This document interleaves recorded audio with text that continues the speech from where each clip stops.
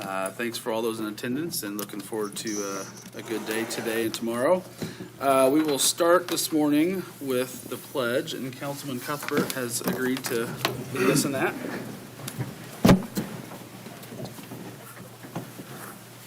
I pledge allegiance to the flag of the United States of America and to the republic for which it stands, one nation, under God, indivisible, with liberty and justice for all. Councilwoman Lake will lead us in a prayer. Shall we bow our heads? Lord, just thank you for this time to be together. We thank you for the many blessings we have. We thank you for the prosperity that you have allowed the county to have. We know that this year is going to be different because of the changes in the taxes and because of the new jail, but we are praying for your divine guidance, that you would just help us to maintain our county structure, and that we would, again, stay prosperous and help us to protect the taxpayers at the same time. Bless each council member and his thinking, and help us to do your will. And we thank you in Jesus' name. Amen. Amen. Thank you very much. All right, so we have before you the budget book and the budget presentation schedule. We might deviate just a little bit on the schedule to accommodate for some different breaks in the timing and whatnot, and some schedules. Just a reminder, new this year, we are live on Facebook Live both days, so we could have an audience watching us. YouTube Live, sorry. My bad. YouTube, my fault. So, with that, if anyone has any questions, if not, we will start with the CVB.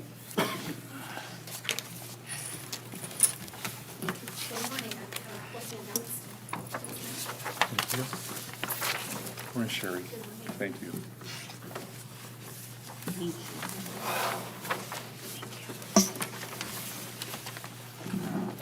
Thank you. Thank you.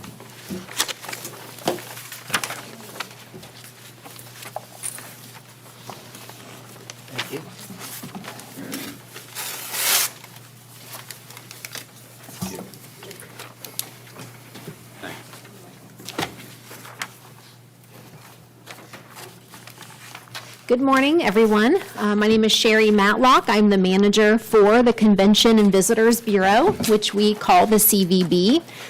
It's great to be here this morning. I'd also like to introduce Lori Dukes. She is also here she's the president and CEO of the Greater Kokomo Economic Development Alliance. And also we have Kirk Daniels, who is our board president. First, I'd like to provide just a brief update on our organization and local market for you today. 3 new hotels opened in Kokomo last year: the Home 2 Suites, Fairfield Inn by Marriott, and Bliss Point Inn, which went in the formerly abandoned property next to Lowe's and Olive Garden that is now an operating hotel again. And Live Smart Studios by Hilton will be opening this year, potentially next month. That's an extended stay property that's in the south cluster of all of the hotels on 931. Next year will be a very big year, as one that we have been planning for over a decade. Construction is in very much full swing on the Kokomo Conference Center and Hilton Garden Inn here in downtown. The CVB has been setting aside significant funds in our budget each year, specifically for this project since 2015. And then when the innkeeper's tax rate was increased in 2019, we were able to set aside even more funds on an annual basis. We have celebrated multiple milestones already, as the CVB has been a major partner in moving that project forward. The development of the Hotel and Conference Center will further drive new visitors to Howard County and to downtown Kokomo through those attending professional meetings, conferences, small conventions, increasing visitor travel, visitor spending, and economic development in our community. While construction continues on that facility, sales and marketing efforts have already begun. If you have not seen it yet, there is a new website that was launched in June, kokomoconferencecenter.com. I encourage you to take a look at that to get a sneak peek of the new meeting space and the new auto museum. Again, that is kokomoconferencecenter.com. The Conference Center already has a full-time director of sales and marketing in place. In addition, the CVB has recently hired a full-time sales manager who will be soliciting even more visitor travel through our community through meetings, conferences, and sports tournaments. And we're looking forward to her starting next month. As we approach the opening of the new Conference Center next summer, we have carefully considered what the projected 2026 CVB budget should entail. And just as a reminder, we are funded completely by the innkeeper's tax, which is the tax that is charged to visitors who stay in our hotels and Airbnbs here in Howard County. In our 2026 budget, which you have both on the County Form 1 and our CVB budget form, both are the same numbers, just in different formats. We have projected total expenses for next year at $2,650,000. That includes approximately $722,500 for CVB operations, for us to operate the Visitors Bureau and be active in the community. That includes salaries and benefits for 2 full-time staff members, myself and the sales manager that I just referenced that we've just hired, community marketing and advertising, contract services, which includes our contract with the Greater Kokomo Alliance for shared services. That also includes sports tourism efforts, research studies, like we did an economic impact study last year. That also includes travel and training costs, insurance, and administrative costs. And you will see those costs broken down both on the Form 1 and on the CVB budget. In addition to CVB operations budget, we have budgeted $425,000 for debt service next year. That will meet our pledge for bond repayment on the Conference Center. And additionally, we plan to set aside $50,000 annually for a sinking fund to ensure that we can make those bond payments even in slow years if that occurs. What was the amount? That is up to $425,000 for bond repayment. Now, that bond repayment term is either $300,000 or 25% of innkeeper's tax collections. So we have budgeted high. That will be based off of 2025. So since we don't know yet what our total innkeeper's tax collections will be for this year, we budgeted on the high side just to ensure that there is plenty of funds there available for that bond payment next year. We've also budgeted $100,000 in special project funding as we continue to set aside funds for projects. As we plan for the opening of the Conference Center next year, we know that there will be a variety of operating expenses that we have been planning for. Items like cleaning, security and safety, utilities, administrative expenses, building insurance, supplies, maintenance, management agreement fees, just for example. There are many. While we have been planning high for expenses for the first year, and it will be a partial year in 26, our Conference Center operations line is estimated next year at $1.3 million. We should have a better idea of those expenses once the facility opens and becomes operational. For income, we project to collect $1.5 million in innkeeper's tax collections next year in 26, with a focus of ensuring funds to cover normal CVB operations and set aside funds to cover expenses incurred as the Conference Center opens. Even after contributing $3.75 million in cash down last year on the Conference Center project, that was during groundbreaking, the Visitors Bureau still has approximately $2.3 million in current cash on hand in our current cash reserves. And we estimate that number to be approximately $2.6 million by the year end. So while we project innkeeper tax collections to bring in around $1.5 million in 26, we are also following the original plan of record to utilize set-aside funds, these cash reserves that we have collected and saved over the years, to assist in covering our first-year operational costs for the Conference Center. The strategic plan set back in 2015 has now actualized into our ability to use set-aside funds, monies for the first year of those operations. In addition to presenting our 26 expense budget to you today, we would like to request approval to spend up to $1 million of that CVB cash on hand to cover some of those projected expenses that we are projected to incur in 26. We have likely budgeted high on expenses and low on revenue, and don't necessarily know that we will need to spend all that we have budgeted, but we anticipate having to help considerably in that first year, or two potentially, to cash flow as we begin to incur operating expenses for the conference center while sales are ramping up. And on the forms, like I said, you have the county form and our CVB budget. The CVB budget includes our comparison for our 26 compared to this year. You also have a small breakdown of our sales and marketing costs. That is a big part of what we do, is promoting the community and providing marketing and advertising to increase visitor travel to the community. So some of those costs are broken up on that sheet that has already been approved by both the CVB and CVT boards. So I thank you for your time this morning, and I'm happy to answer any questions that you might have about our 26 budget. Yes? So is there any incentives to be the first big customers and have a big event at the conference center in 2026 when it opens? Well, we don't have any true incentives, but it will be very special for those first groups that will get to experience the new space and the new hotel.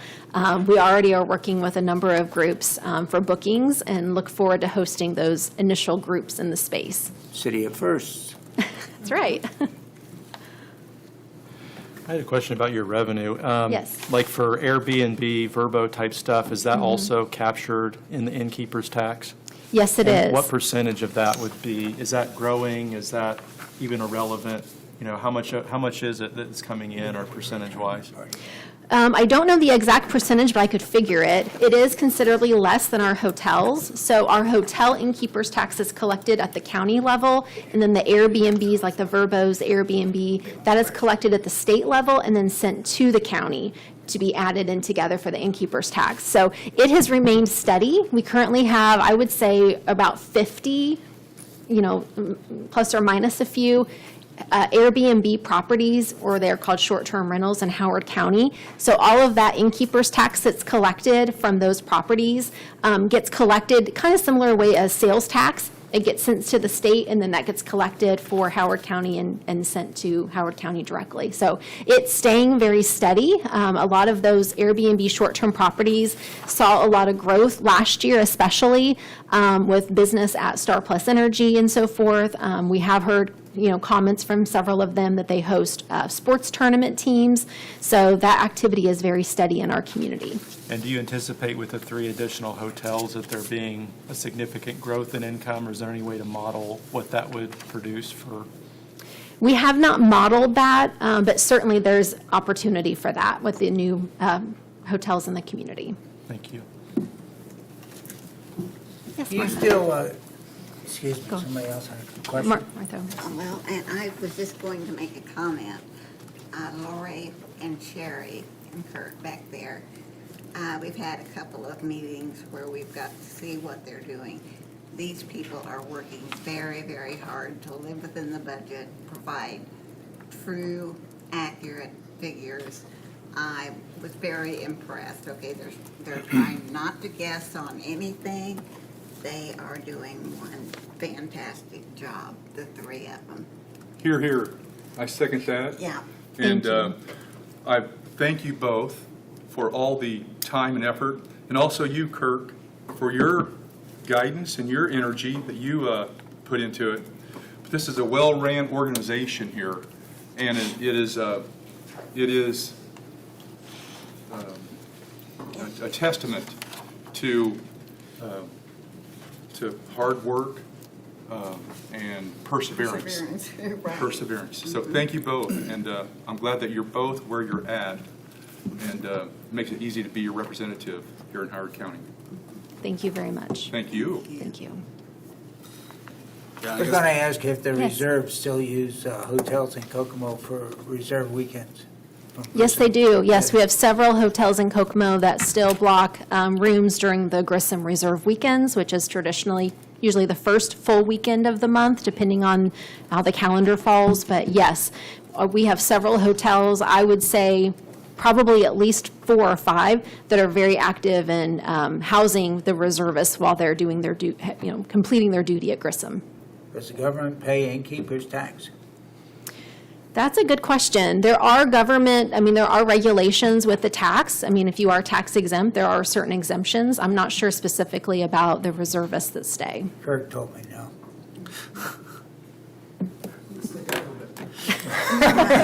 Discount. Right. Thank you. You're welcome. You're welcome. Well, I will echo what they're saying, their sentiments. Thank you very much for what everybody's doing. You guys are doing a tremendous job out there. This is somewhat uncharted territory and uncertain times, and you guys are being careful. You ladies and Kirk are laying out the groundwork that's been in place for 10 years, and it's nice to finally see it come to fruition, and I'm excited to be at some events out there. So Absolutely. Thank you very much. You're welcome. Thank you so much. Thank you. Thank you. Thank you. Okay, with that, we will go to Allison Hillis with County Extension.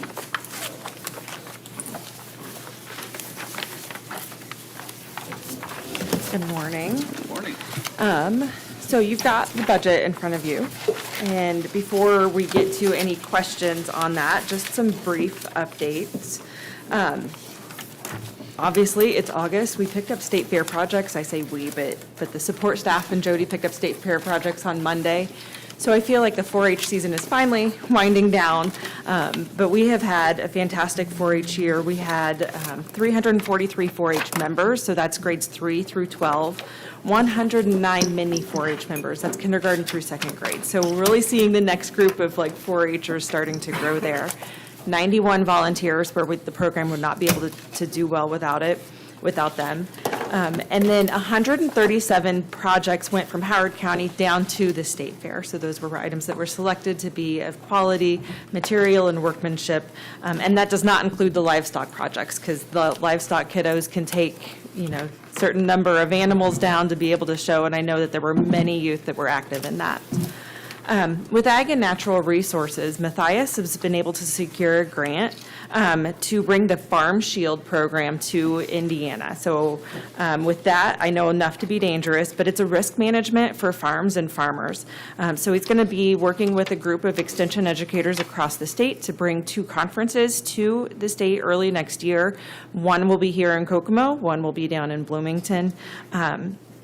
And then afterwards, they're going to be providing technical assistance and ongoing engagement with the farmers one-on-one to make sure that they can set up risk management protocols for their farms that were appropriate for them. And then in my world as health and human sciences educator, my big focus and work right now is in the Food is Medicine program. So hopefully you might have heard about that somewhere in the past year. I work directly with the health department and the Minority Health Alliance, and we've been doing multi-week sessions specifically related to diabetes education right now. But what it comes with is education on both food and nutrition, and then the medical health-wise components about how diabetes can impact our bodies. And each participant gets to go home with food, so some fresh produce or pantry items that are diabetic-friendly foods, recipes. We have seen drops in A1C numbers, some health metrics over the course of their participation in this program. That has been currently grant funded through a Health First Indiana grant. We are currently seeking other sources for the funding to be able to continue the program. The education can happen, but it's a real benefit for participants to be able to get food, especially as another focus is we're helping, thinking who has some food access and food insecurity components to that. The last exciting thing that I'm really looking forward to is we have worked with the Food Access Alliance, and so their director role is going to be coming under the Purdue Extension umbrella. So we are interviewing on Friday for a food systems coordinator, I think is the technical title of it. And the Food Access Alliance has fully funded the salary and benefits for this position. So it's no cost no direct cost to the county. There are some things that you'll see in my budget that might have been increased to help offset some funds for this position, but not a lot in the grand scheme of things. So I'm looking forward to that, to not only be able to further support the Food Access Alliance, but also then that individual having access to the Purdue Extension information and resources.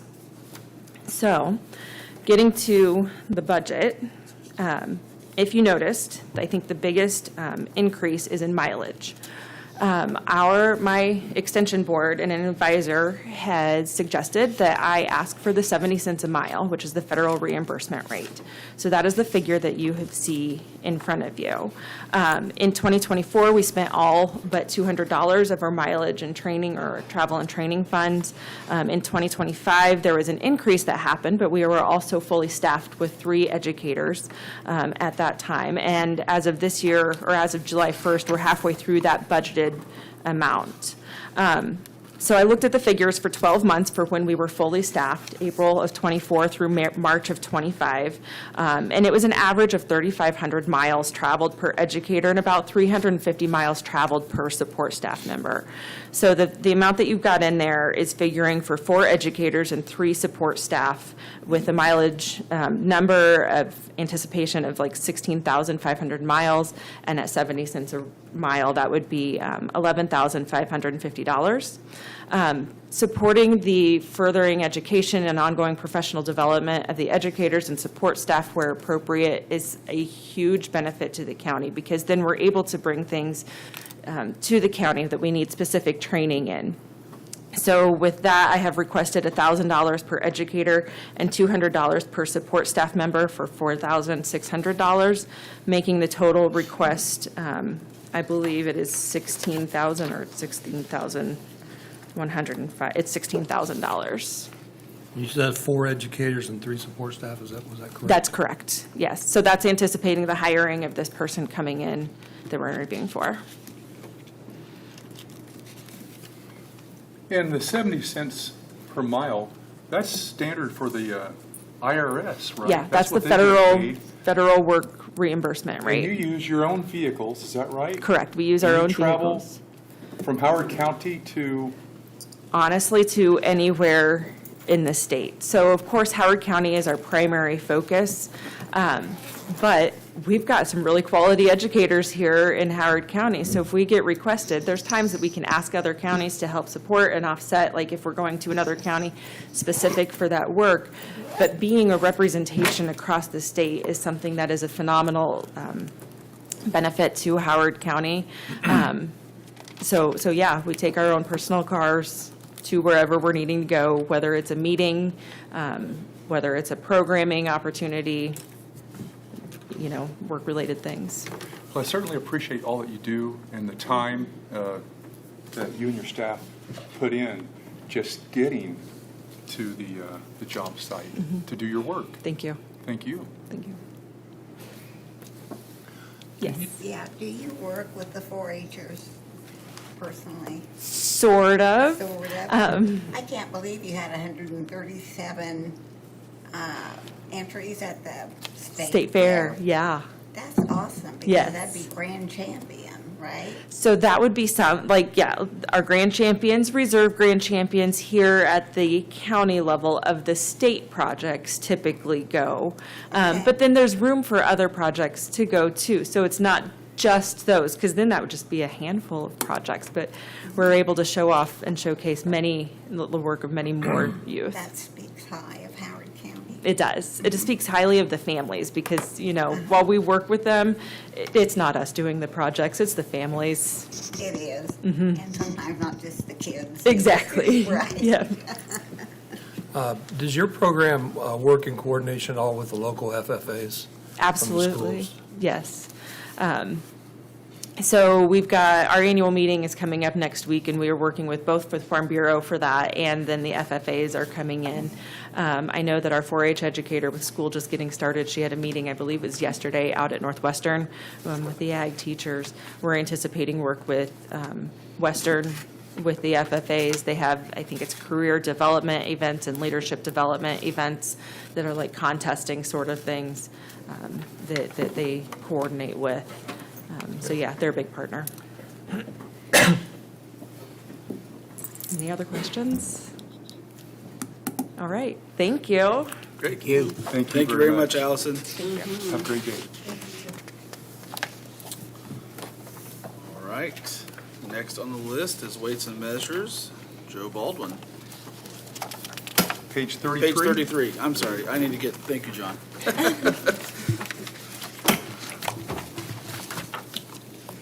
Good morning. How is everybody?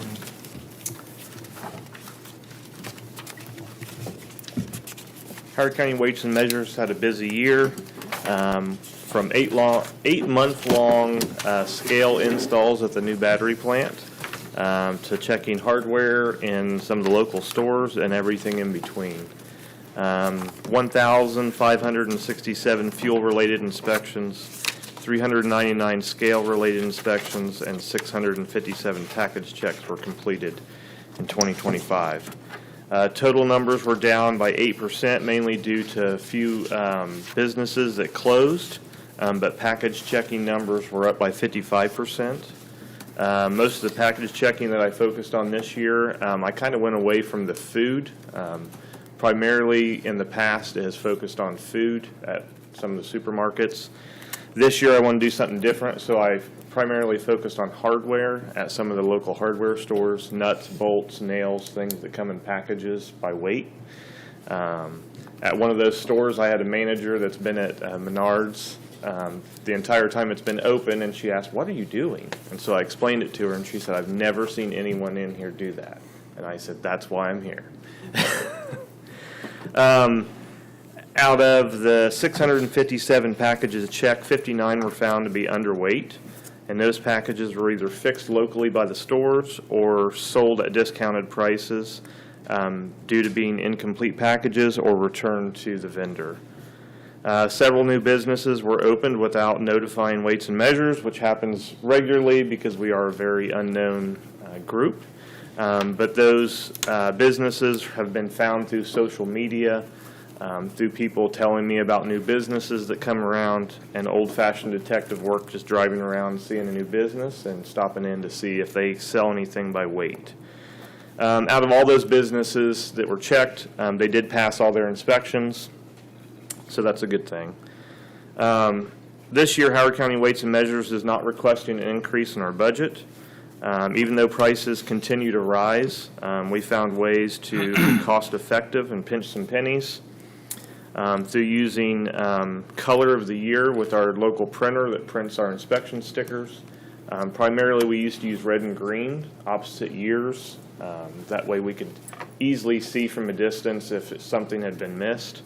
But with our printer, they do color of the year, so it could be a range of colors, but you get like a 30% discount if you use color of the year. So there's nothing that says that we have to use red and green. They just need to be different colors each year. So that was a way of saving some money. Another way is limiting the number of stickers we use. On a lot of gas pumps, each grade of fuel used to get its own sticker, and there was only one dispensing handle. So instead of putting 3 stickers on them, I only put 1 for the one dispensing handle, and if one of the grades doesn't pass, it doesn't get a sticker until it does pass. There's lead and wire seals that seal up measuring devices. Used to, if a company come out and had to fix a pump, they would remove the seal, fix it, put a new seal on. I would come back a few days later to double check what work they had done. I would cut their seal off and put a new seal on.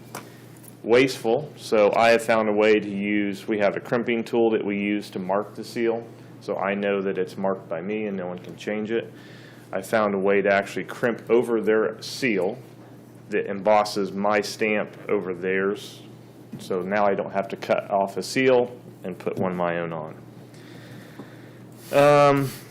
And even to gas stations, the out-of-order bags that go on them, a lot of times we would provide those, and now I ask them if they have a bag, if they'd like it to be bagged off. That's a savings. The bags are actually pretty expensive. So, and I know I believe it was the Visitors Bureau was up here when I first walked in, and that is actually something that we're looking forward to. We have a yearly conference for the Indiana Department of Weights and Measures, and we are looking forward to hosting a conference here in Kokomo, because I don't think we've ever done that. And with the new Visitors Conference Center and Hotel, we'll be able to do that. So hopefully, we can be one of the first ones. So, are there any questions? About how many visitors would that be? I believe it's around 80 visitors, I believe. Their state inspectors and local inspectors, and the number could go up depending on if they bring significant others. So, Appreciate your attention to every little bit helps, okay? Because I saw your budget was the same as last year, and yes, things have gone up, and you've used ingenuity to try to keep costs down. Appreciate that. thank you very much. Have you found anything with scanner theft of credit card information or? Skimmers? Skimmers, yeah. I do have a device that I use. I do a visual inspection, and I also have a device that I use that will tell me if there's more than one magnetic card reader. I know a lot of them have changed to chip readers. I have personally not found any card scanners or skimmers, I guess you would call them. I know there has been some that have happened in Kokomo. I'm trying to work with most of the police departments where if they come across one of those cases, I would like to be involved with it just so I can see how they install them and how they have found them so I can do my job better when I'm looking for them. But personally, I have not found any. I know in the last year I believe Casey's had on South Webster had at least one that they found. Do their people check that regularly, or do they just rely on you to come around and get it once a year? Most of the time when they're found either by technicians that are coming in to work on the pump and discover it, or complaints. People have found out that their cards have been stolen, and they will do their own detective work and where was some of the places I've used it last, or they only use a certain credit card to get gas or whatever. That is one of my checks that I do on pumps, is check for credit card skimmers on every pump when I do it. That's just part of the mini inspections that I do. But personally, I've not found one. So that's a good thing, I guess. When you measure a gallon of gas, how accurate is your measurements and how consistent is compliance? So when I do regular gasoline, I check 5 gallons of gas, and so we measure by cubic inches. So state standard is 6 cubic inches per 5 gallons, which is a couple tablespoons full. It's not a whole lot. Majority of the gas stations actually produce too much fuel rather than under. So you have a leeway of 6 cubic inches Yes. in 5 gallons of volume, okay? Yes. And that's above or below. And that is one of the things that we protect both the consumer and also the gas station, is because if they're putting out too much fuel, we let them know. A lot of times I will not shut off a pump if it's putting out too much fuel. I'll leave it up to the business owner, and I'll tell them, hey, you're putting out too much. Whether you want to bag off your pump is up to you, but you are putting out too much. Now, they are required to still fix it, but I won't take that pump out of service if it's putting out too much. So the majority of the times when I find them out of spec, they are putting out too much fuel, not the opposite, not under. Do you simply just pour the 5 gallons back into the big tank in the parking lot, or how do you dispose of that? So I have a service truck that has holding tanks on it, so after I get done testing the 5 gallons, then that fuel gets dropped into a holding tank, and then when I'm complete with that station, I have a pump, and I actually will pump the fuel back in the underground tanks. Nice job. Thank you. Sounds really Absolutely. interesting and enjoyable. It is boring and not very known, but it is a fun job, and it is very interesting at how much work there is to it and all the fine little details. Yeah. So how often do you find something that's off? I mean, is it There are so many different things. Every gas station, most gas stations, I'd say 99.9% do not pass 100%. I always find something. Now, it could be as minor as the lids for the fuel tanks, the underground tanks. They have to be painted certain colors to notify what is being held in them. It could be that they need repainted. It could be that a handle needs to be replaced due to one of the safety mechanism not working and not automatically shutting off when your tank's full. That's another thing I check for. Safety is a big thing with me. Fire extinguishers that aren't present. New fire stations have to have a fire extinguisher within 75 feet of the fueling station. So the safety things are big for me. And if I find a safety issue, usually that pump is shut off. So I would say 99.9% of the time, they fail at something and have to fix it, so. Good for you. Joe, there's a new Amoco station in Rushville, and I think it opened maybe a month ago, started doing business. Is there a certain point in time where you do an inspection on a new station that's open, or is there, do you have to do an inspection before the station opens, or what's the timing on something like that for a new station? New stations should be inspected prior to opening. Every station that has new pumps, the pumps are calibrated by the inspection company beforehand. Sometimes those companies will send me that information, and if I physically cannot, which does not happen, it hasn't happened yet, can't make it out before they open for whatever reason, then I will allow them to open up if I have proof that they have calibrated those pumps. And then usually within a month after opening, then I'll get out there. But that hasn't happened yet if they've pre-notified me. I have had some stations that have opened that have not notified me. The state has notified me because they have to pay a gasoline user tax or user fee. And so the state will send me that information, and then I'll go out and say, hey, I didn't get a phone call. You know, why not? And but that station was checked actually the day before it opened. Today, the old Swifty station on North Reed Road is reopening. It is a Shell station, and it is why can't I think of the name? The same one in Rushville, the same company that owned it is opening it. And very nice stores. I work well with him. He called me and said, hey, I'm getting ready to open up this coming Wednesday. Is there any way you can come out? So I went out yesterday and checked all the pumps and made sure that they were accurate before it opened up today.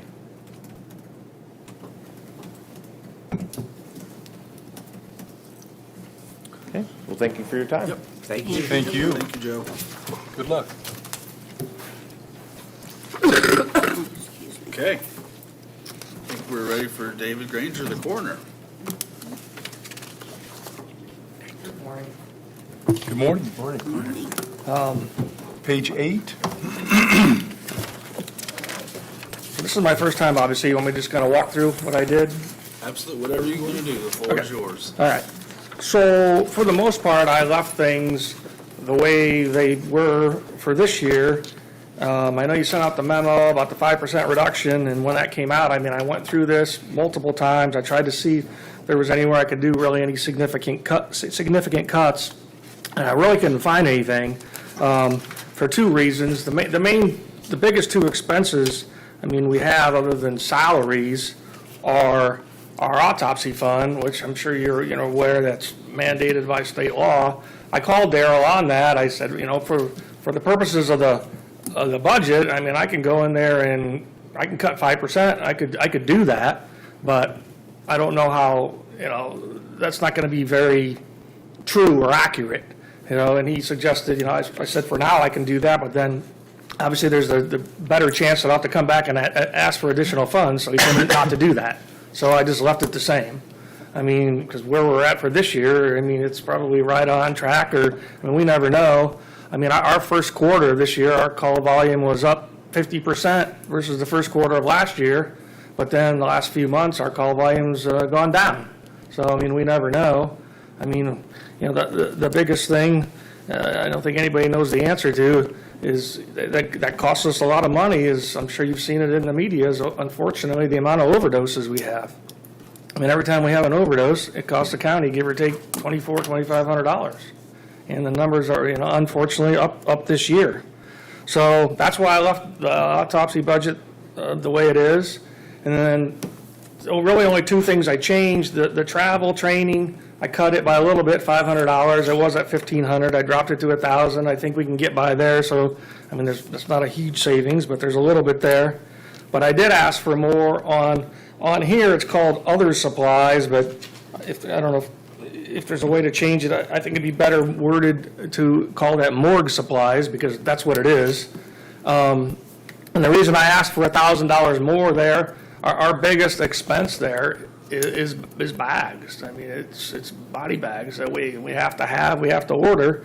And I just ordered some a couple months ago, and I pulled the invoices from what was ordered last October versus what I just ordered, and there was a 25% increase in the cost of them. I've shopped around. I mean, vendors hit me up. We just had our state convention a couple months ago. There's vendors there. Everywhere I've shopped, which is probably at least half a dozen different places, the company we've been using, even with the 25% increase, they're still less than everybody else.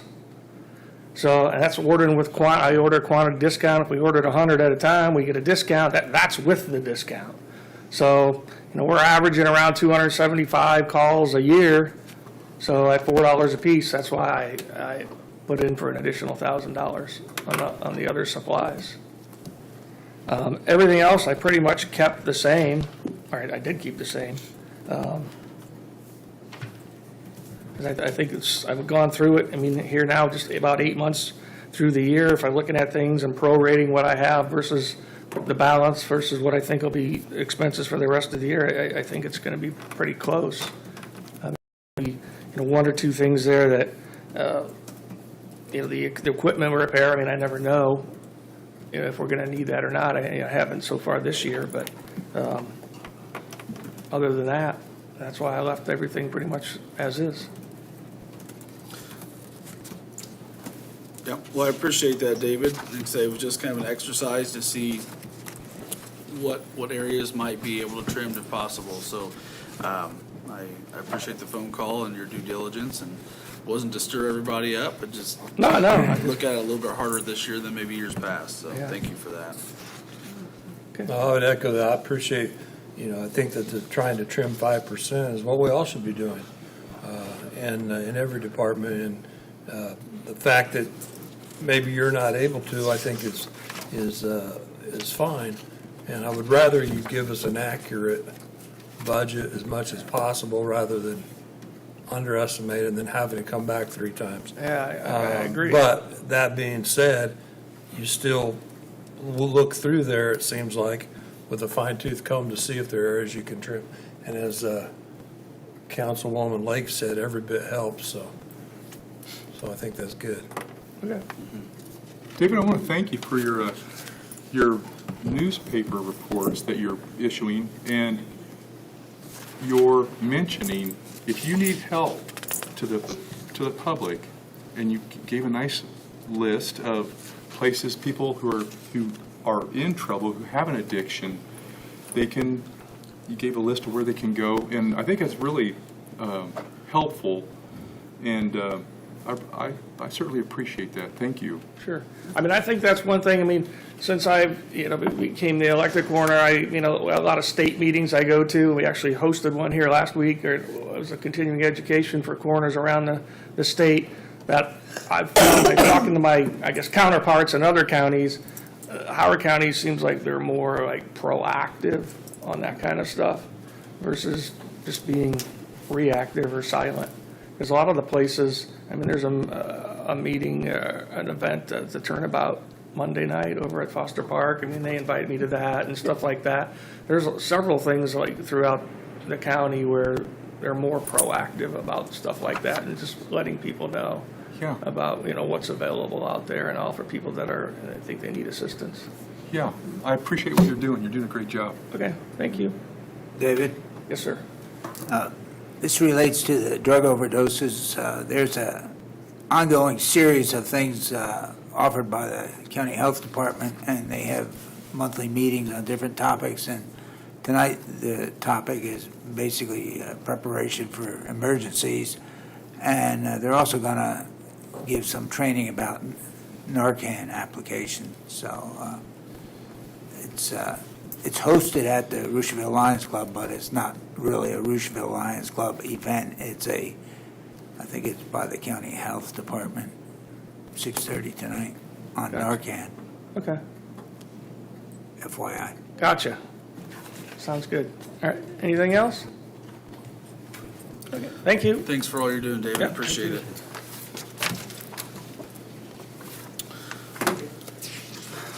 Do we want to call an audible and have Carrie come up since Prosecutor McCann's not here just yet, or do we want to take a break? Let's call Carrie.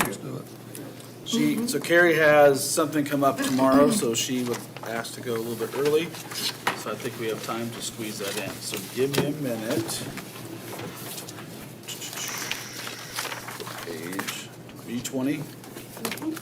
Page 20.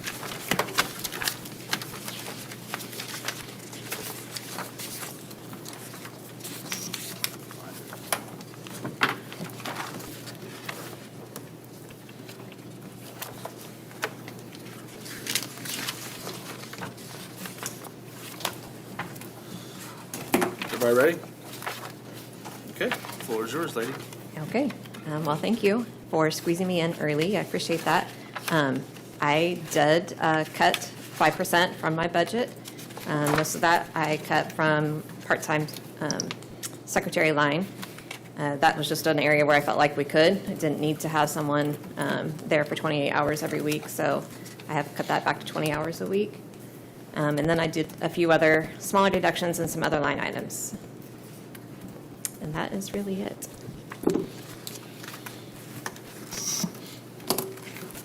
It's a nice budget. Thank you. Thank you. Thank you. You do nice work, too. I appreciate the PAC committee meetings, and I appreciate your input on those as well. And all of the time that you and Jess spent on the new timekeeping Yes. system. I mean, Yeah. you guys have done, a Yes. lot of great work in the time that you've been here. Thank you. Yes, we did introduce a new timekeeping system in April for the county, and we are pretty much done with the conversion. And It's she gone said very how great smoothly. that and- was, too, and I Yeah. remember the old one, so Yes, good for you. Yeah. Okay. we're excited. Can you expand on that a little bit? And for us that don't know, Yes, so previously we were with a company called Right Stuff, and we switched to Attendance on Demand. It integrates directly with the LAO program for payroll, so less data entry error, so less mistakes in employees' pay, which was an important factor for us. But then there were also some things that Right Stuff just could not quite get programmed the way that we needed it to, and AOD has been successful in doing that for us, so that's been a tremendous help. okay. And all the departments are, They've been great. yeah. Yep, everybody's fully integrated. Yeah, it's gone really much smoother than I anticipated. Okay. What's it called? AOD? Attendance on demand, yes, AOD. Software changes are not usually easy. No, And I'm sure this one wasn't either, but it sounds like you had a lot of good cooperation and a good software program. yeah, yeah, Carrie, you said your total budget cut was what percentage? 5%. 5%. I too appreciate the things you do for the PAC team and the way you summarize the PAC recommendations. Thank you for that. Thank you.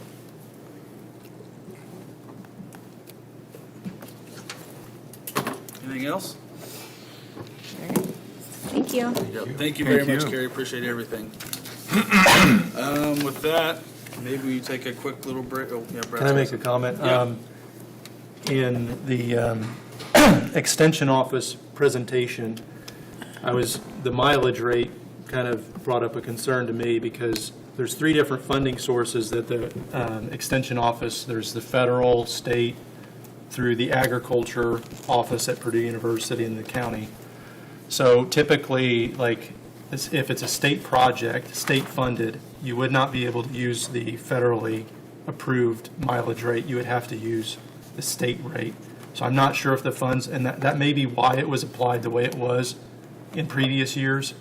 So I am a little bit cautious about raising that without, because if they are using state funds, they would not approve using the federal funded rate. So more research needs to be done on that.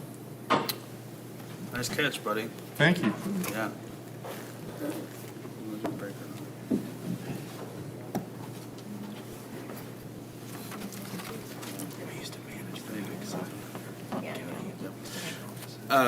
Let's take a quick break since we've got a few minutes. I know Prosecutor McCann is due to start at 9:30 and we have just under 10 minutes. So let's do that and we'll move on to Prosecutor McCann. Sound good? Sounds good. Okay, thank you. It's not about whether it's good or bad, it's that if you have to use the 39 cents of the state rate, because that's what the state dictates. I don't know if that would. Just in time to take a break. I certainly know the state will not pay the federally funded rate. So I don't know if that would jeopardize their funding.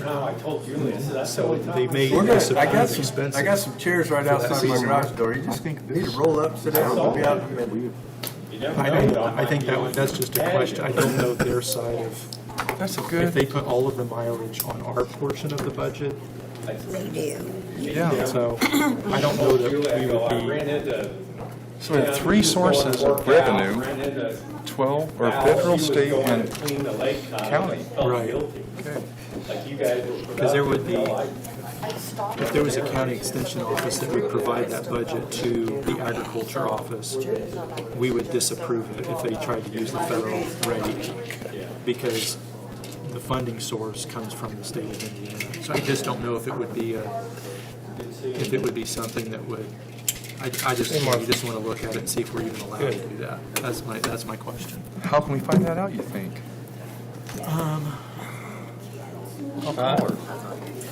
I'll call her, see what her revenues are, federal, state. I don't know if she would even know. Otherwise, I mean, she presented it and asked for it, but I know that that's why they've done it in this past. I mean, why would you not use the federal funded rate years past? It's like there was a reason it was set up that way. Okay. It's not just because we're trying to be cool-hearted, in years Right. past. Prosecutor McCann coming up. So Mark, whenever you are ready, we will hear what you have to tell us. And we will start on page 10 and 11.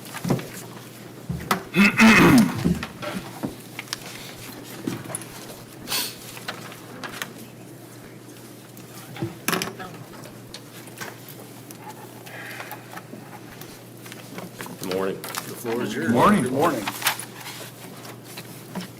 Want me to start? Yeah. I'll just note the changes to the, or proposed changes to the budget as compared to 2025.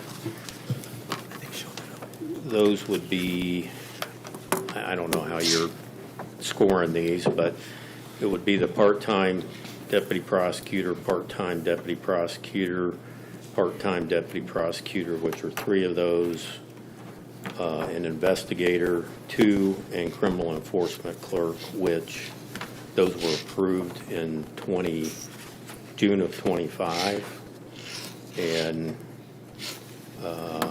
I believe subsequently approved for this budget, but they were in the budget when submitted. So the only other change for the prosecutor general fund would be an increase to the other capital outlays. I have a number of 47,240 as a line item or account.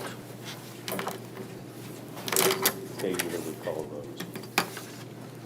Line item? Okay. So that line item I again. had to confirm please. that, yeah. What line item was it? 47,240. Okay. Law book, software, Axon. That is at 35,000. Previously, it was, I think, 10. Anyway, the reason for that increase is we have implemented this Axon software that's somewhat expensive but worth it. That is the same software company that manages officers' body cams, and it's essentially a case management. So now, instead of another program, law enforcement can dump their body cam in, all the reports, everything goes into one system. So when the defense attorneys request information, or if I want to see it, I just go in there.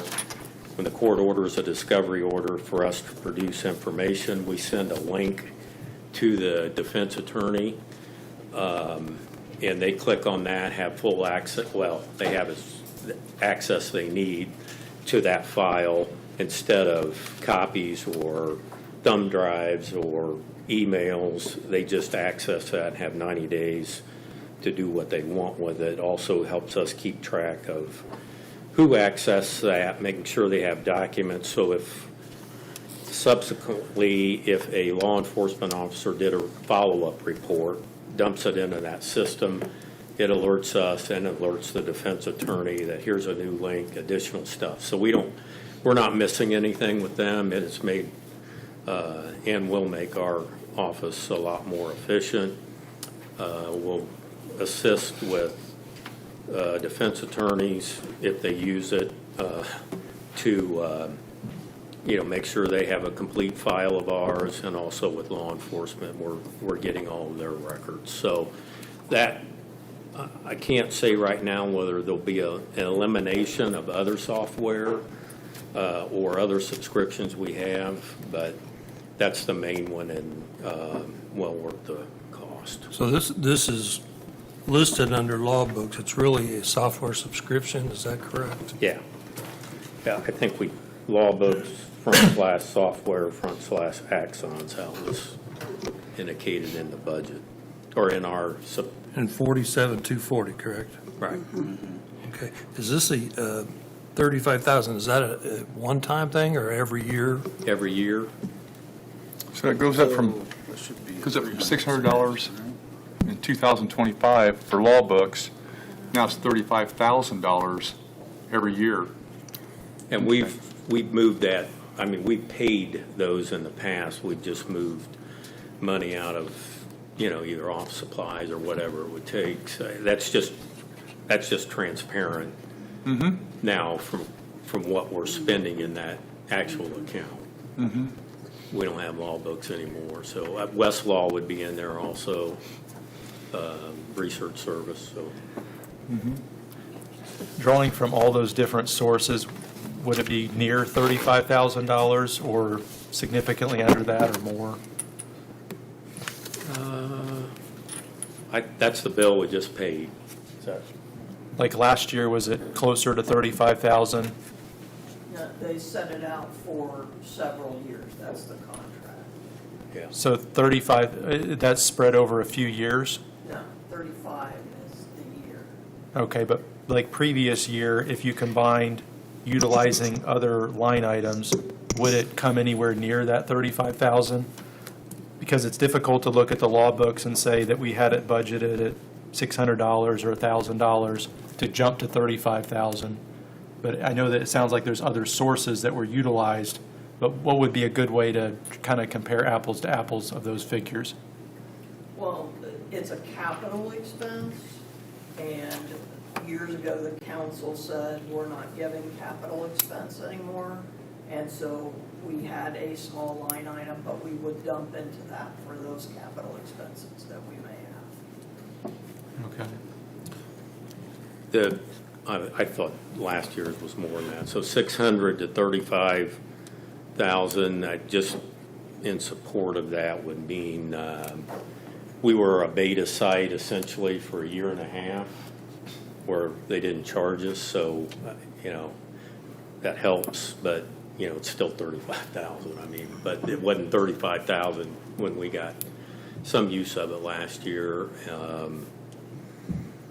So those are the changes to the general budget for 2026 versus 2025. Oh, Mark, the cameras, the body cameras, I'm assuming they're using them a lot more when it comes to a trial, or, I mean, is it something that is more widely used than it ever has been before?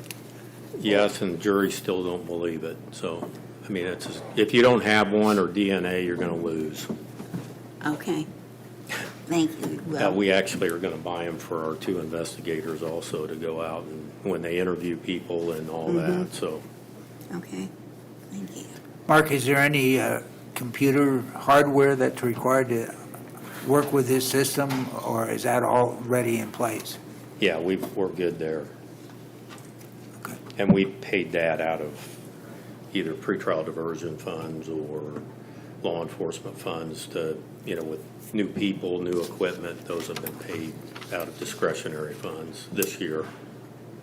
Now, if somebody had like a body camera evidence from a different county, or say Indianapolis, something happened, but the suspect was from Howard County and the prosecution was going on in Howard County, would those out-of-county law enforcement people be able to provide their equipment, their recordings into this system? Yes. Okay. For example, if there was a high-speed chase through 4 counties on Saturday morning, all of those agencies we have access to, so. Okay. Did you have access to them before this system, or? Yeah, but the centralization of it was different. We'd have to ask them to download it to a specific case file. So real quick, law enforcement agencies use a system called RMS, and I don't even know what it stands for. But that's where they write the reports and everything. Axon is the body cam service that all the body cams go in. So you were dealing with 2 different softwares. So if you wanted a body cam, you went to Axon. If you wanted to see the reports, supplemental reports. Now Axon is the behemoth in this area, and they have taken all of that. So it has AI, report writing, everything, transcription. So it'll automatically transcribe the interaction of a body cam in writing when it's downloaded. So I have it in writing, or depositions, or a statement, or like this conversation, I could download it and it would transcribe that. I'm not, but just. So just to be clear, you're not actually getting cameras, it's just software that you're spending on this? What we're talking about is just the cost of the software. Okay. The cameras and all that, we Yeah. can pay that out of Okay, discretionary. so my question is, would you be opposed if we would move that to a different line item or a different series? I mean, I get it's a capital outlay, but you're not actually buying an asset, you're buying software. It's software. Okay. It's somewhat intangible. I mean, Right. Used to you get a floppy disk, but now. Yeah, well, just a question for clarification, if we Yeah. would want to move that somewhere No, else, you guys wouldn't have to. that was in my instruction. That was the only kind of shoehorned it in that category. That's fine. So I'm still trying to understand that, because you said it a few minutes ago that we spent this in the past, but now it's just transparent. We spent it from other, and this maybe is what Councilman Sanders was asking. So essentially, we've spent 35,000 or something close to that from other line items in the past? Or is this completely new spending here? No, when we have had expenses and we have transferred monies out of, I think there's a witness translators. Right. Maybe 1,000, 1,500 to cover whatever software expenses we may have had in the past. We've not had this $35,000 bill since this year, since last month. So you've spent from a little bit here and a little bit there to cover. To move into that line item, the 240. Is that correct, Dave? Yep. Yeah. Is there any negotiating with Axon? Say, hey, this is, the council's choking on this. Can you give us a better price? I could. They gave us a year free at I was gonna 35,000. say, Yeah. yeah. I don't know, there's a person right there who negotiated it already, so. That's Amy Smith, paralegal, legend Good morning. in this county. I just happened to hear, didn't know if there was anything I could offer on the service that Axon provides for our office, so that's why I was, just in case you got. Can you relate it to any kind of personnel savings, because it provides increased efficiencies and stuff, so, you know what, over a year, it might save half a clerk's time or something like that? I have no idea, but I was just curious if, because you've got I'm going to call it a more robust system of collecting data and information and camera stuff in preparations for a trial, you may or may not have less administrative stuff to do because you've already got this through what I would call technology enhancements. You two close your ears, but I just read that within the next several years that there'll be a reduction in force of about 50%. And that's Tesla, Google, Microsoft, Ford, that they're reducing, have reduced up to 41%, or will in the future. And they say half of clerical and somewhat management level jobs, half of those will be replaced by AI. So I can't tell you right now. I can tell you it has saved us a lot of time and more of a CYA. It's a professional legal term, but as far as They dealing use with that term in the military, too. Yeah. As far as CYAing us with discovery to defendants, this is just a streamlined, instead of having somebody in front of the copier or copying a hard drive of videos or body cams, it's just a link, it's sent out. We can track, so when maybe some attorneys go in and say, hey, I don't have this, state didn't provide it, we have a log that says, you clicked on this on such and such, this link went out at this date, time, second, and that usually shuts them up.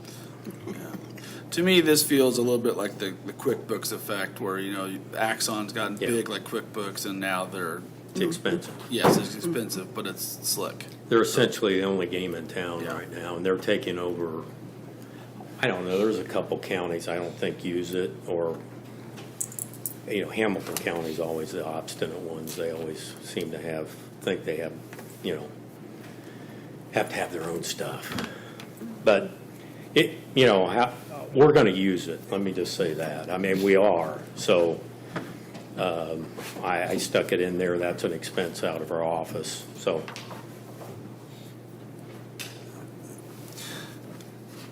Everybody okay with that for now? Yeah. Moving up to the personnel, so the ones that we just added a couple months ago, you think that's going to be sufficient-ish for 26 as well? yeah, I don't know what to do with them now. I How to was get 'em, not probably. used to having increased personnel, so we're reorganizing, placing, and I appreciate that. Still have one spot to fill, one deputy prosecutor, have candidates, which is good. Good. you So, are no, finding it's, at the last trial, we had paralegal, 3 lawyers and an investigator in the trial. So more adequately equipped than, 35 years of this. I don't know I've ever been where I want to be in a courtroom with that many lawyers. So, but thank you. That helped a great deal. And I don't foresee anything right now where we would need any additional staffing. AI is going to cut jobs like this. Except the paralegal to the prosecutor and the office manager, except those two.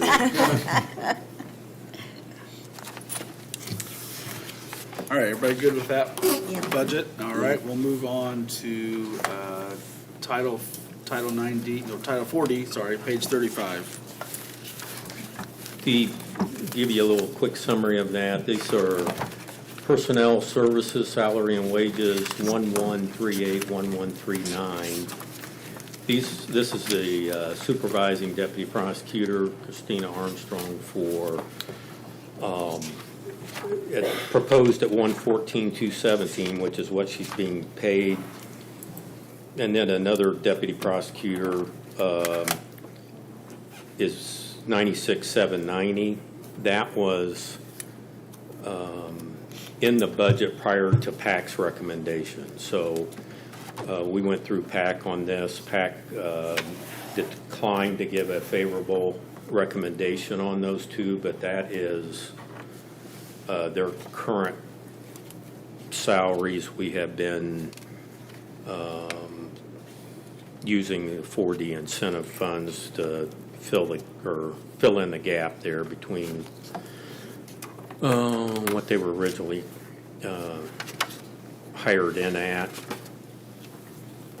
and the reasoning for the increase is to be commensurate with the other full-time positions and part-time positions based on similar experience and expertise.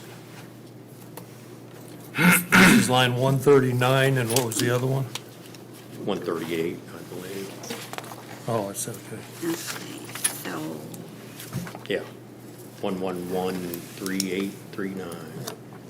so you're paying more than what our salary ordinance says now? Okay, and this is what you're paying now? Yes. Okay, And that's for both of those positions?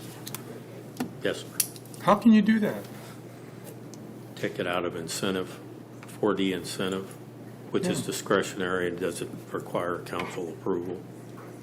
Is it part of her salary, or is it part of their salaries, or is it a bonus for Nope. for something that they've done? I guess it would be called, I think we term it a supplement. Supplement. But doesn't the council determine all that? They don't determine how this office spends discretionary funds, no. They Yeah. only manage the account. Yeah.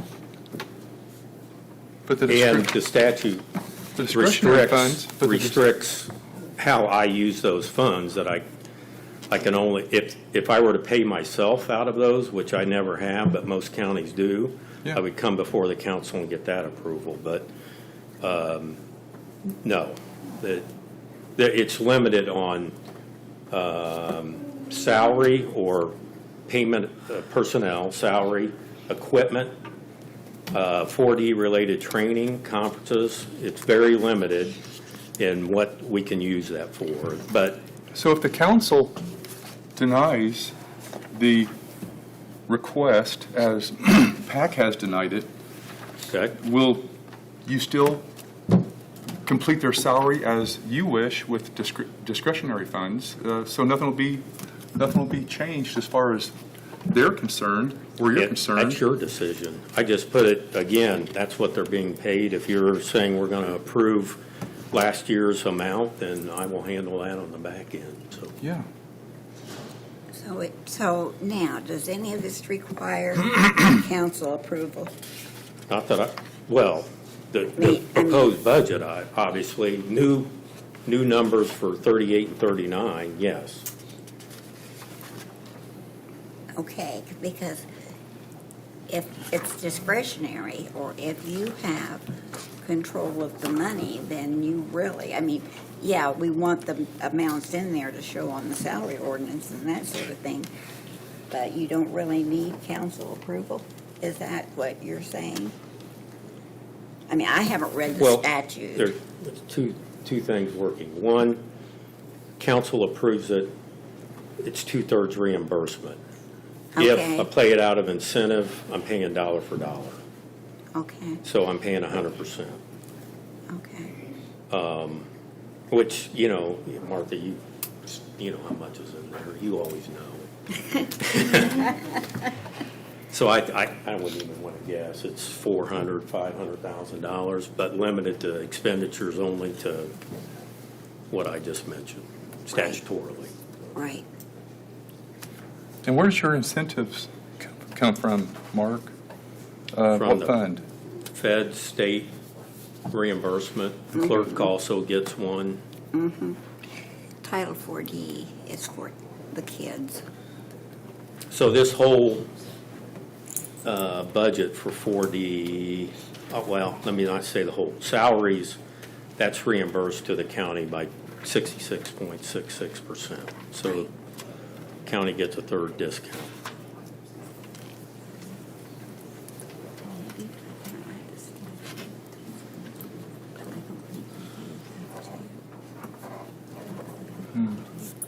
Okay. Government's giving the government back. To local government, actually. That's what's surprising. It is. Yeah, I know that's been kind of a point of contention because, you have such a large fund balance in there and you can only spend on just a few amount of things, and so it's hard to expend that down. So thank you for the clarification. Very true. Frustrating. Yes. Title 4D. You can, it did come in handy for half the fourth floor. So, I mean, that was cleared, and that really was a lot. I know, Yeah. I'm not trying to say you owe me, but, I mean, it worked out well for us, and seeing that money sitting there, it went to good use. So things like that were 4D related, which we could justify. Any other questions on that fund? All right. Hearing none, we'll move to Fund 2511, County User Fee Pretrial Diversion, page 91. I don't believe any changes to that from 2025.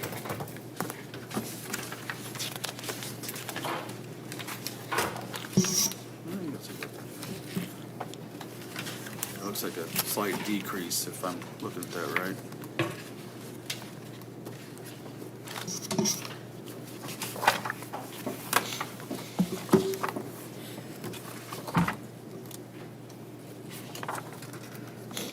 Any other questions on that one? Okay, we will move on to 4905, Prosecutor Bad Check Copy Fund on page 98.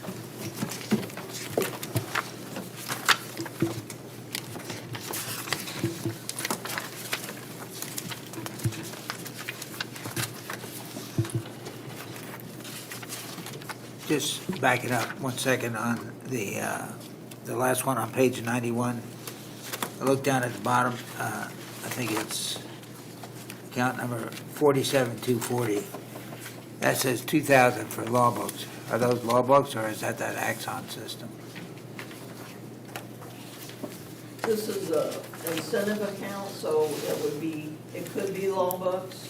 Law books, like, we just got code books, that we pass out. Okay. That are $7 a pop, so it just depends on. So it's not really the No, Axon it's not system at Axon. all? Thank you.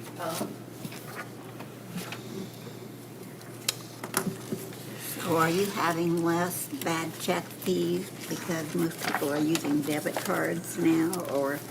Oh, we don't know how many bad checks we get.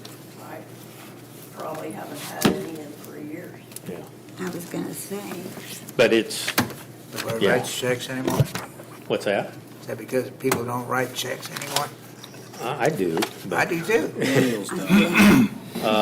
But no, they usually, if somebody's writing a check, Frank's no offense to either you or I, they're usually trying to scam you in some way or, but the big things, credit cards and debit cards, and there's all litany of fraud associated with that, but not really. And a lot of vendors do not, take checks. Mark, kind of on that subject right there, is there anything that comes through your office as far as offices or departments or businesses that refuse cash and take credit card, debit card only? Although on the dollar bill, whether it's a 1, 5, 10, 20, 50, whatever it might be. It says this is legal tender for all debts, public and private. Is there anything that, can they actually do that and refuse service if you don't want to give, or if you don't have a credit card or a debit card? I don't, not that I'm aware of. I think, I've never had a complaint. I'm a cash guy, but I've kind of stopped using it because kids don't know how to make change. So, that's true. I mean, if there's not a computer or a phone or something, they can't make change for $5, so. But no, I guess you walked into an editorial comment there, but I'm not aware of anything, sounds like a Fed problem, not mine, but. Just saying, it seems as though if you want to pay cash, you've worked hard for it, you take care of it, and when we don't take it, well, that's offensive. And when it seems to be a burr in my saddle. I don't understand why people don't take cash, but it's becoming to grow, and it seems like we're getting to be more of a big brother state. Well, it's an internal theft. I mean, if you don't handle cash, there's not a temptation or an easy ability to steal it. Yeah. Thank you, Mark. Yeah. Appreciate it. All right, Okay. in the essence going? moving time, let's move on to Fund 4930, the Law Enforcement Fund on page 100.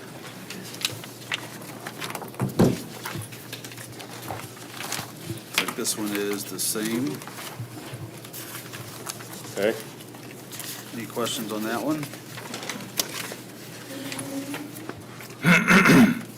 Okay, the next one is Fund 8109, Stop Violence Against Women Grant, and I believe that's on page 102.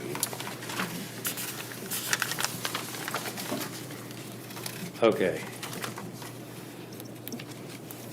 So we did not apply for the grant for 2026, which was $47,000. It became so burdensome, and the questions are geared towards victim impact. Victim advocates and victim assistance, which we don't have, but we're working on. And we would have had to falsify the application to get this grant. They changed the format. It's geared more towards like probation, things of that nature with victim assist, non-for-profits. So we weren't essentially eligible because we couldn't accurately and truthfully complete the application. So with the new deputy prosecutors and the criminal enforcement clerk, we've just absorbed that loss of the $40,000. So. And a curse letter to the Indiana Criminal Justice Institute. So you won't have a budget in that fund for 2026? Okay. As of October, we wouldn't have a budget again, would we? Do you have any money left? Yeah. Oh, okay. You do have money? You mean as far as applying for the victim assistant? Yeah. So if we can get the victim assistant, true victim assistance implemented in our office, we would reapply for it because they would qualify, and I could sign off honestly on the application. So I would say leave the fund there in case we do get approved for that. That I don't think we would have to then go in and redo this. And you're working towards that for 2026? 2026 would not have any money coming into it as far as a grant's concerned. Okay. Do you have any leftover money? I mean, No, because we support it. okay, so, Yeah. And the grant doesn't go by a calendar year. So this current grant I is think it's still- over as of October 1st. okay, so I guess my question is, and you think that there may be some activity in this account, in this fund, in 2026? Possibly. Depends on when the state pays. Okay, They're notorious for delayed payments. yes. So I would say yes, we could receive monies in 2026 for Okay. reimbursements and payments under the current grant, even though it expires October 1st. Thank you. Okay, excuse me, but I'm a bit confused on this one. So there's the fund that supports this, the grant that supports this fund is void. It's not going to happen because you didn't fill it out because it's just too erroneous. Yeah. But so is this fund going to be zeroed out as a fund because there's no money to support it? There's no grant to support it now, right?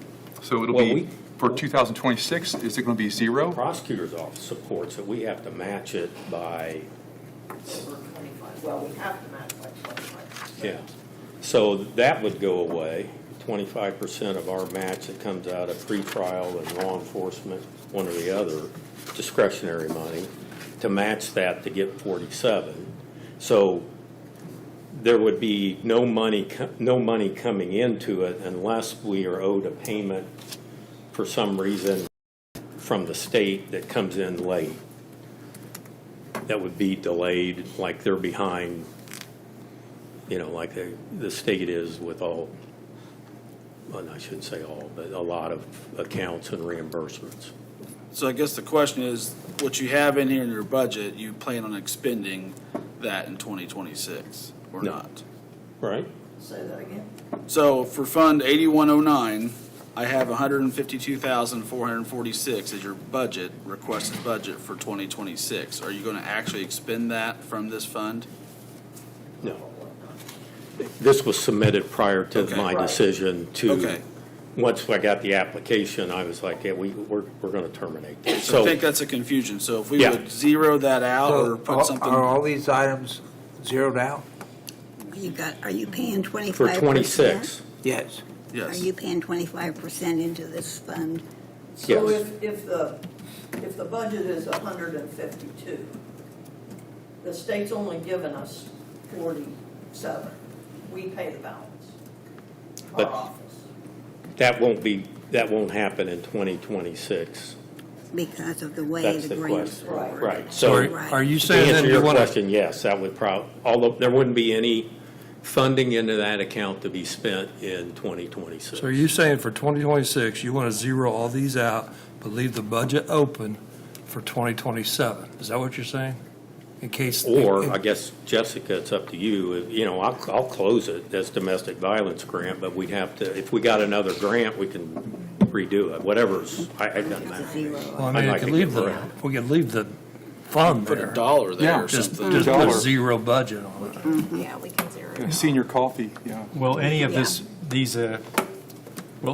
budget, will there be expenses to any other fund to kind of counteract that, or is it truly like, we're not going to be spending $152,000? We're not spending $105,000. Okay, so that would be, Does that which sound portion of right? that would be moved somewhere else? And is It that would- already included in It would another remain in budget? the discretionary funds. Okay, so there's going to be a counteractive $40,000, $50,000 that'll be moved to another account. Well, it's going to be Yeah. that position is going to be, it's gone, it's going to be absorbed by The general fund? the general fund Okay. of the approval of the deputies, and Okay. we're just rearranging people Okay. to do that. So it's really about $105,000 that's really being reduced from your overall picture budget. Of real local money Okay. in the prosecutor's discretionary accounts. Thank you. Say that correctly? I got to get approval from the principal before I say anything else, so. All right. Is that halfway clear as mud. Sure, we can sort that through later on and call Mark if we have questions, or Paige for that matter. I think the rule would be just, there won't be anything in and out, well, out of that fund that, and Unless I there's don't, something in it. nothing needs to be budgeted for that 20. I guess the easiest thing, if I would have thought about it, just withdraw the request for money for 2026 and take that out, we wouldn't have to have this conversation, so. I think it might help me if there seems to be a discretionary fund out here that is a go-to for all the questions that we might have. Well, it comes from the discretionary fund, regardless of the council. But could we get is that public information, the discretionary Absolutely. fund? What is that? Where's it at? Who's it come from? Because it's just kind of mysterious, but it seems very powerful. No, there's nothing mysterious about it. Yeah. And if there is, then you let me know, because Yeah. that is not the intent. I just- And my predecessors have, Yeah. I was learned from others, and I have made it abundantly clear that every dollar and paperclip is accounted for in discretionary funds. And we have, I think, for law enforcement, which are seizures, forfeitures, have 4D incentive, which goes straight into the account from the feds, federal government, state government. We have pretrial diversion, which is a separate account, and bad check, which are for those, is there any other ones? I don't think. And those are all have budgets and accounts that would account for all the money that goes in and out of there. Okay. Jessica, are you understand all this? Yeah, Great. Well, and I feel like that fund is highly audited too, so okay. you're good with your funds, yeah. Thank you.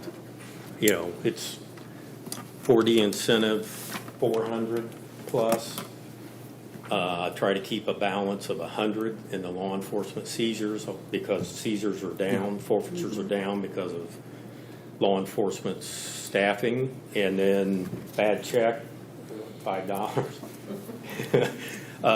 And then diversion is, you know, that's funds about all of these gaps Yeah. that general fund doesn't.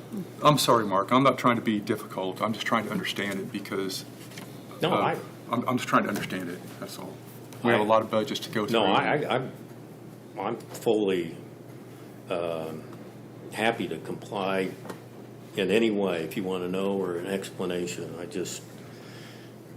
My hair on the back of my neck stands up about mysterious funds. I don't need that in a headline. Wrong choice of words. Well, Excuse me. They're maybe mysterious to you, but I hope not mysterious to Jessica. That's the one that counts, so. All right, we're going to move forward just in the essence here because we're running behind. Fund 8897 on page 107, Title 4D incentive. And that's the one you're talking about from earlier. Yep. Okay.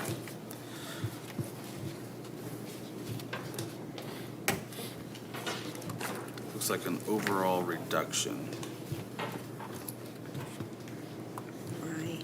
What's the balance At the in this moment. fund? I'm sorry. You know what the balance is in this fund? Are there any questions on that one? Martha, it's right there, 338. Okay, that's good. And this can only be used for Title 4D stuff. That is all that, well, that is what comes out of that 400 plus incentive balance, which increases every year. So, I mean, it's not like you're dwindling that fund. Yeah. Just glad to see you use it, okay? You know, a lot of years it didn't get used, right? When we can. Yeah. I don't turn down any request for training, you know, unless it's, Yeah. the Hawaii trips don't get approved, but I mean, they're usually not in very, exotic places anyway. Right. Nothing against Fort Wayne, but, All right. All right. Any other Thank questions you, for Laura. me? Appreciate the information. Thank you all. Thank you, sir. Thank you, You Mark. got hold up. I thought it was just me. Where did you get the mailboxes? Did you ask her for them? This come from our last council meeting. All right, Connie, thank you for waiting patiently. Good morning. Are we starting with 2150 or 2050? 2050.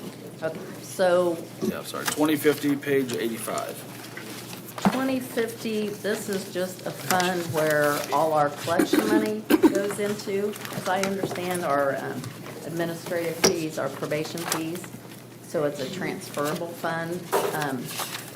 If we need money in 2150, that's where we draw money from.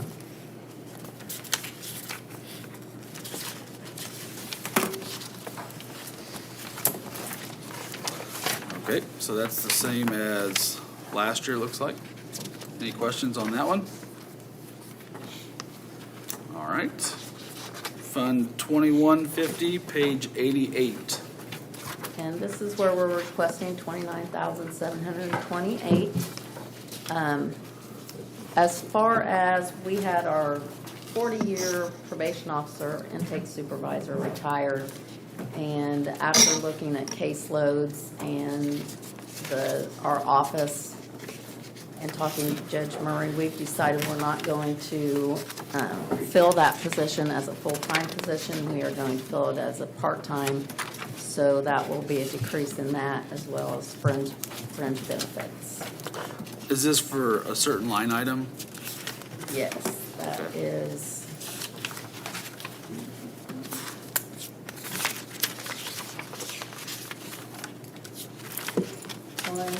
12203. Okay. Oh, wait. Yes. And this is a supplemental fund, so it's not going to show the full balance of it. Correct. And it is the 203 line you just Yes. said? Okay, thank you. Mhm. So that was a reduction on that one? Or you're planning on a reduction for, okay.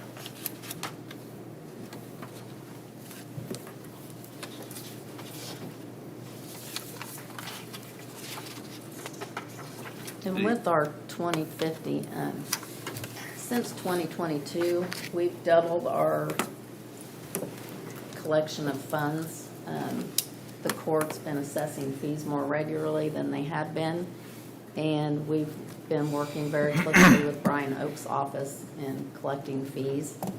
So, yeah, our fees have doubled, and we hope to continue that.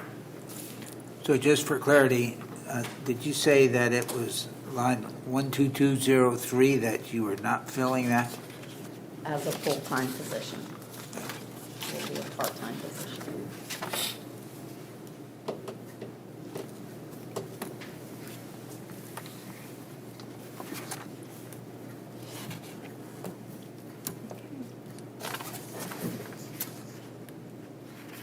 Questions on those two funds?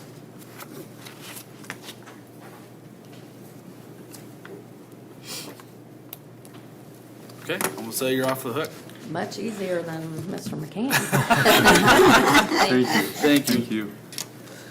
All right, with that, we are ready for Laura Rude to come up and go over probation and the county general portion of the budget on page 29. Good morning. I'm here with Never mind, Laura. you're not Laura, We've got a sorry. little background on where we're at with the probation department. As most of you probably are aware, Dustin DeLong left us in May and moved on to greener pastures, I guess. And in the interim, we had Jeremy Lovell was appointed as our interim director, and we went through a process of hiring a full-time director, and our full-time director, come on up. I didn't even know you were back there.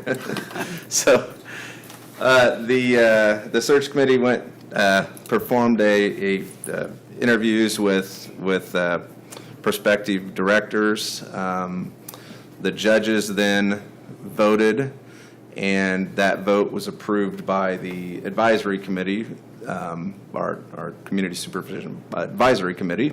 And our new director is going to be Stephanie Cole. Stephanie is currently out on maternity leave and will be coming back in September. Jeremy was running the work release facility, and doing both jobs was taking a lot of time from the work release facility. So he went back to work release facility, and Laura Rude is now our interim director until Stephanie comes on full board. So that's where we're at. A little background of where the probation department is today. We've had Dustin began the budget back in May. Jeremy did a lot of the heavy lifting when he was there, and then Laura finished it. I told Laura that I would come today and Stephanie come today and present to you guys just the highs and lows of what's come of that budget. But beginning in September, Ms. Cole will be our new director. So right now, are you probation department, or what's your position? She was a probation officer and one of the That's what I thought. supervisors. Okay. And will be moving up into the director. So she's been with Good us. job. How many years have you been with us? 8.5. She's been with us 8.5 years. Okay. Wow, congratulations. All right, on to the budget. So these are some of the points just to take with regards to where our budget is. First of all, the first time, even though I was director of that advisory board for many years, I had never been involved with the budget process, and it became pretty obvious that it is a fairly complicated process. We're drawing from 5 different sources of income. We've got the general fund, obviously the county provides. We've got grant funding. We've got project income funding. We've got we've got the community transition program funding, and we have our own user fees. So 5 different sets of funding. Some of that funding can be applied to some employees, some not. So basically, that's where we started working with, and again, those of us, Jeremy and Laura and myself, had never put together that budget before, so it was a pretty steep learning curve. But the bottom line is this: as you all are aware, with the state mandates with regards to probation salaries, we have to give raises to those folks based upon the time that they have spent there. And this year, we were required to give raises to those employees that totaled around $75,000, statutory increases based upon longevity. We also lost $146,000 in grant money, about 10% of our grant money. So we were looking at a $220,000 shortfall, trying to figure out how we were going to close that gap. What we've done is there was a probation officer that left us in April, like end of April. We did not fill that spot, and we are not going to fill that spot. Through attrition, we're going to remove that probation officer's position. The salary for that probation officer base salary was $58,000, not including the benefits. We also, and didn't really have this in mind when we hired Ms. Cole, but based upon the way the salary structure is with longevity, Dustin was an employee that had over 20 years experience. His salary was considerably higher than what Ms. salary is. So just in the fact that we're hired Ms. Cole, and the person that will take over from her spot, we anticipate will not be somebody with 8 years experience, probably somebody just beginning. We're looking at just about a $13,000 decrease in the salary for the director, about a $29,000 decrease for the salary for the probation officer that would take the position that Stephanie had.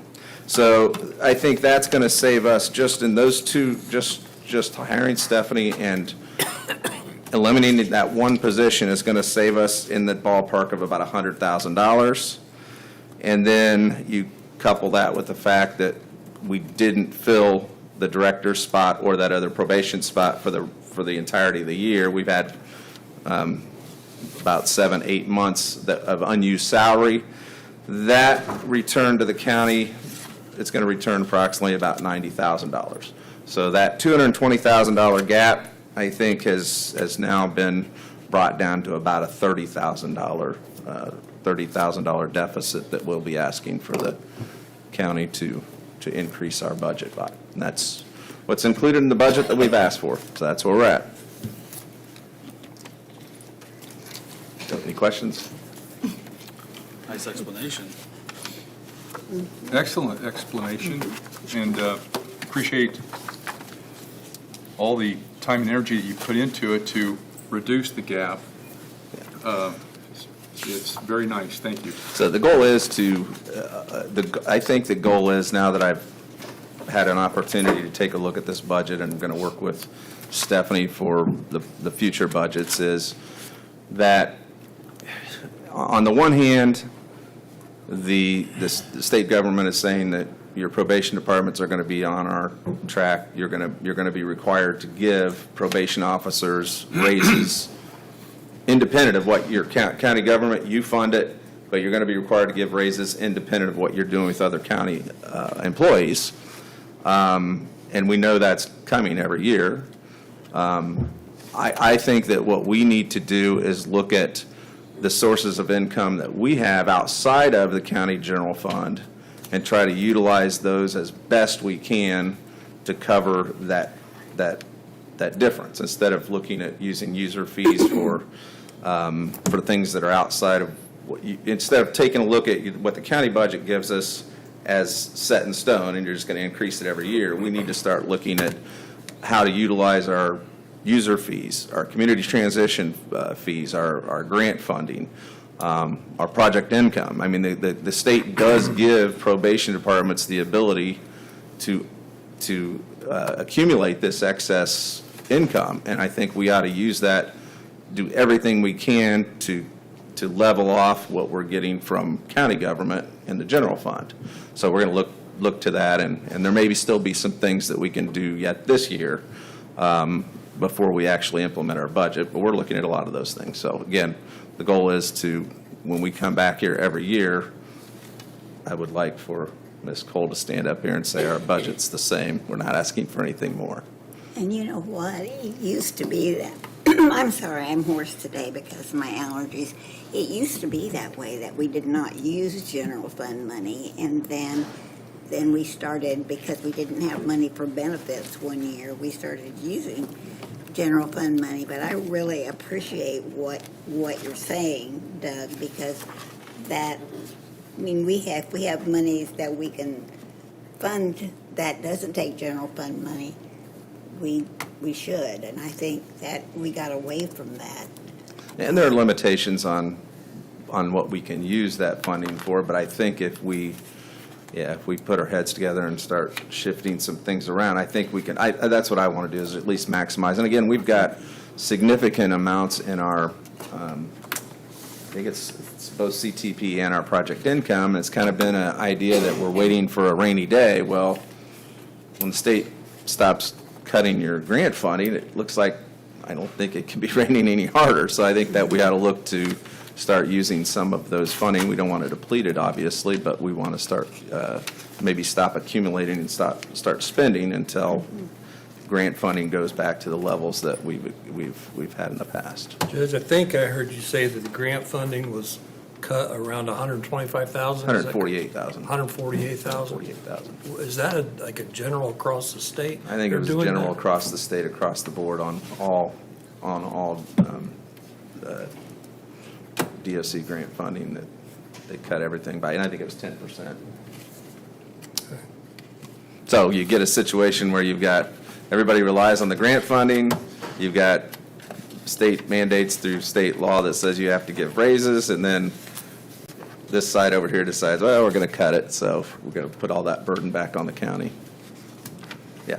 Are there any occasions in doing the job of a probation officer that they're required to wear a uniform of any type? If you're in our work release facility, you'll be wearing uniforms. We have probation officers that go out on that go out on visits that are in-home detention officers and such that may have some bulletproof vests with our probation moniker on it. But as far as a uniform, there is no uniform that is required for a probation officer, no. What if there was a need for like a pregnant woman to wear a vest? Are there any accommodations for that? Going out there, won't be going out in the field. Yeah. No. No, I don't know that that's not been an issue, so. Yeah. So probation department's made up of different, a few years ago, we combined probation with community corrections. So probation department today is made up of there's different facets. You have probation officers, which work in the courthouse, and individuals that have been convicted of crimes will come in and check in with those probation officers and be required to meet certain criteria, and those are what your traditional probation officer is. But then also under the umbrella of that community supervision, we do have work release facility. It's much like a jail but the individuals get a leave to go to work, and the people that work there will look very much like the officers you would see at our jail. We also have in-home officers, we have field officers that go out in the field. So there's different categories of employees that would have different apparel that they would wear to do those jobs. So. Well, speaking of work release, how's the work release program doing? Well, as far as I know, we are running pretty close to capacity. If Jeremy was here, he could probably tell us a little better on that. But it looks like, from my standpoint, as far as a judge, it's been a wonderful thing, especially the cases that I have, which are the lower misdemeanor cases and lower felonies occasionally. It gives me another alternative to allow a person to serve a sentence, and a lot of, if it's a mandatory minimum sentence, such as a OWI, I sentence somebody to 30, 60 days in jail, that person will be able to maintain their job, be able to continue to contribute for their families, and be subjected to the rules of what a jail would entail when they're not at work. And so I think it's been pretty good. I think we had, early on, you had to establish that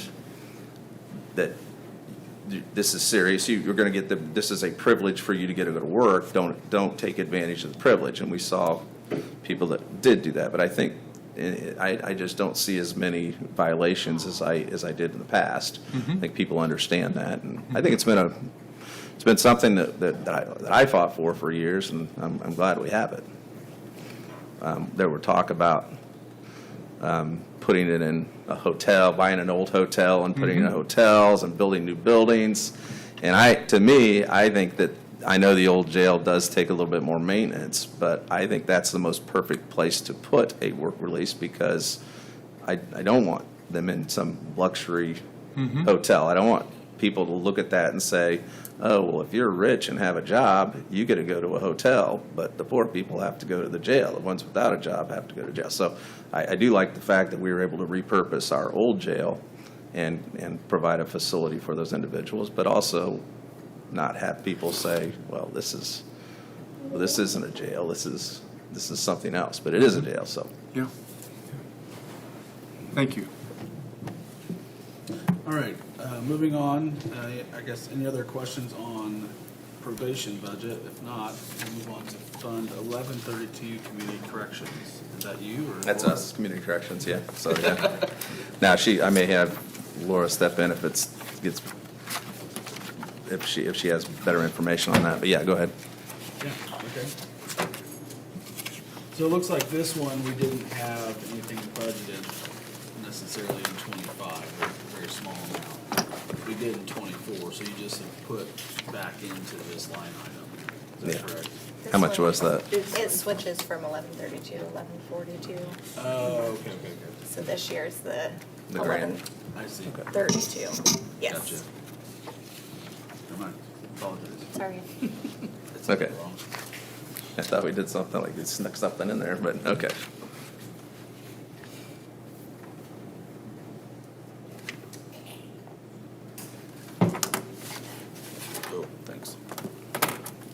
What'd you say there, Jessica? You said something about, So they switch funds every year. So it goes from 1132 to 1142. So last year was 1142 budget. This year it's 1132 budget. That's why you see the zeros for 2025 versus 2026. Why is that, Jessica? It's just man. Probably the way the It's grants, just that way. It's state. the way the grants are set up through the state. Oh, okay. Yeah. the state. Okay, okay. Makes it 1142. cleaner to keep track of it. Okay. Okay, any questions on the community corrections budget? Other than the state mandate part of it. Okay, we'll move to Fund 2000, Adult Probation Administration, and that is on page 83.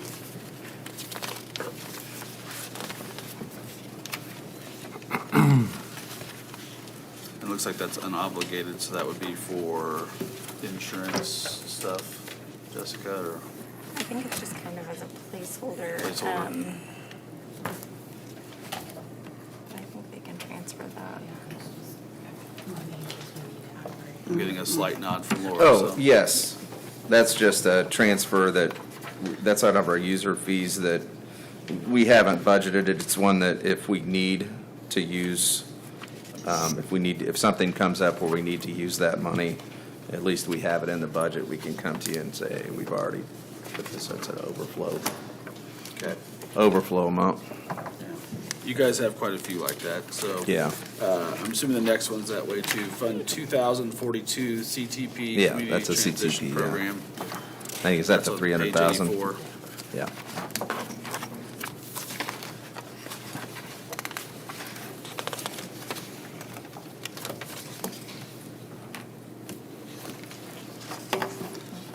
Okay, the next one that I have is Fund 2100, the Supplemental Adult Probation on page 86.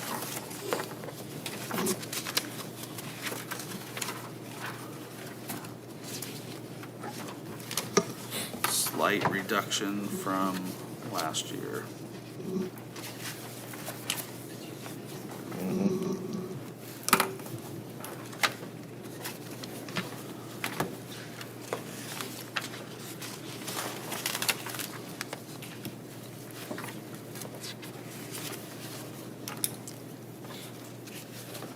Anything you want to make comments on this, Judge Tate? Those are user fees. That's Okay. just the probation user fee Okay. fund.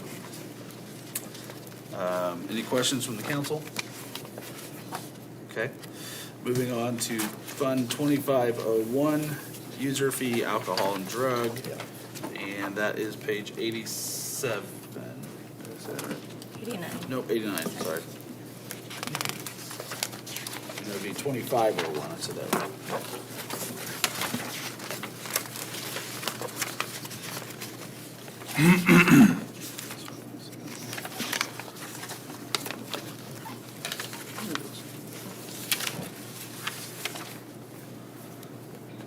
Looks like this Again- one's a. Again, these reduction are as user well. fees. This is not county general. This is Yep. a budget that we use alcohol and drug user fees for.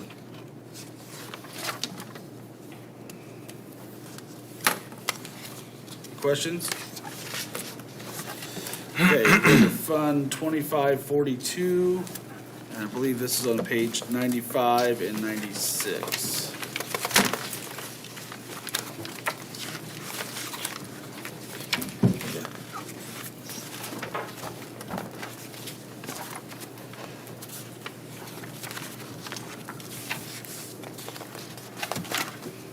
Yeah, 2542, that's our project income.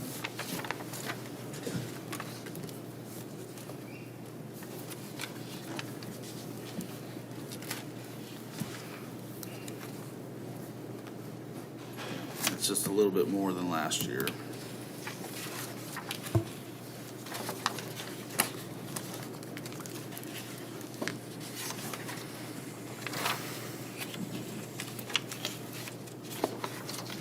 About 7%. And I believe that would be attributable to some of the raises that we were required to make. Sure.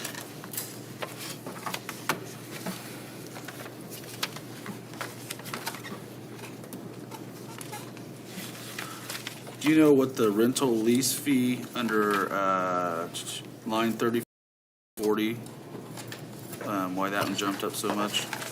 Rental lease fee, 35,640.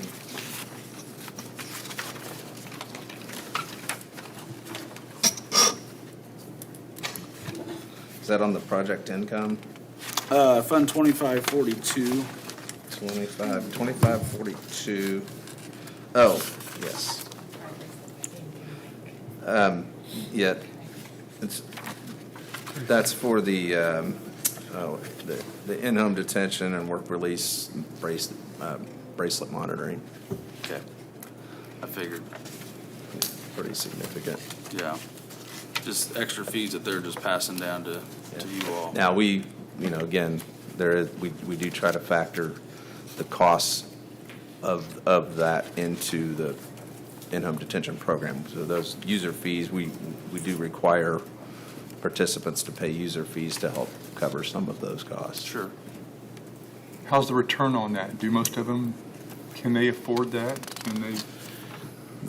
Well, if you are, again, if you're on in-home detention and the idea is that we're wanting you to be able to participate in the community, go to work and those sorts of things, yeah, the idea is we would like for you to be paying your user fees as a condition of being on that program. Now, is it 100%? No.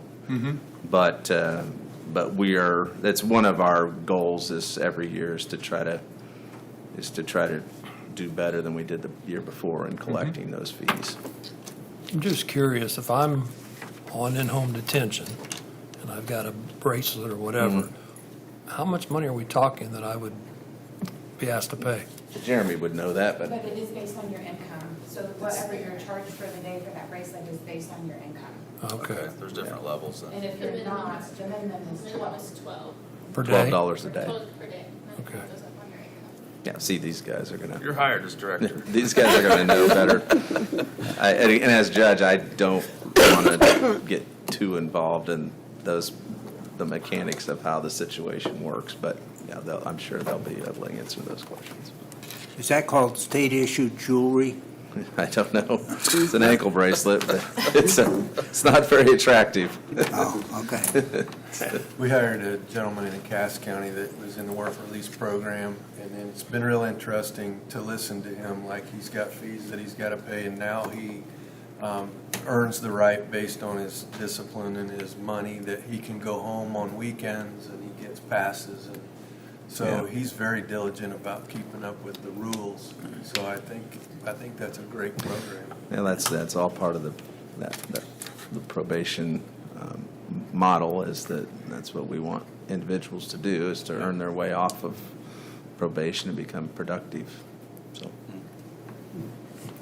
Any other questions on 2542? All right, the next fund is 8131 probation VOCA grant on page 104. the victim assistance.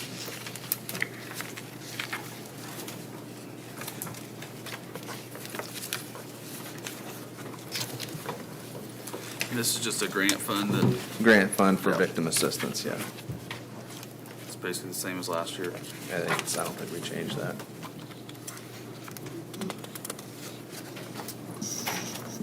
Any other questions on that one? Next one will be Fund 9118 on page 108. Yep, that's the DOC, our DOC grant fund.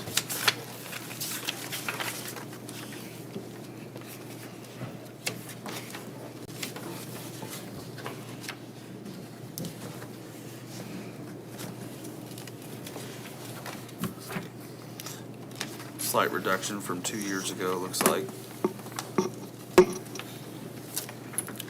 Probably a little bit less part-time.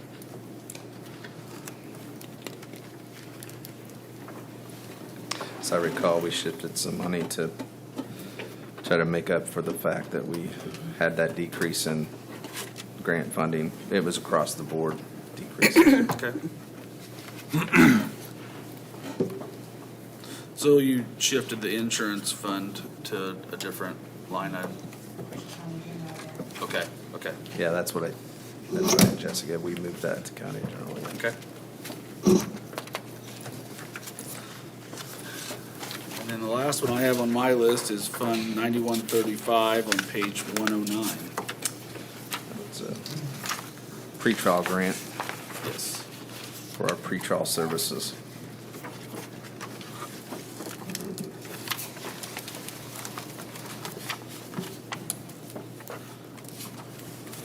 So you net out just a slight, yeah.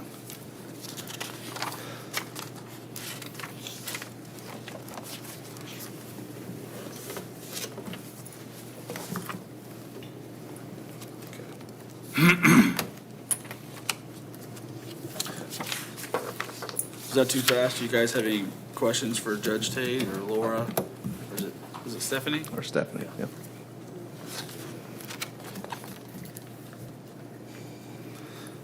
All right. What's the baby's name? Walker. Walker? Walker. Good name. I like it. All right, I guess Okay. if not. And I'll leave you with this. When Laura and I got involved and took over to finish the budget, we did so really late in the game, and we did so with about a week before the budget was due. We spent a lot of hours going through trying to get this organized so we can get that budget to you guys, something that we felt that you all could live with. But I'm not convinced that we can't do better. So I'm going to get with Stephanie. I'm going to kind of put this out of my mind for a month or so, and we're going to get with Stephanie and see if there isn't some better usage of our project income, our community transition fund, see if we've got some other user fees, something that we can do. I really don't like that $30,000 gap that we've got. I'd like to be able to come back and by January 1, let you guys know that we're back to where we were at the same levels the year before. But it's just going to take a little bit more digging into those funds and what we're going to be able to do, and it would entail moving, because some employees you can't use those funds for, others you can, so a lot of flip-flopping and changing around, but I think we're going to be able to make this even better, so I'll just say, that I would be the really goal. appreciate those efforts, and you've always done the same thing, I think, in your own courtroom, your budget. I don't like. I appreciate your efforts in that I respect. don't like asking the county for money. It's just not. Echo that, yeah, you've always. Just not something I Hold it down. I look forward to doing, but, okay, so that's it. I Well, guess thank you very last thing much. I'd say is kudos to the Community Corrections Department. That's been a lot of change. Thank you to Jeremy and everybody on staff that's been here, and good luck to you. Yeah, we look forward to moving next on year. with Stephanie and Yeah. hopefully bigger and better things. Yeah. Okay, thank you. Thank you, guys. Thanks. Okay, we were scheduled, we were a little bit behind. We were scheduled for a break. Does anyone need a break, or should we keep moving? Yeah. How about, since Greg is here, we'll have Mr. Sheeline go, and then if he's kind to us, maybe we'll move on. Bill's here too, I saw him on the Yeah. phone. Short and sweet, that's how I like it. Good morning. As you all know, we are a city-county office. We're at the mercy of the city. I believe the city's a little behind in figures this year. Our controller, her father was very sick, and he just passed away, so two's been in and out of the office quite a bit. But I had my initial meeting with them a week and a half ago, and we always try our best to keep our budget close to the vest. We don't really add too much. So we're going to be about where we were last year. The only thing that we had to add this year, we had to add around, I think it was $5,000 or $6,000 into our office supply account, because, as you know, when we have public hearings, we have to provide those nice stick signs for that shows date and time. Those signs have gone up 2.5 times what they were last year. And with the battery plant and everything coming in, our caseload has more than doubled. So we're using twice as many signs as we ever did, at 2.5 times the cost, so we had to raise that too. be able to afford. Other than that, our budget's pretty much where it was last year. I believe, if I remember correctly, last year, the county share was about 327,000, is that right? 320. Three what? 320. Okay, 320, okay. So I think if we're at that 327 with what I added in, I think we would be fine. We didn't have any other additions to the budget whatsoever. So the request for 2026 is not 320,000, but 327,000. It'd be about 327, yeah. I think Okay. that would cover everything thanks for on the the county clarification. side. Because I think, as you all know, it's a 55-45 split when all's said and done, so. Are you waiting on the city to get that budget finalized? Because, I guess I don't have anything in here. No, I don't have anything yet either. Okay. I think she just got back in the office Monday. Would it be possible, once you get that yes. finalized, to send that to us, please? I'll get it to Jessica just as soon as I can, get Thank you it, very absolutely. much. Yeah.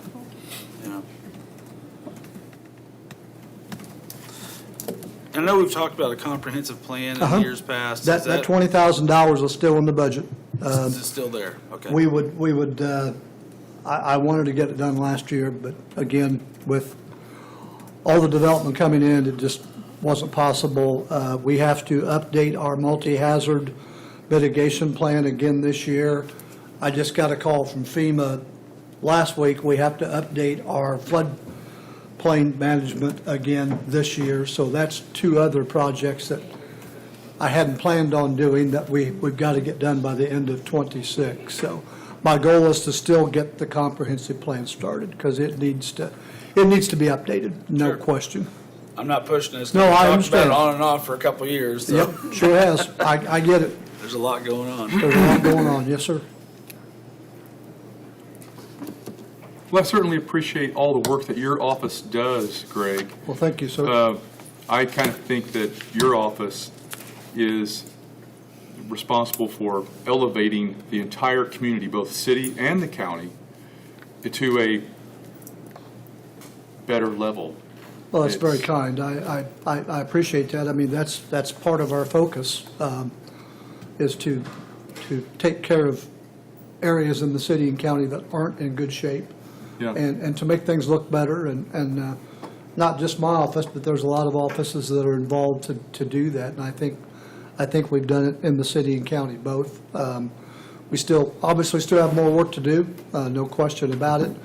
We just got the new ordinance passed for unsafe properties in the county, so once we get a compliance officer named to that position, that will help a lot out in the county getting some of these properties that are completely unsafe, get those taken care of, and hopefully get some homes torn down and make things look better. So we're getting to that point, yes. Well, thank you for all you do Thank and your you as well. staff. Yeah. You're getting a standing ovation from Pam back there. Good job. Thanks, everybody. Thank you. I'll get that to Jessica Yep, as soon thank as you. I get it. Yep. Thank you. Are you bad at that budget? All right, we're back on schedule. So let's take a real quick 10-minute break or less, and Mr. Stone Street will probably be here and keep on moving Got a forward. little trash can going back here. I didn't want to make the noise, but I needed to make the noise just to. I'm worried about it. Schedule. I believe we are ready for Bill Stone Street. Fund 1000 General 313. I think my pages are off on this thing. My page numbers are off here. So anything beyond 95 is off one page. Is that it? Okay. Yes. I found that this morning late.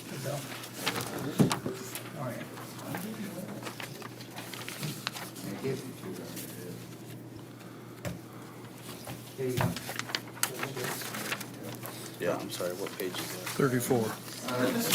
Quick overview of what we've done since we last met. You know, kind of working west and east at Howard Haven, we put in a new fire panel, sealed driveways. EMA Berkeley has a new furnace and AC in a mechanics bay. It's done in-house.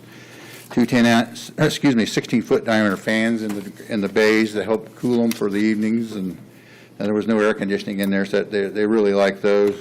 New carpet and paint, 2 offices out there. We moved Janice and Sandy out to that site from the basement on Main Street there. Old flooring was removed, a new carpet in the dispatch hallway. At the Work Release Center, Jeremy did a complete relining of the showers out there, all new shower hardware. It was all original from 1950 or whatever. A new 10-ton rooftop air conditioner furnace was installed in the gymnasium. We did that in-house. The last one we did was over $50,000. We did it for $15,000. So that's a savings of $34,000 that we did for the taxpayers here. We sealed that parking lot. At the courthouse, we have all new sidewalks and concrete on the east side and the approaches to the new concrete we did on the perimeters. Joint sealing for the entire courthouse masonry was done on the exterior, so we're ready for winter there. The Jeff Stout building, we had some water leakage issues over there. We've got those, we hope, fixed. We just pressurized the unit this morning, or excuse me, the building this morning. And we haven't run the chiller yet because all those dielectrics haven't been re-insulated. So if we start the chiller, all those are going to sweat everywhere. Oh. But the building's holding fine. So it's actually done very well all summer. We're kind of surprised that we didn't really need the system since we've done so many other changes. We sealed that parking lot. And that's it for the major things. We've done 14,000 other things on a daily basis, really. But the big one and the meaty one for us is the jail project. Currently, we're over 50 heat pumps installed out there of the 73. The boiler room has been completely stripped and emptied. New boilers are in place. The piping needs to be done. During this process, we destroyed a lot of ceilings. We knew we were going to. The ceilings were old, needed replaced anyway. So during that process, we were installing LED lights to help reduce our costs, electrical costs there. And of course, we're coming back with new ceilings once that's done. The major things we still need to do, the 2 rooftop and 1 interior makeup air units need installed. That's a big project. Using heat pipe technology, we were able to reduce the incoming air to those units by 10 to 15 degrees, whereas now we're trying to cool 90, 95 degree air, whatever is the outside air temperature is, to help assist the interior units. With the heat pipe technology, we can, without cost, without any use of energy, using refrigerant migration, we can reduce those temperatures 10 to 15 degrees. So that's going to really help out and make these new units last a lot longer. The original application done, it wasn't a good application, so these new systems are going to work a lot better than they already are. 2 additional heat pumps in the maintenance area. A big problem we discovered was we're going to be running the boilers at a much cooler temperature. We're also not going to be shedding heat in the maintenance shop, so the actual boiler room is going to be cold, so we had to actually add heaters back there for us in the winter. And 2 new cabinet heaters in the kitchen area. Other than that, it's going very well. Had several fist fights out there, but everything's kind of calmed down. That's a $2.4 million project. It's taken a lot of time, a lot of effort. James Mullins also doing a great job out there, monitoring everything, keeping everybody apprised of the situation, setting up meetings, and it's running well. New upcoming projects, our highway tower, 911 tower, we're putting 2 new BARD units in there. We're going to be doing, those are the air conditioners. They're going to be more efficient than what the old ones were. That is definitely happened. I actually sent off the work order for those units this morning. The administration center, this building here is going to get an all-new air handler, fans, buffer tanks, new pumps. We only have 1 pump right now chilling this building. We'll have 2, thank goodness. That's going to be done in the fall. It's going to be done after the cool weather settles in, because we can't do it now, because once we start, there's no way to cool this building. There is, and we'll make it work. It's just we can't keep it cool if it's 85 degrees outside. The jail generator transfer switch, we're discovering it needs to go. We're probably looking at $40,000 to $50,000 on that one. So we just started working that up this week. The major upcoming needs for 26, 27, Kinsey envelope remediation. I sent out the advertisements for that this week. The problem we're having out there is we're getting water intrusion from the vertical walls, what they describe them as an EIFS system. That probably needs all ripped out and replaced, and then we need to waterproof where those vertical walls hit the current roof. The guttering out there, it needs ripped off and all replaced. The system had a lifespan where the cure, hopefully we have a cure that will last the life of the roof. We're going to use stainless steel instead of lined metal, I hope, aluminum possibly. We haven't figured that out yet. We're still working on it. We have engineers and architects looking at it. The first bid meeting on that will be September the 12th. And we'll have contractors give us a better idea how much all of that's going to cost. It's definitely going to be a public work project, well over $150,000, but we can piece it out. So the next would be the mechanical overhaul of the facility. That's identical to what we're doing at the jail. It's going to be very expensive, but at not that large of a scale. We're at 33 years now on their heat pumps and boilers and stuff. So it's the exact same scenario. Like I say, just a smaller scale. That's it as far as my report on what we're doing, what we've done. As far as my changes to my budget, the only change I made was to my maintenance and service contracts. I would like to increase that line item to $86,000. That's an increase of $9,000. The reason being is my elevator vendor is, I don't know what's wrong with them. They're not doing what I'm saying. They're lying to me. They're not doing a very good job. I have other vendors I can get. The elevators are completely safe. We watch over them. They're just not doing their job.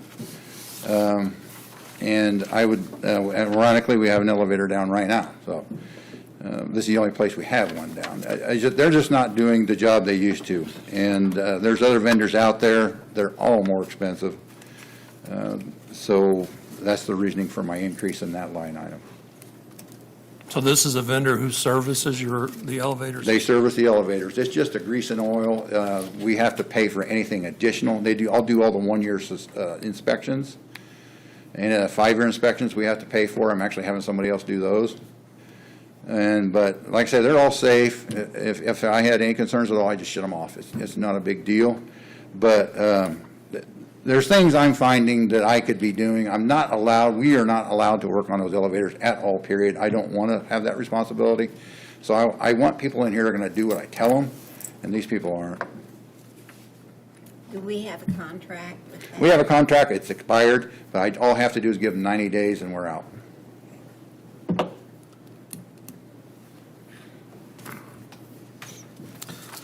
Well, you've done quite a bit. We've done a lot. We do a lot. We like to stay busy. It makes the day go Not only have fast. you done a lot, but you're thinking ahead as well. We try. Appreciate that. When you say you seal a parking lot, do you hire that out, or do you guys actually? We hire that out. Jansen's did it all this year. So Yeah.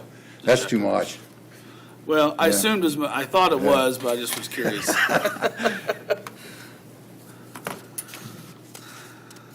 Okay. Any questions for Bill on that one? All right, if not, then you're done, Bill. I guess Thank you we're very good. much. You want to go to the lit special purpose? Everything else is identical. Okay, so page 41, 1114, he said it's identical.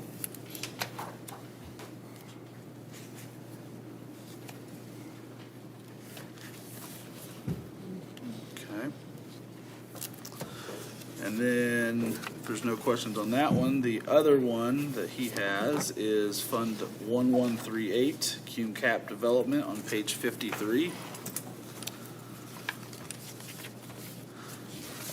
And specifically, you have in this one, Bill, you have building and structure repair. Yes. And building and structure repairs and Building upgrades? building upgrades, yep. Okay. 47241, 47242. Yes, yeah. Yeah, because this is split with a couple other departments, so. So your portion of it is Yes, the sir. same as last year. Will you have any responsibilities at all for the new convention center, None whatsoever. strictly city? That's strictly city, as far as I know. Nobody has given me any orders to do anything with it, so. Strictly, in my opinion, I think it is the hotel conference center, once they get up and go, and they're going to manage it themselves. Yeah, city, county, and CVB have helped get it up and off the ground and ready. Yes, exactly. Thank you, Pam. So. Bill, I yeah. think last winter, we were talking about water seepage coming in the walls at the Kinsey Youth Center, and that it was coming down from the roof and behind the gutter, behind the fascia, something or other. Mhm. But it was winter time, and you couldn't do anything to it at that time, had to wait. Has that been taken care of? That has not been, well, it's been temporary. It hasn't had a permanent solution. With the envelope remediation, which is what we're attempting to do, we're looking for a permanent solution. So we got 25 years out of it before we started having an issue. We're looking for an even longer term solution, hopefully. With the gutters, we're hoping to have a permanent solution on those. But, you know, that roof, it's a 50, 60-year roof. So at the time they do the roof, you'll probably have to do something again with the gutters. You know, nothing major, but we're not there yet, so. Is that going to be taken care of before winter hits again, as far as the? I'm not feeling it. They're saying they've got vendors that can get here. I mean, the bid process, the bids are due the 27th. At that point, we're talking well over $150,000. I don't know if we got that laying around. I don't. That's just the bare minimum that this is going to cost. I think total envelope was over $1 million. That's just to fix the water coming in. That doesn't even fix the masonry that's been damaged, and then a new coat of paint. It's going to be a very expensive repair. But we haven't put much money into that building for forever. So it's just time for some love. Is that something that's going to be, are you able to stop the water seepage before winter hits? So Like I said, we have a temporarily we have, as far as I know. Jeremy and I are going to go over there in October at the latest. And I want to do a walkthrough personally, regardless of what these architects and engineers are saying, and look at the problems myself. And some of them I know haven't been fixed. They're not major, but there's other things we can be doing. The problem is you have to meet certain standards, due to the facilities requirements. That's what required us to get an engineer, and then being a public work project, I can't go out and tell everybody what I want done. You need to have a fixed set of requirements that is supervised by an architect engineer to see that, make sure that this is being done properly. It's a pretty big deal. And with that much money involved, I don't want to be responsible for that much. So hence the engineers. Then it has to go out to bid, and then it's a large deal is the main problem. This isn't calling somebody in here with a cock gun and a prayer trying to fix something. It's a major overhaul for this facility. The jail project, there's a Clay Davis Envelop Group supervises all of that out there, and it should be. We can really waste some money out there if we don't do this right. Do you ever have a process for saying formally that, you know what, it's not worth putting any more money in this facility? We've used it for a long time. The best thing to do is move the people out and Not yet. take down the building. We saved that dry storage barn at Highway, and that thing's about ready to fall down. It's a good barn now. So we stretch them out as far as we can. So if you have a building like that, is there something that obviously I would think you would have an input in terms of what would it take to get to a certain point where it is both safe and usable, and, is it worth making that investment? Safety's one thing. Getting it livable, usable is another. So the work release center, my dad was still alive at that point when we started looking at that, using it for work release. He walked through it, and he's like, you got a great skeleton here, but you're going to have to put some money into it. But as far as, he was a civil engineer, so I've gone that far. looking at these facilities. But I've never come across one that we couldn't save yet. Well, that pole barn or the old jail, or the old new jail's gonna go. I wouldn't give that one much hope. It's not worth much anyway. You're very welcome. All right. Thank you, Bill. Thank you, Bill. All right, next up, we have Center Township Assessor Tanner Hetty, and he will go over his budget, and I believe that's on page 14. And just as a reminder that we need to make sure our mics are on if we're going to be talking into them. Hello, everybody. Yeah, Center Township Assessor, and I'll start with the fund, the 1,000 fund. And for the most part, staying the same. What I've done is gone through and tried to see where I could lower my budget.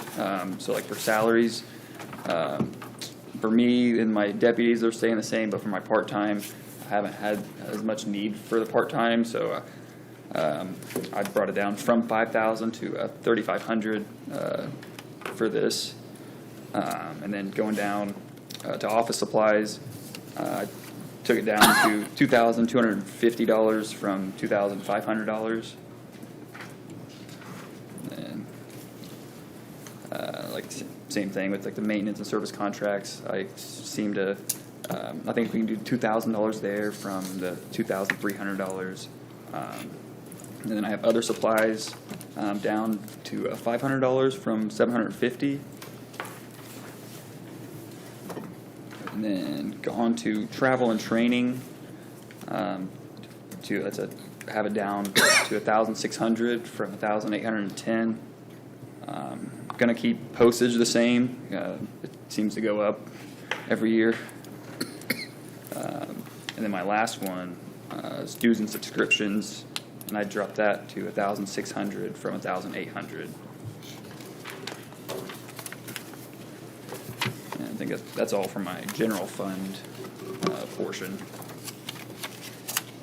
Okay, pretty simple on that one. Any questions for Tanner on this budget?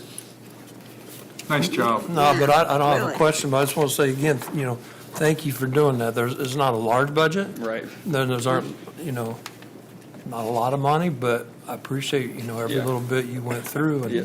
you're able to reduce that a little bit. Yeah, salaries and, it ends up being like over 85% of my budget, so I Yeah, have a little but- bit to work with, but I tried. And then moving on to my next fund, the 1131 fund, I only got one line item. That'll be page 49. Sorry.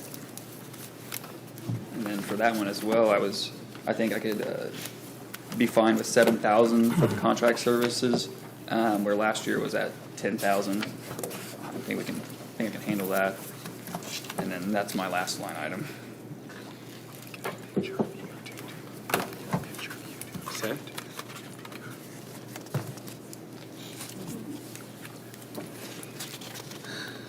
All right, that's a nice little reduction there. And then the last one is the reassessment for Center Township. Do you have anything for that? Not for this year. Next year is when we'll move my budget back to the reassessment fund, because we're like 2 years on, 2 years for the county. So right now, the last 2 years, we've been in the general fund. So next year would be the time where I would move that back to the reassessment fund and use that. Okay.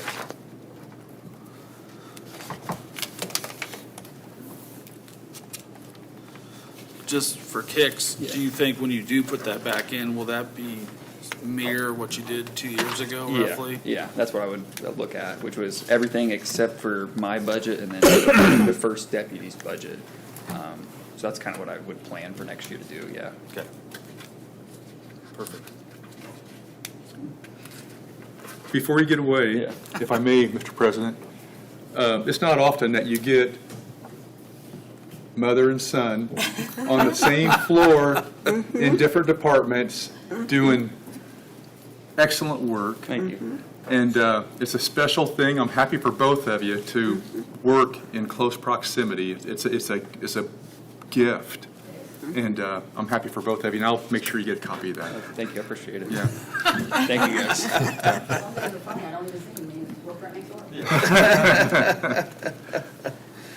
All right. right, so now that brings us to Mama Mindy, and we'll do her county general assessor budget on page 9. All right, county assessor. General fund is exactly the same. I mean, I've got that whittled down, and that's just where it's been hanging out. Just 2 items, 2 line items. No change. Thank you. And whenever you want, we can move on to, the easy one is sales exposure fund, which is 1131. Okay, yep, so we'll go back to page 49 on Fund 1131. And that's exactly the same. Again, very small budget and not many lines to change, so. Yep. Questions on that one? All right, reassessment fund, 1188. Page 72 and 73. Page 72. Do you want me to go line for line or just the ones that change? Ones that change is fine. Okay. All right, so the first line that changed, the first several are the same, is 11700. My part-time line, I lowered that by 2,000.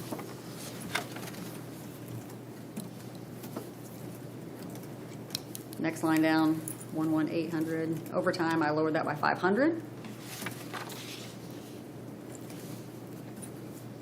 Office supplies, 23600, I went down 500. 23630, printer supplies, I went down 1,000. And then I lowered my contract services, which is 31200, by 25,000. But then my postage line, 32120, I had to increase that 5,000. I ran short this year on postage. I don't know, postage keeps going up, and we have bulk mailings. Yeah. And that's the only changes I have. So overall, I'm down on my reassessment fund, 24,000. Can you go back to that very first line item you said? I Part-time, Yeah, I went from 8,000 to 6,000.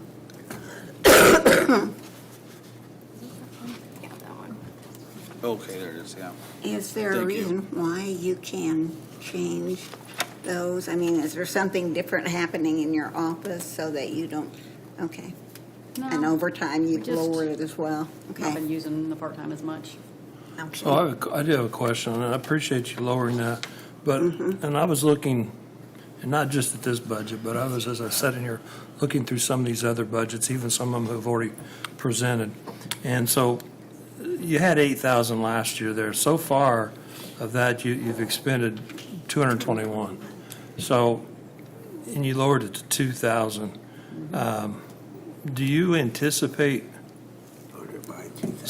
or lowered it by 2,000, thank you, to 6,000. Do you anticipate spending close to that let's say 6,000? Or, I'm just wondering on some of these, and I realize there are some things that maybe you get paid late, but I don't think that would be one of them. Right now, I don't have a trained part-time person. Uh-huh.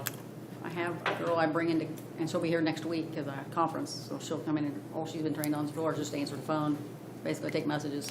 Once she's trained, then I can use her more than my staff working over. I guess I'm just wondering, and I said, not just on your budget, I'm looking at all these Yeah. budgets. If there are areas with, we all know we're trying to tighten our belts. Yep. And if we're spending, I'm just using this one as an example, you've expended, we're toward the end of August. Yep. $200, do we need 6,000 next year is what I'm looking at. Like I said, if we get her trained, and that's the problem in my office is I can't have her do a lot until she's trained and certified. Mm-hmm. So I let my people work over to meet our deadlines rather than, but I'm hoping to get her trained and take time to get her trained so I can Is bring her in more. anything like seasonal? I mean, where you do more work in the spring or in the fall, or is it all pretty even? I mean, It depends on, sometimes it depends on what legislation's doing, what we need to do, yeah, right? I mean, one year we had to go through every parcel and look at caps. right. And unfortunately during that project, she wasn't trained, so she wasn't able to help us, Yeah. so. Would it be a fair assessment that once she is trained, there may be some staff in your office that take time off, and then she would backfill some of that to Yep. even yet this year or whatever. Okay.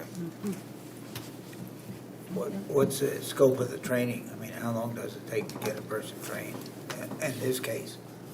At a minimum, it's 2 weeks, a week for a level 1 and a week for a level 2. Away to take the class. And then actually on the job to actually figure out what the class told you. And we would be paying them during their training. Yes. So that would be a number of hours to be accumulated. Yep.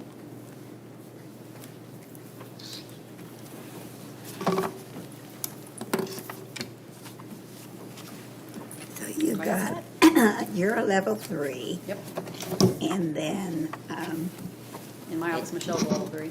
right, and then what is? Both my other deputies are level 2s.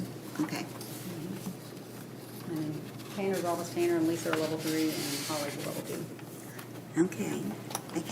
I mean, you're keeping up with all of the state deadlines. I'm watching. Oh, yeah. Yep. That's good. We appreciate We it. sent files to the state today that are due the 31st, so. Mhm.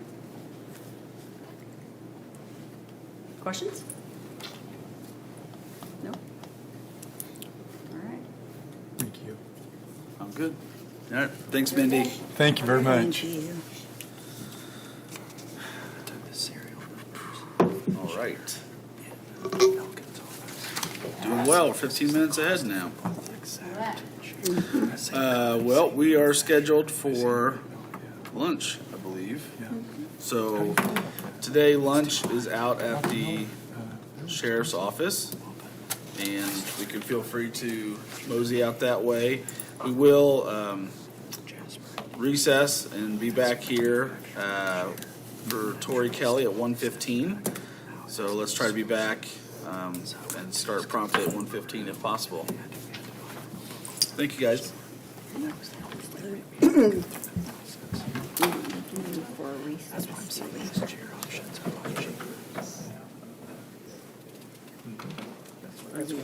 We will start with County Recorder Tori Kelly on the Enhanced Access Fund, 1154, page 58.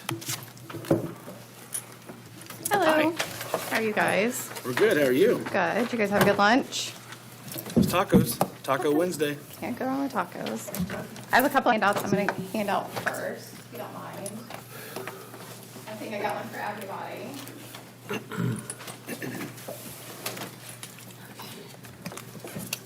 Thank you. Thank you. Just passes. Thank you. Hi. How are you? Good, how are you? Good. Thank you. So if you don't mind, I'd like to go over the handouts before we hop into the budget request. Okay. Okay, so the first one is just a document count one. So this one is just goes over our document count that we took in 2023 and in 2024 and kind of breaks down between paper documents that were either mailed in or walked in or through our electronic doc router system. And then just shows mortgages that were recorded, release of mortgages, surveys, and then any transfer documents. So like deeds, survivorship affidavits, things like that.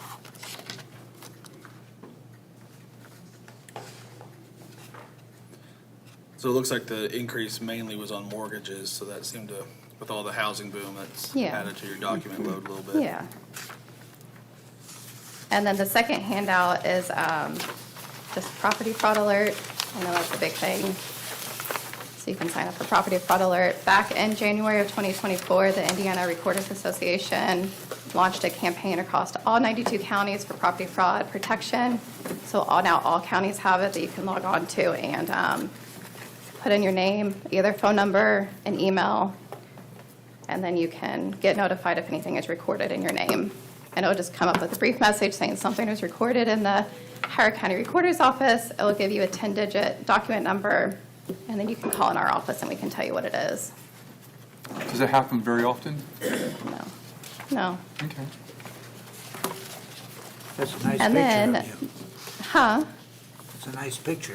Thank you. And then the other handout is just the financial breakdown.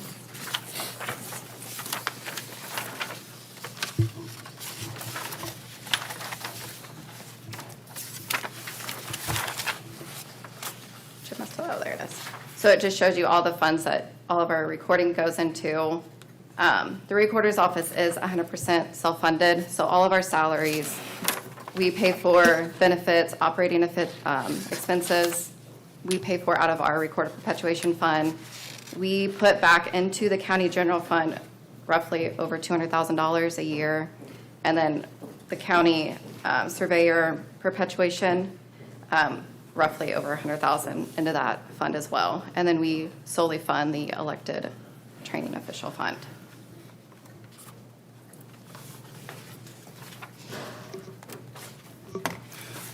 My guess is you probably have just a couple years left of that, if that. I knew that was coming. So I don't want it to get lower than 400, but with that being said, I've taken steps this year to help put money into the recorder perpetuation fund. Okay. So we have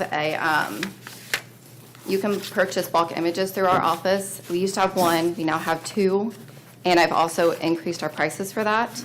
So all the income for that will go into the recorder perpetuation fund. Okay. We were at 13 cents an image. 3 of that would go to Fiddler for just backup. I mean, they provide everything, and then 10 cents went to us. We increased that to 20%.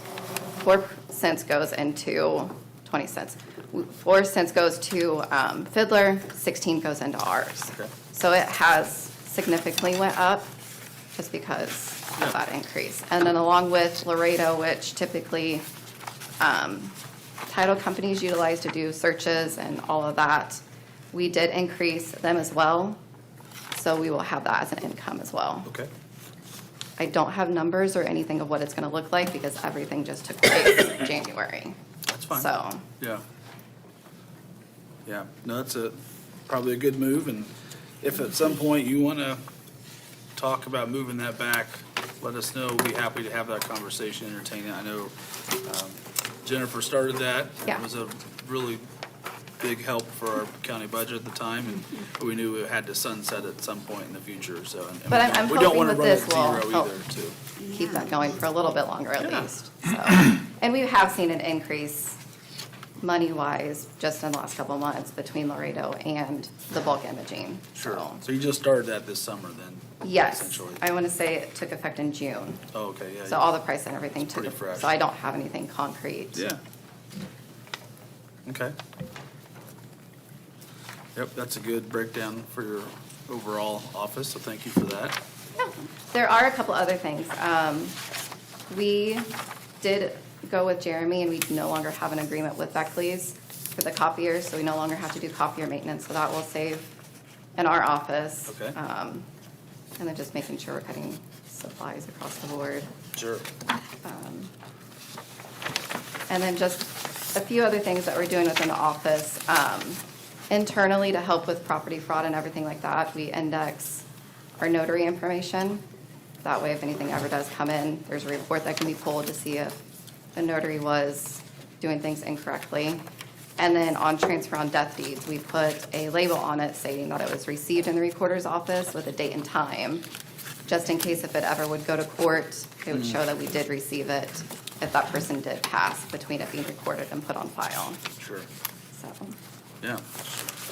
Just real quick, go back to when you say, just a point of clarification, we did go with Jeremy for the printer. That's our IT Jeremy. Yeah, sorry. I'm Yes, sure Jeremy he'll probably Stevens. have a discussion on that when he comes up and Yes. presents. Okay, perfect. So, yeah, we were one of the offices that went with him to do a new, so we have to pay out for copier Yeah, maintenance. I know for you that mentioned it place. last year, so excited to hear what he has to share on that, so. That's all I got for updates for my office. Okay, anything specific on Fund 1154? Looks like. Nope, I think everything's staying the same Okay, with that.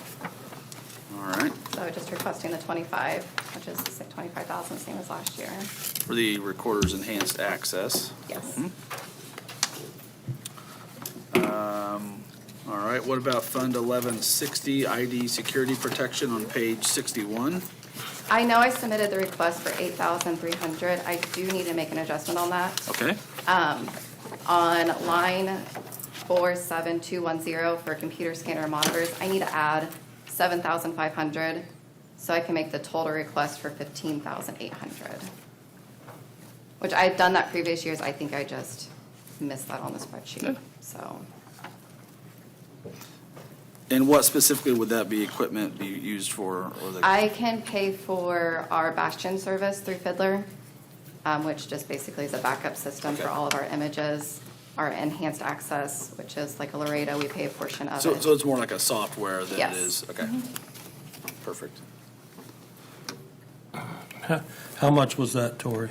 The total amount? Yeah, this is on 47,210, is that right? Yes. Correct. I want to add 7,500, please. Okay. Yep.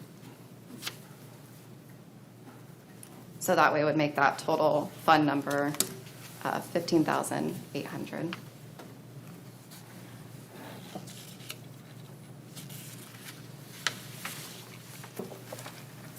Okay. I would also like to add just real quick, with this fund number, and I've talked to Alan about it, I am able to move money out of that fund into the recorder perpetuation fund, which I plan to come to council to do so eventually. Okay, so it's got a So- pretty healthy cash balance, you think? There's over 200,000 in it, so I can move a portion of it Yeah. to it. I just figured after budgets and everything, Okay. I'd come to you guys to do that. Well, I sure appreciate the creative thinking on that, but don't want to run yourself short at some point. Correct, which, I mean, there's only a few Yeah. things I use that fund for, but there's, like I said, over Yeah. 200,000 into it. So if I could move some of it into recorder perpetuation, and I've spoke with Alan about it, I'm able to do so. Great. So, Nice job. Anything else on that fund? Nope, good on that one. Council good? All right. We'll move to 1189, the Recorder's Perpetuation Fund, page 74. This is kind of more the meat and potatoes of what you were talking about earlier. Yes.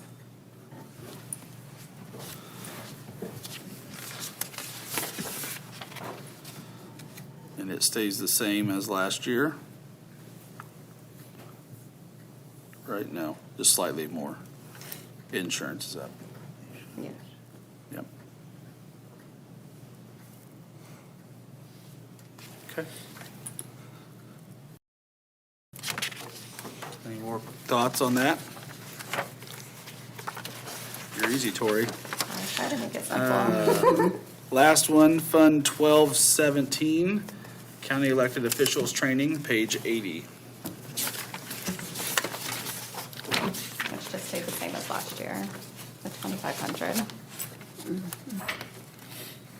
Tori, we really appreciate you protecting the general fund. Yes, That I is- mean, that's what I'm saying, I would like to do it as long as possible. And I know eventually we'll have to move Right. salaries or benefits or something back into county, but I would like to. Done some creative thinking in order to protect it, and we're going through a time where we're, Yes, We're that's a the other, little we're going through afraid, that right, uncertain thank time you. right now, so try to get a little creative. On 1217, this is small potatoes, but it looks like there is no ask for travel and training for the assessor.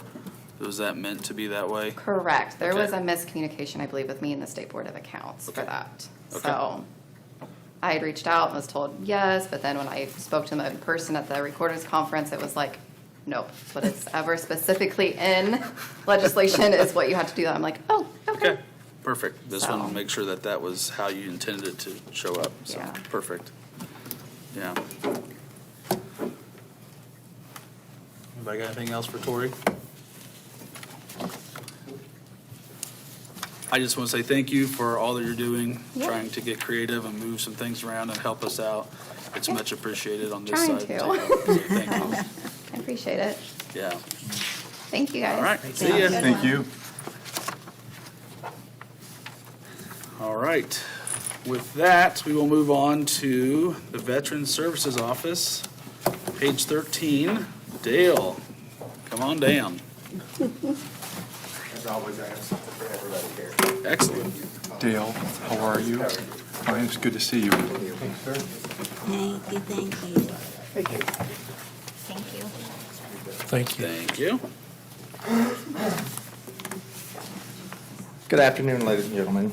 So this is the fourth year I'm presenting.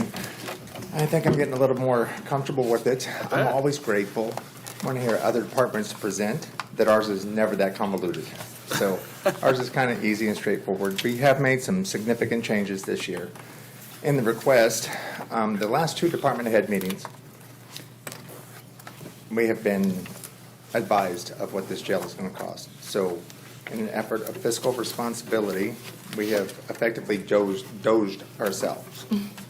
So this year, as fun as the 144 foreman, number one and 144 is to read, that first page is kind of a breakdown of our budget, just what our projections are for this year. So overall this year, we're asking for $26,222 less than we did last year. So I'll give you the breakdown of that because there's only two accounts that we're asking for more funds than we did last year. And I'll cover that briefly. But office supplies, we're down to 500. Dues and subscriptions stay the same. Travel and training, we're asking for $6,500 more.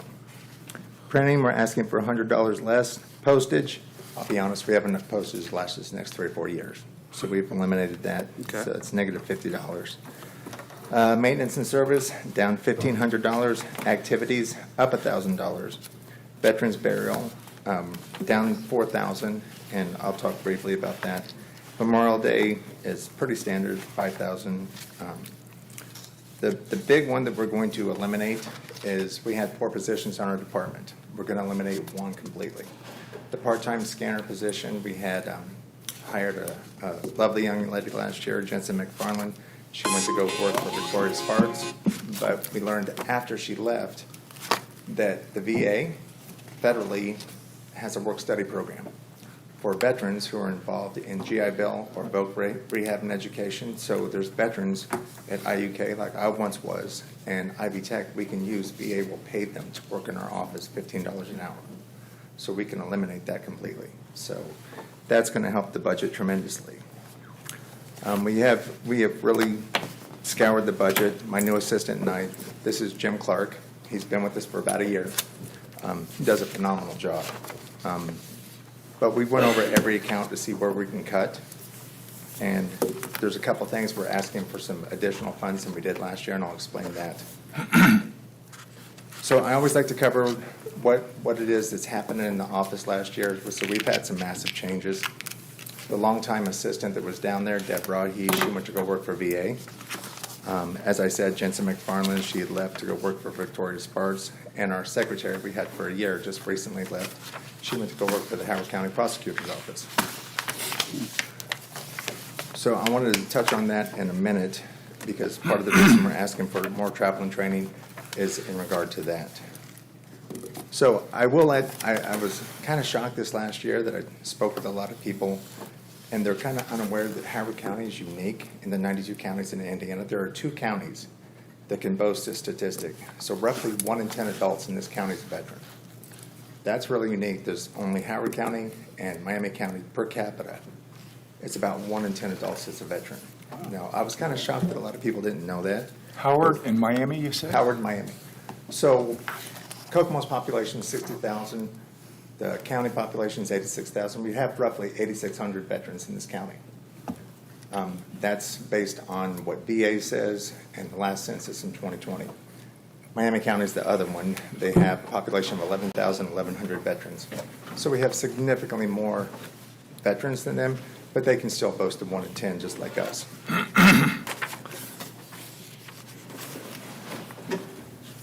Okay, we talked about that. So I wanted to talk a little bit about a report that most people here never see. VA comes out annually with what's called the GDX report. It gives a breakdown of every benefit, every veteran, every county in the U.S. So ours, when I first took this position in 2022, I learned that 48% of the veterans in Howard County are receiving benefits. That to me was appalling.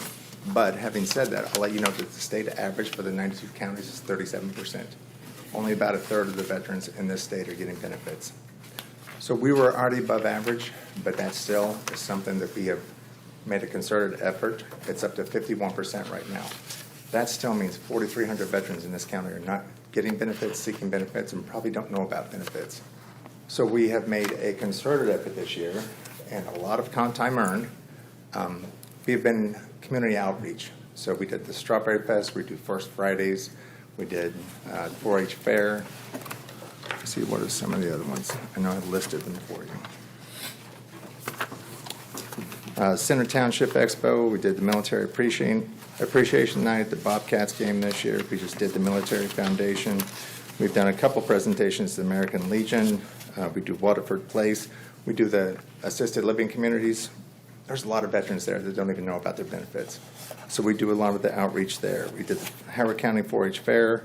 We've been to Jackson Street Commons twice.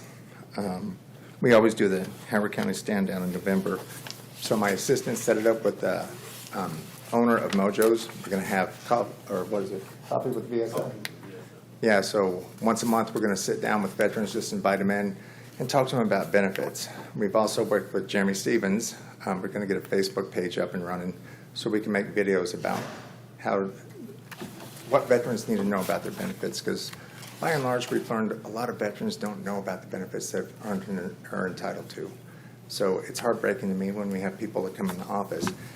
Had one recently, she literally has lost over $1 million in benefits that she did not even know about. Her husband passed about 11 years ago, and she had no idea about this benefit.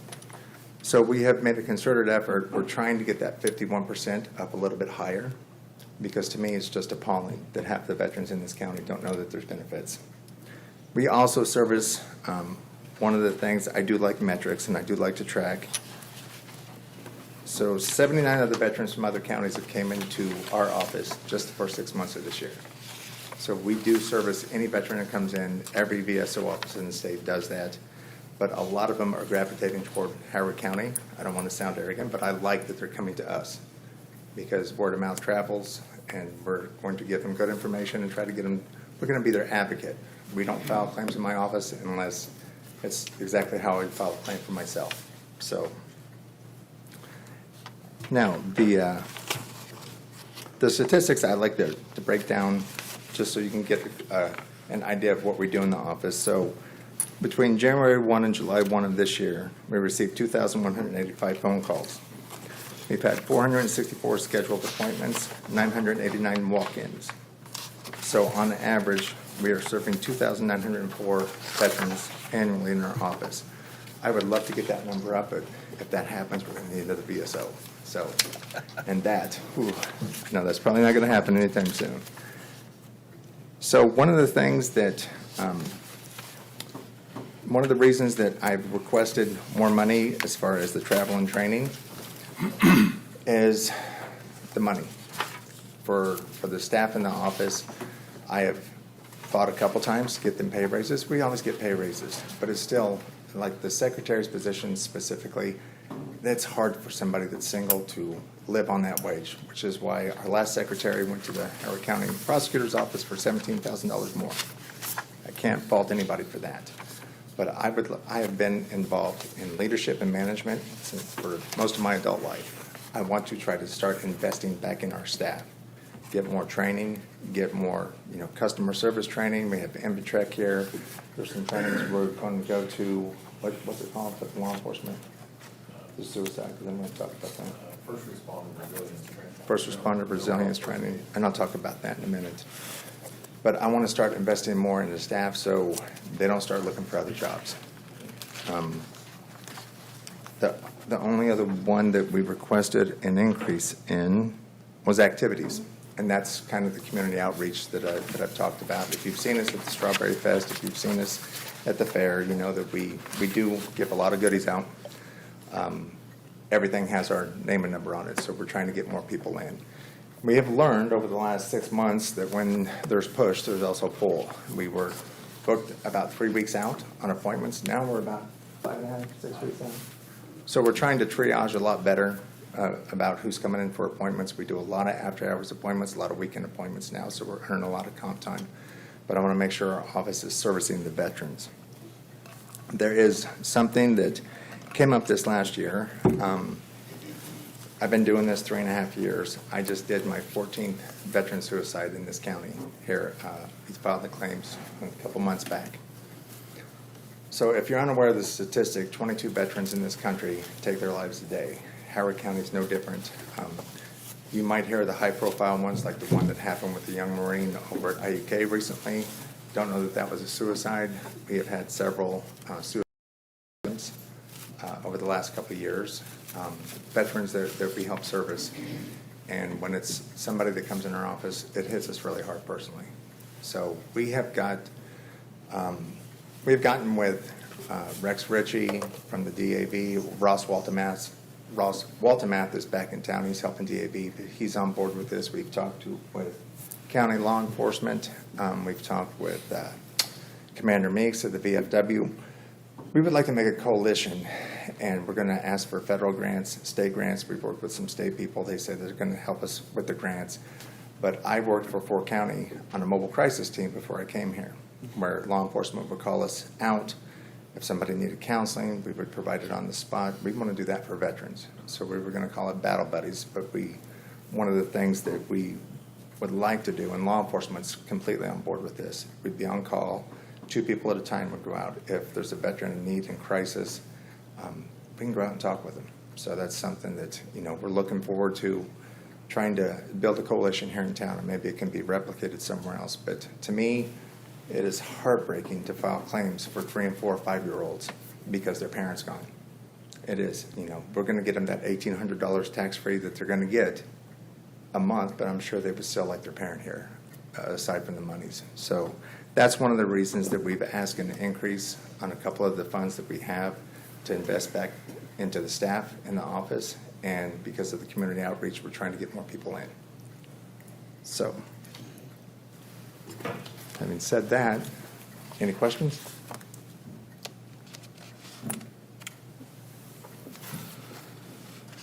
I think that's a first. Just say thank you for the work you do. It's important work. Absolutely. It's an honor, it really is. People thank me for my service because I'm in the state of Indiana. We're one of the few states you have to be a veteran to do this job. So, when people thank us for our service, it was my honor, but I'm still serving. I get to serve my fellow veterans every day. On top of that, if you were unaware, there was a House bill this last, what was it on the floor, like early July? They were trying to make county veteran service officers state employees. So I'm glad that got shot down, having worked for the state for 18 years. I am thankful I'm still a county employee. But there's a lot of changes coming as far as statewide goes. There's going to be more metrics. There's going to be more under our current governor. He wants to know exactly what we're doing, and I'm fine with giving him the numbers.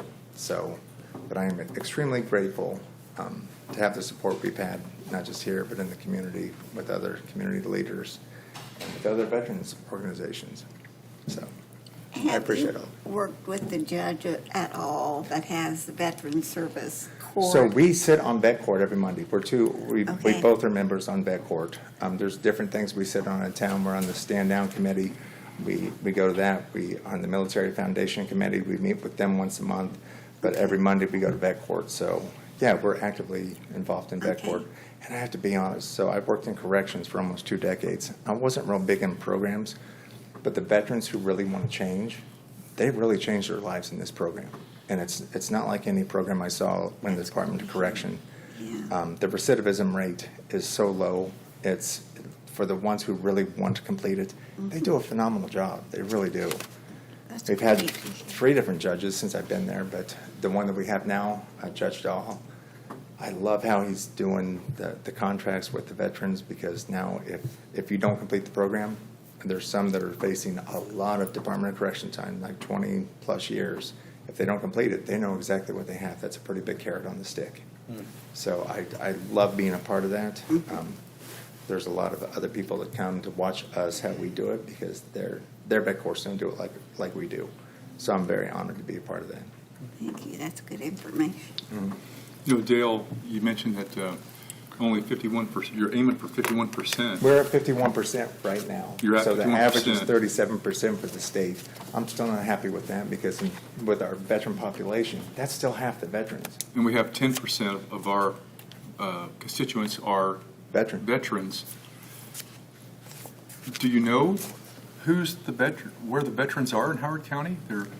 Do you have And a list of them? that's why we do a Because- lot of community outreach, because one of the things we've learned is, in times past, a lot of veterans, you'd find them at the VFW, you'd find them at the American Legion. Those things are falling by the wayside. If you go into these places now, if you find anybody under 40, you're good luck. Most veterans now, especially the younger veteran population, they're not veterans first. They're fathers, they're coworkers, they're bosses. You know, they're other things. The veteran status is last, and it's unfortunate, but a lot of times people don't come into our office until they hit rock bottom. I mean, we deal with a lot of homeless vets. We deal with people that really don't know where to go. You know? So how do you know that 10% of the population is a veteran? So that comes with the annual VA GDX report. So they kind of give a number, how many veterans they think is in your county, based on benefits, based on averages, and then we combine that with the last census count in 2020. We won't get another one. The odd thing is, so our veteran population is decreasing, and in truth, it's because the Vietnam era vets are starting to pass. But our female veteran population is rising significantly. So I don't know why that is, but I know our female veteran population is on the uptake in Howard County. So, did that answer your question? Well, I was just thinking that if you're trying to increase your percentage, if you know where the veterans are, if you know the number, 49%, that you simply just put out a mailing, but you don't have their mailing address. We don't. Okay. I mean, they don't keep track of them, anything like that. So we're doing some things in the office. Word of mouth is huge, especially with so many veterans at Chrysler, Haynes, the bigger employers around here. That's a really big deal, but we're coming up with a distribution list. If something happens, like we have vet fraud alerts, we have different things that come up, we want every veteran to know. That's why we created a Facebook page. That's why we're going to have a distribution list for everything that comes up. So, you know, we're trying to get out there to try to get vets in. A lot of times, I hate to say it, but the veteran population is resilient. They do not like to ask for help. They like to be self-sufficient. And that is a hindrance to us. A lot of them is like VA's for the other guy. I don't want to take benefits away. I'm just like, if you understand government spending and the federal government, you're actually taking benefits away from veterans if you don't file claims, because you're going to get less money next year. So we try to explain that to vets, but there's a generational thing, because I think if you're under 30, you think we're Jerry Maguire. You just want us to show you the money. Above that age, you know, they don't want benefits, because, you know, I had a World War II vet, and 96 years old, about a year and a half ago, he lost an eye, couldn't walk because he got shrapnel in his leg, so he was at Guadalcanal, Iwo Jima, and he was on the main landing force outside of Japan. It was an honor to sit with somebody that's a piece of living history in my office. He wanted to file a pension claim because he was hurting for money. So his wife and daughter brought him in, and when I'm talking with him, I'm like, did any of this other stuff happen? Yeah, he lost an eye to shrapnel at Guadalcanal, took a hit in his leg, hasn't been able to walk, but he worked at United Steel? Until he retired. VA, as far as he was concerned, that was for the guys that lost their arms and legs. He was able-bodied, he worked. You know, I filed a claim for him, he got $4,000 a month tax-free. The daughter came in when he got 100% disability the next month, and she's like, could he have filed this before now? I'm like, 70 years ago. So those are the ones that stick with me, that are kind of heartbreaking when you see that, but, you know. Thank you for sharing that with us. Yeah. One question I have for you, Sure. Dale, is you talked about you were like 8 weeks out on stuff, on visits with people. Now you're Right. down to 5 or 6. Right. This part-time position that you're recommending maybe cutting, would that help They had with nothing to that? do with Okay. the veterans coming in. They weren't certified to do claims or anything like that. That sole purpose here, we have documents. I will say the one we had last year was better than any of the rest. So we had documents going back all the way to the late 1800s. We've digitized those. She did more than the 3 people before her, and by threefold. So she was very digitally adept. And we still have quite a few files down there to digitize. I know that's something that's still high on our priority, but if we can get somebody for the federal government to pay him, come in here and do that, it's saving the county money.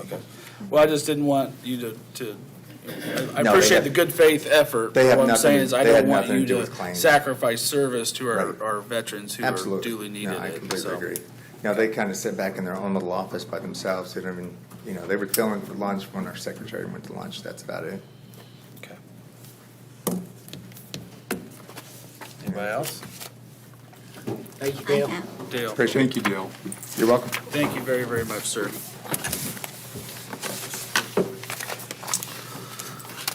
All right.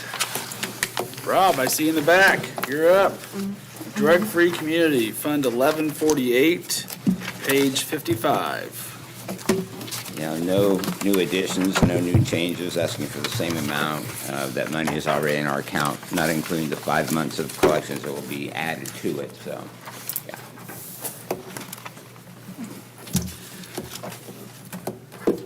I had a constituent ask me about your pay this last year, and I think that's being handled, maybe, but I don't think that we have a whole lot to do with that, but just confirm with me on that. Is that Yeah, correct? we're in talks, yeah. Okay, Definitely. Thank you for considering that, appreciate that. Yep, I did a little bit of research, and it was kind of outside of our realm, It's but, been 17 years since I had a raise, but I believe in what I'm doing, committed to it, so. yep, I understand, and I think it's well-deserved for you. So, Thank you. so what's the answer?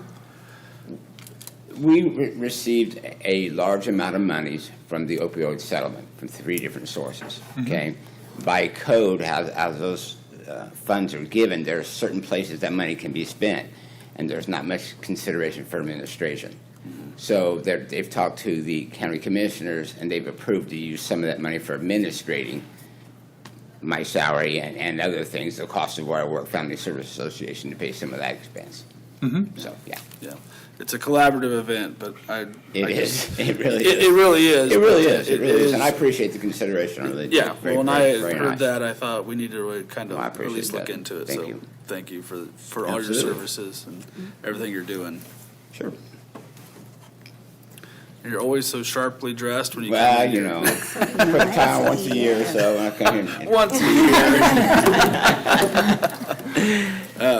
And I know the drug problem is a problem, but Yep. I appreciate all your efforts and on what you're trying to do to help out the We've community. got an outstanding group of people I work with that do a great job. They really care and are very committed. And I always tell people when I recruit them to the council that, you ever taken something back to Walmart, and when you do that, you're taking money out of the person that's waiting on your hand. That's not us. We want to bless people and support, and anything we can do to continue to address this issue, we're all about. So, absolutely. Great. All right. Yeah. That's it. Okay. Well, you and thanks so Dale much. setting the standard Appreciate it. high here this afternoon. Good That- job, that guys. was easier than Thanks, guys. Thank you. Good to see you again. You too, thank you. All right, next up is Treasurer, oh, hey, there's Christie, come on up. We will be in page 4, general fund, so. I only have 2 requests. One, the first one I was advised by the president of our Treasurers Association earlier this month before our State Board of Accounts called Treasurers Conference. Our annual treasurer's dues are increasing from 0.5% to 0.75% for 2026. So that first request is an additional $125 to Fund 32600, which is dues and subscriptions.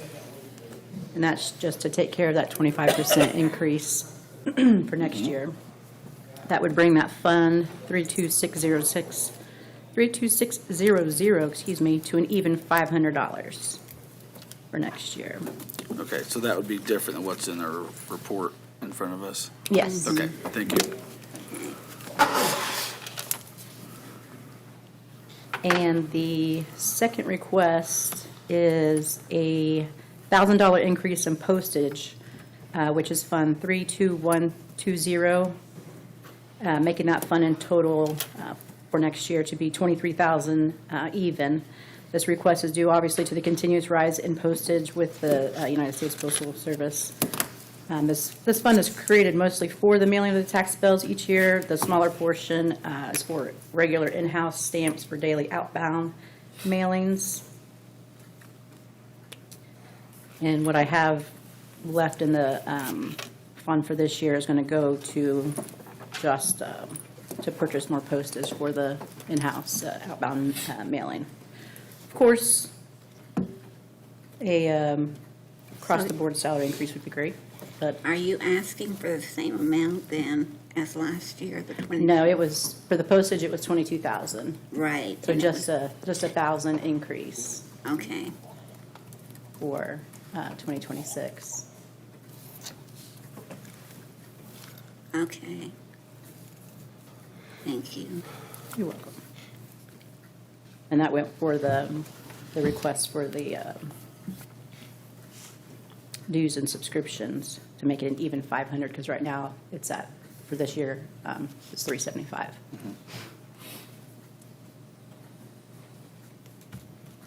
Okay. How's your rate of return on everything, on all your investments? Getting ready to talk about. Okay. I didn't know if you guys, Sorry. I Sorry didn't know to ruin it. if you wanted me to, I wanted to, but I figured there'd be enough time since I only had 2 short requests. If no one else has any questions on what you just presented, I'm okay with it. Just Yeah. to go through the What you're interest that earning. she's getting. Okay, so as of July, end of July last month, we were at hold on, okay, let me take that back. From January to July, plus the CD that just matured on the 2nd of this month, we're at just under $3 million.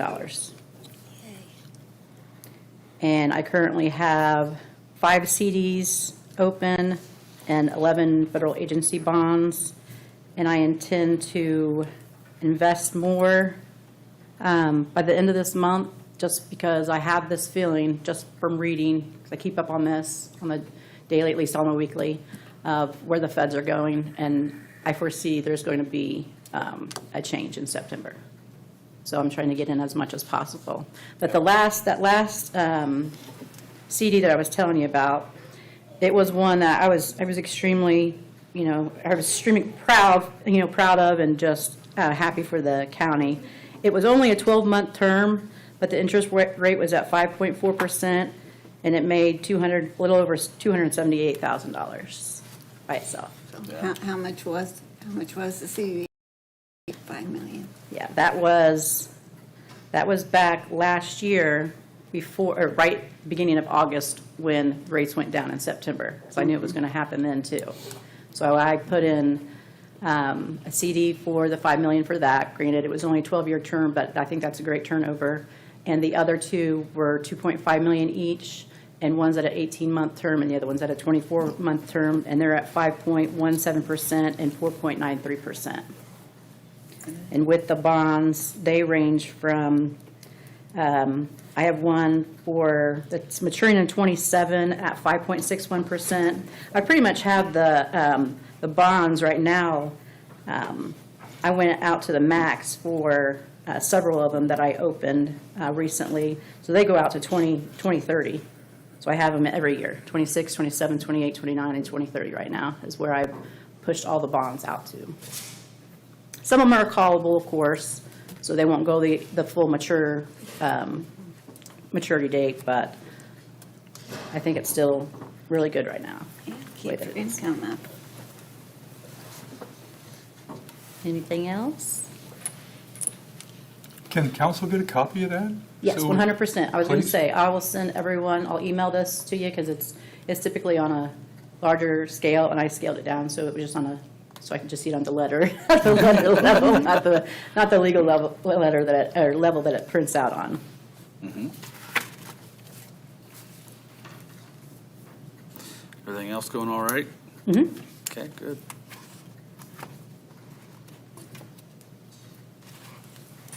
Good.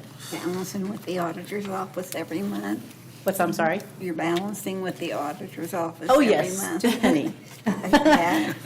Every day, and every month. Every day and Every every day. month. Yes, it's best when it's done every day. But yeah, Yeah. when it's done to the month, of course. And then everything gets uploaded to Gateway after that as well. Good. Yes. Perfect. Okay. So I guess if we have time, Uh-huh. let's see, how's our time, Mr. President? We're good. We're good? Yep. Can I ask a few questions? Sure. How much money do you have in reserves that you're dealing with? Just out of curiosity. For investing? Yeah. Well, with that last CD of being $5 million, I have another CD that I'm opening next week of $1 million, and I'm going to try everything in between that, because that's on the 29th that wire goes out for that CD. So like I said, because I just have this feeling it's going to happen again like it did last year, that the rates are going to go down. So I have the rest of that, so that was going to be $1 million, so I have at least $4 million that I'd like to invest from when I leave this room till the end of this month. Excellent. If not more. Okay. No, I tend to agree with what I'm seeing, and I think you're right. They probably will lower them at some point in the very near Yes, future. yeah. So I'm hoping, I hope they don't, but yeah. just got to be They careful. They probably need to be honest. Yes. But yeah. So Yes, yeah. yeah. Yeah. And just with my own personal ones that I do on my own. I see them going down. I'm like, oh, Yeah. we got to do Yeah. something before September 1st hits. Yeah.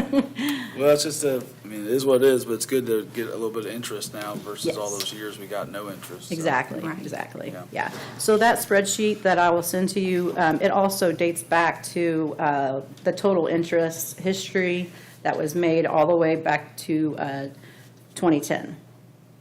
Oh, nice. Great. Yeah. And I can send every single year as well. If you want to see the spreadsheet of everything that was invested for every single year, I can send that to you as well, if you'd like. And you'll have the whole spectrum of Well, that's 2010 to 2025. That's up to you. I'm just looking for some, just some general information to help fill in the blanks and Sure. help us see how the county's doing with Sure. with all of its revenue. Okay, yeah, Yeah. definitely.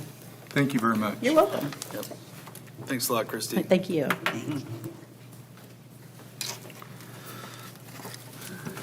All right.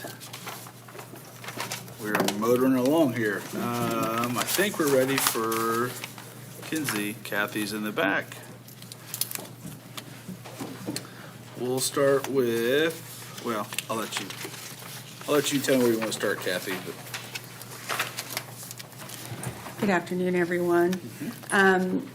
We were instructed to provide our old numbers, or our numbers for this year, and to reduce our budgets, our operating budgets by 5%, which is what I've attempted to do.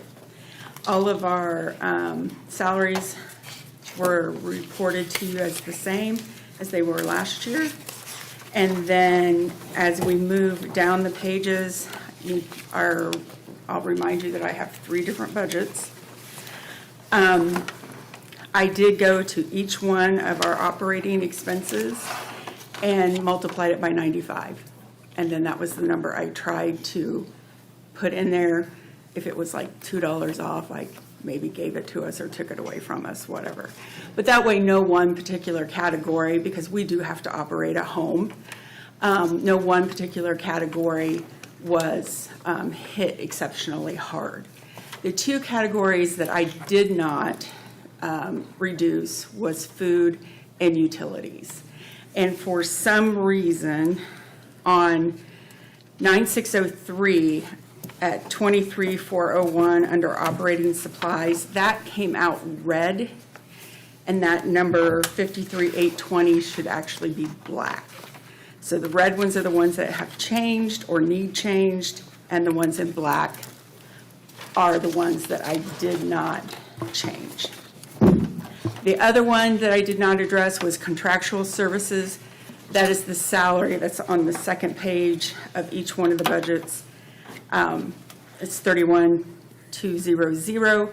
That is our doctor's salary. And Obviously, I don't want to decrease that. If there are any raises given, I would like for that to be considered as well.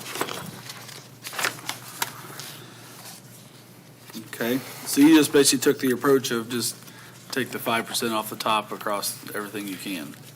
Exactly. Okay, thank you for that. That's all I have. Are there any other questions? Let me comb through. So we're on, I'm looking at 9603 on page 44 and 45. Does the council have any questions on that? I had a question about the cook line. I know that went up a little bit, and there was some discussion with the PAC committee. I don't know if those were related, or if that's a separate Yes reason and why it went up. no. We ended up losing the cook in question. His request was that he would be able to buy health insurance. That was declined by PAC. We have 4 positions for cooks, two of them being part-time.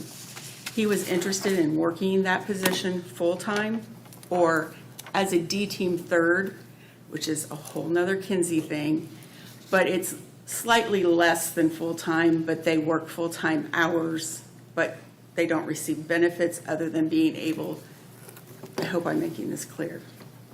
They don't, they are able to buy the health insurance for the county, and that was his request because he wanted to care for his family. He is since no longer working with us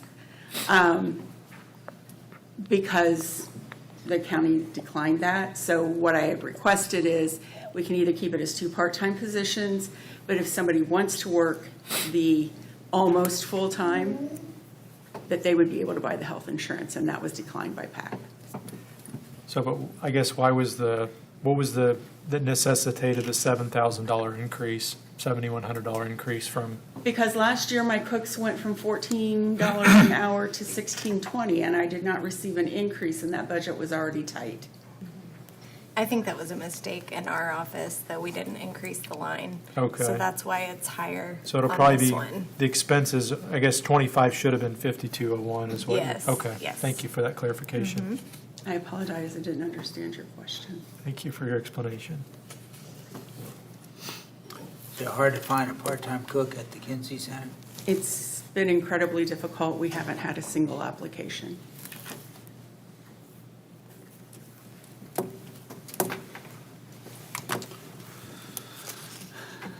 Okay, that finishes 9603. Anybody have other questions on that for Kathy?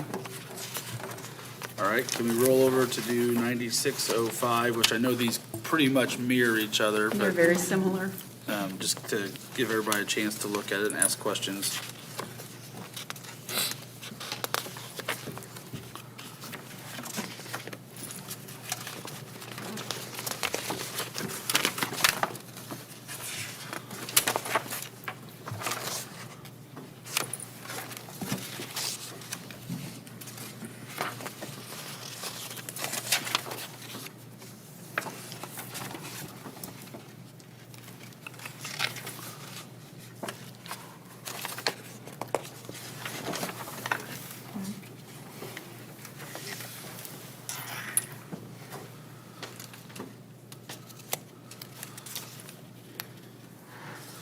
I assume you did the same kind of concept, took 95% on this one? Absolutely. Okay. We have a code that we have to follow for each category based on whether it's in secure detention or shelter care.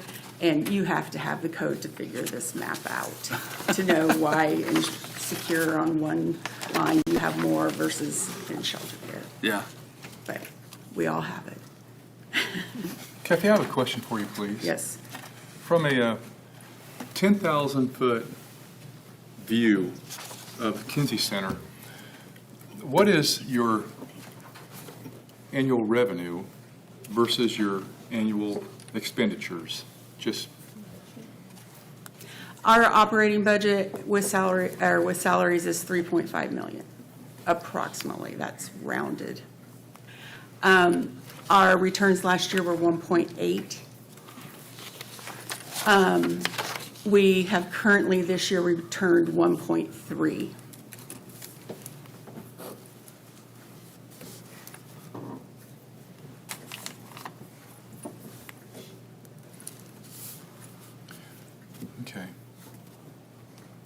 Thank you. You're welcome. If you go to, I think it's line 32, 630, says detention alternative. What's a detention alternative? I'm on page 47. Okay, I don't have the page numbers that you, are you under So the it's- yeah, it's a, 4935? Or, it's a 9605, Okay. 32630 detention alternatives. detention alternatives, that What's is. meant by that? Huh? What is meant by that? Detention alternatives includes some of our programming. That is, we utilize that to pay for county, for coming in and working with the kids, Community Howard Behavioral Health. Narrowgate Horse Farm comes in and does programming with the kids as well as Fit Kokomo. So it's different programs. from Different programs. Different organizations outside of the Kinsey area, the Kinsey structure. Yes, and the goal is for kids to connect with community programs that are pro-social, hoping that that would improve what they do outside of the building. Thank you. You're welcome. So how do you feel about that 5% cut? Do you think you guys can operate that with that? Simply because it didn't hurt any one category significantly, because I did it category or line by line. Yeah. I think we'll be okay. I mean, we're going to have to tighten things up a little bit, maybe around Christmas and things like that. Okay. We do have a lot of structural issues.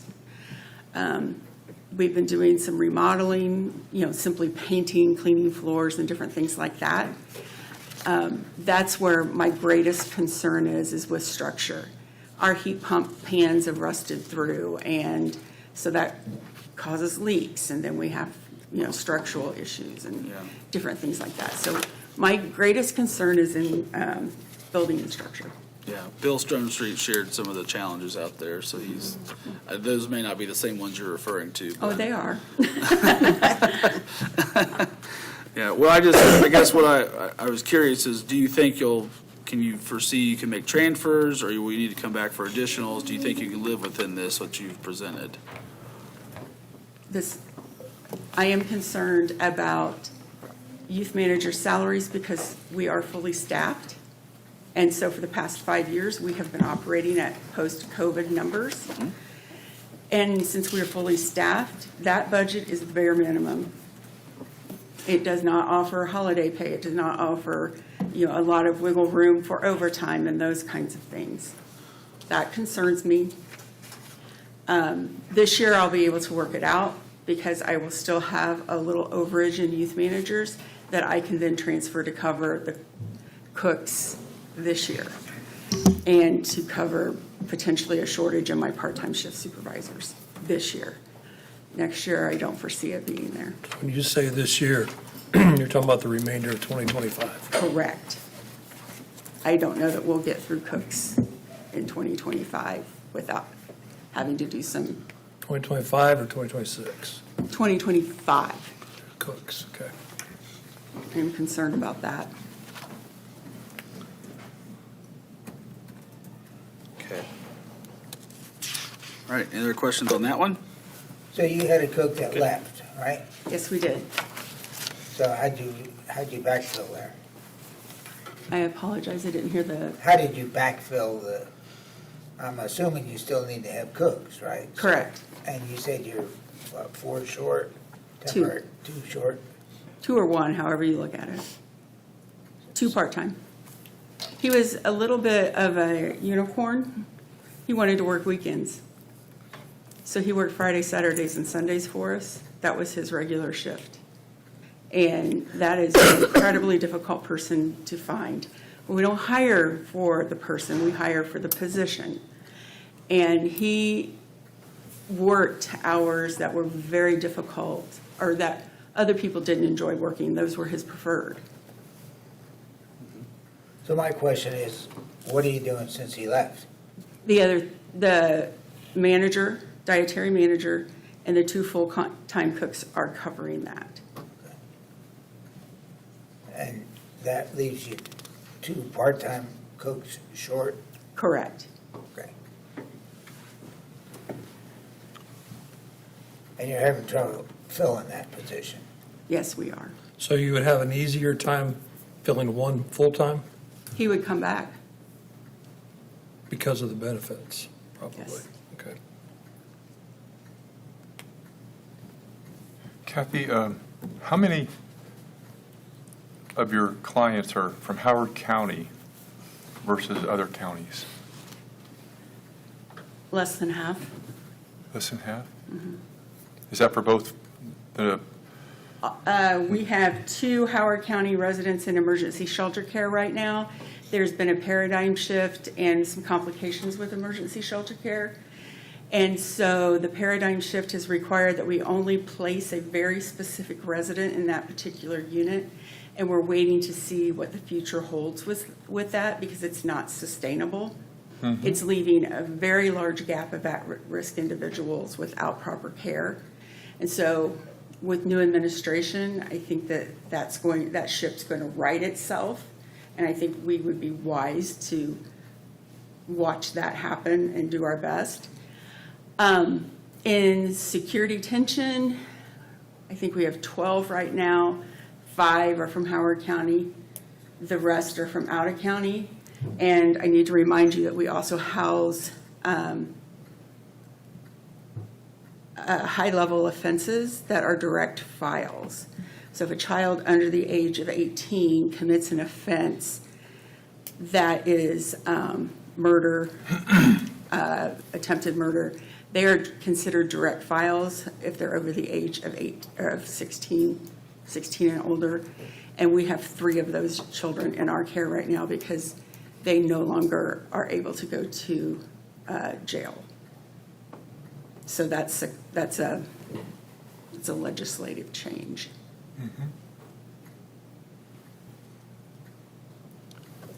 You mentioned, I think you were talking about the secure side, something about change in management. Is that internal or from the state? That's from the state. Okay. And that was actually DCS. There's a new DCS director. Okay. And I think he's learning the job. On the fly. And that means that things shift. Okay. It's Just part of the checking. process. Makes sense. You look like you have a question. I was just going to comment, I know that you have a dietary manager budgeted.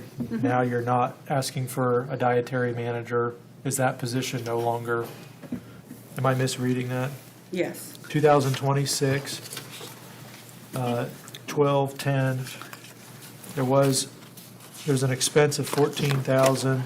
There was a budget of 21,000 plus in 25, but I'm not seeing a line for it in 26. Go down 2 lines.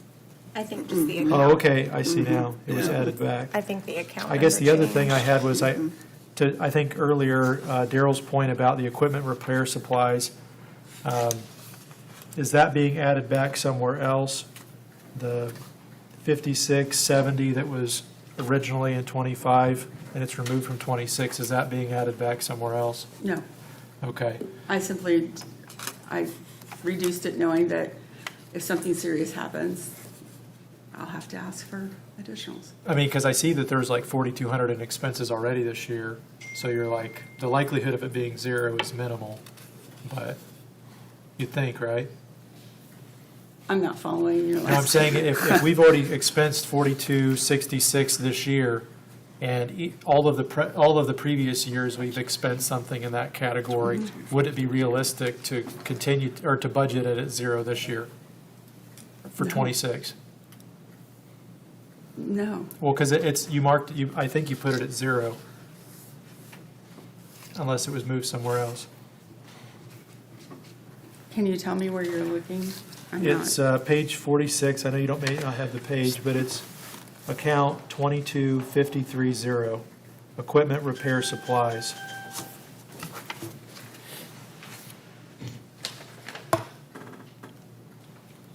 It looks like in 9603, you have 4,600 But then in 9605, there isn't an amount.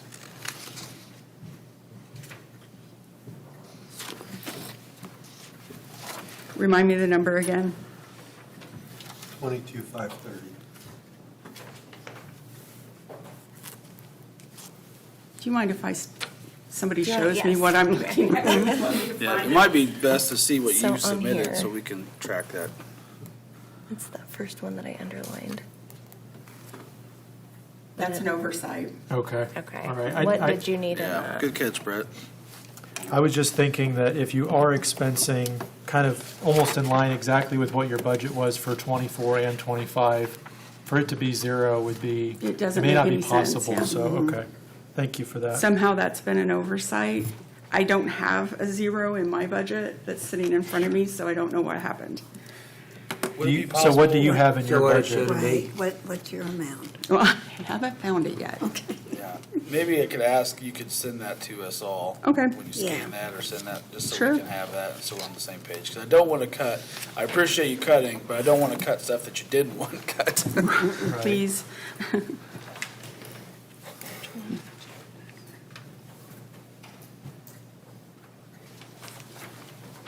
Last year, you requested 5,670. If that helps, if that number looks Multiply that by familiar. 95. I think on your Form 1, I have it in red for 5,400. That sounds right. Okay. Thank you. Thank you for taking the time to correct that. I want to try and get it right if we can. Because I have it at 54 and 46. That's what I have.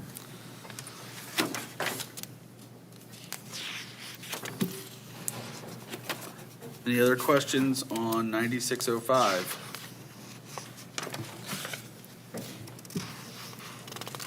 All right, we'll go to page 101, Fund 4935, Kinsey user fees. This is a smaller one, just supplies and services and charges. Looks about identical to last year. That's exactly what it was last year.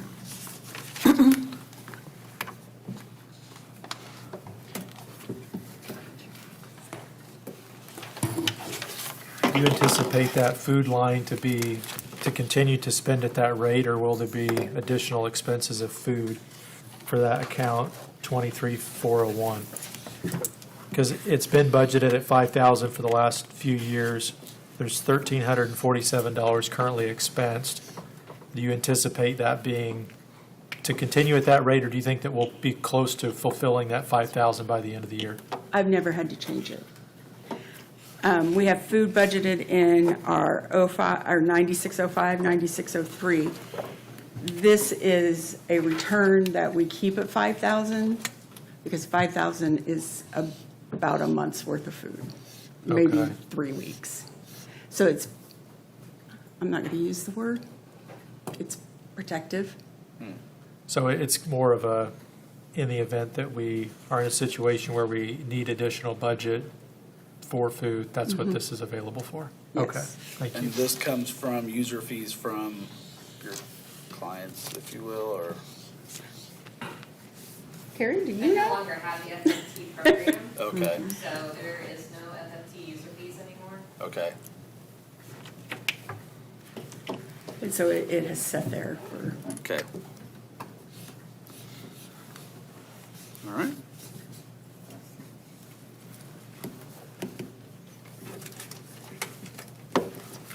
Anything else? thank you for your time. All right, thanks Kathy. Thank you. You're welcome.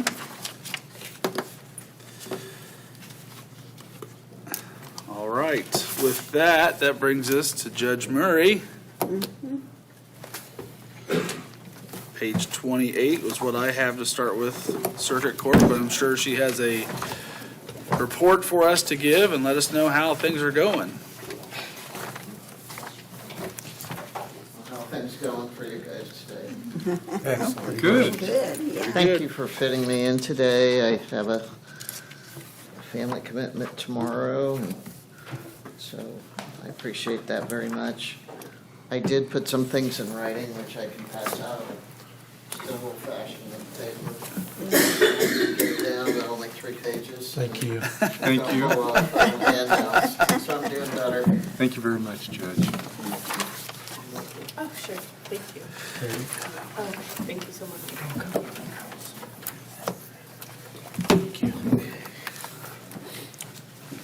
I like paper too. Me too. The storage seems to be the problem, doesn't it? Thank you. Always. Thank you, ma'am. Thank you. Hello, Judge. Frank, glad to see you. Go Rutgers, right? Amen.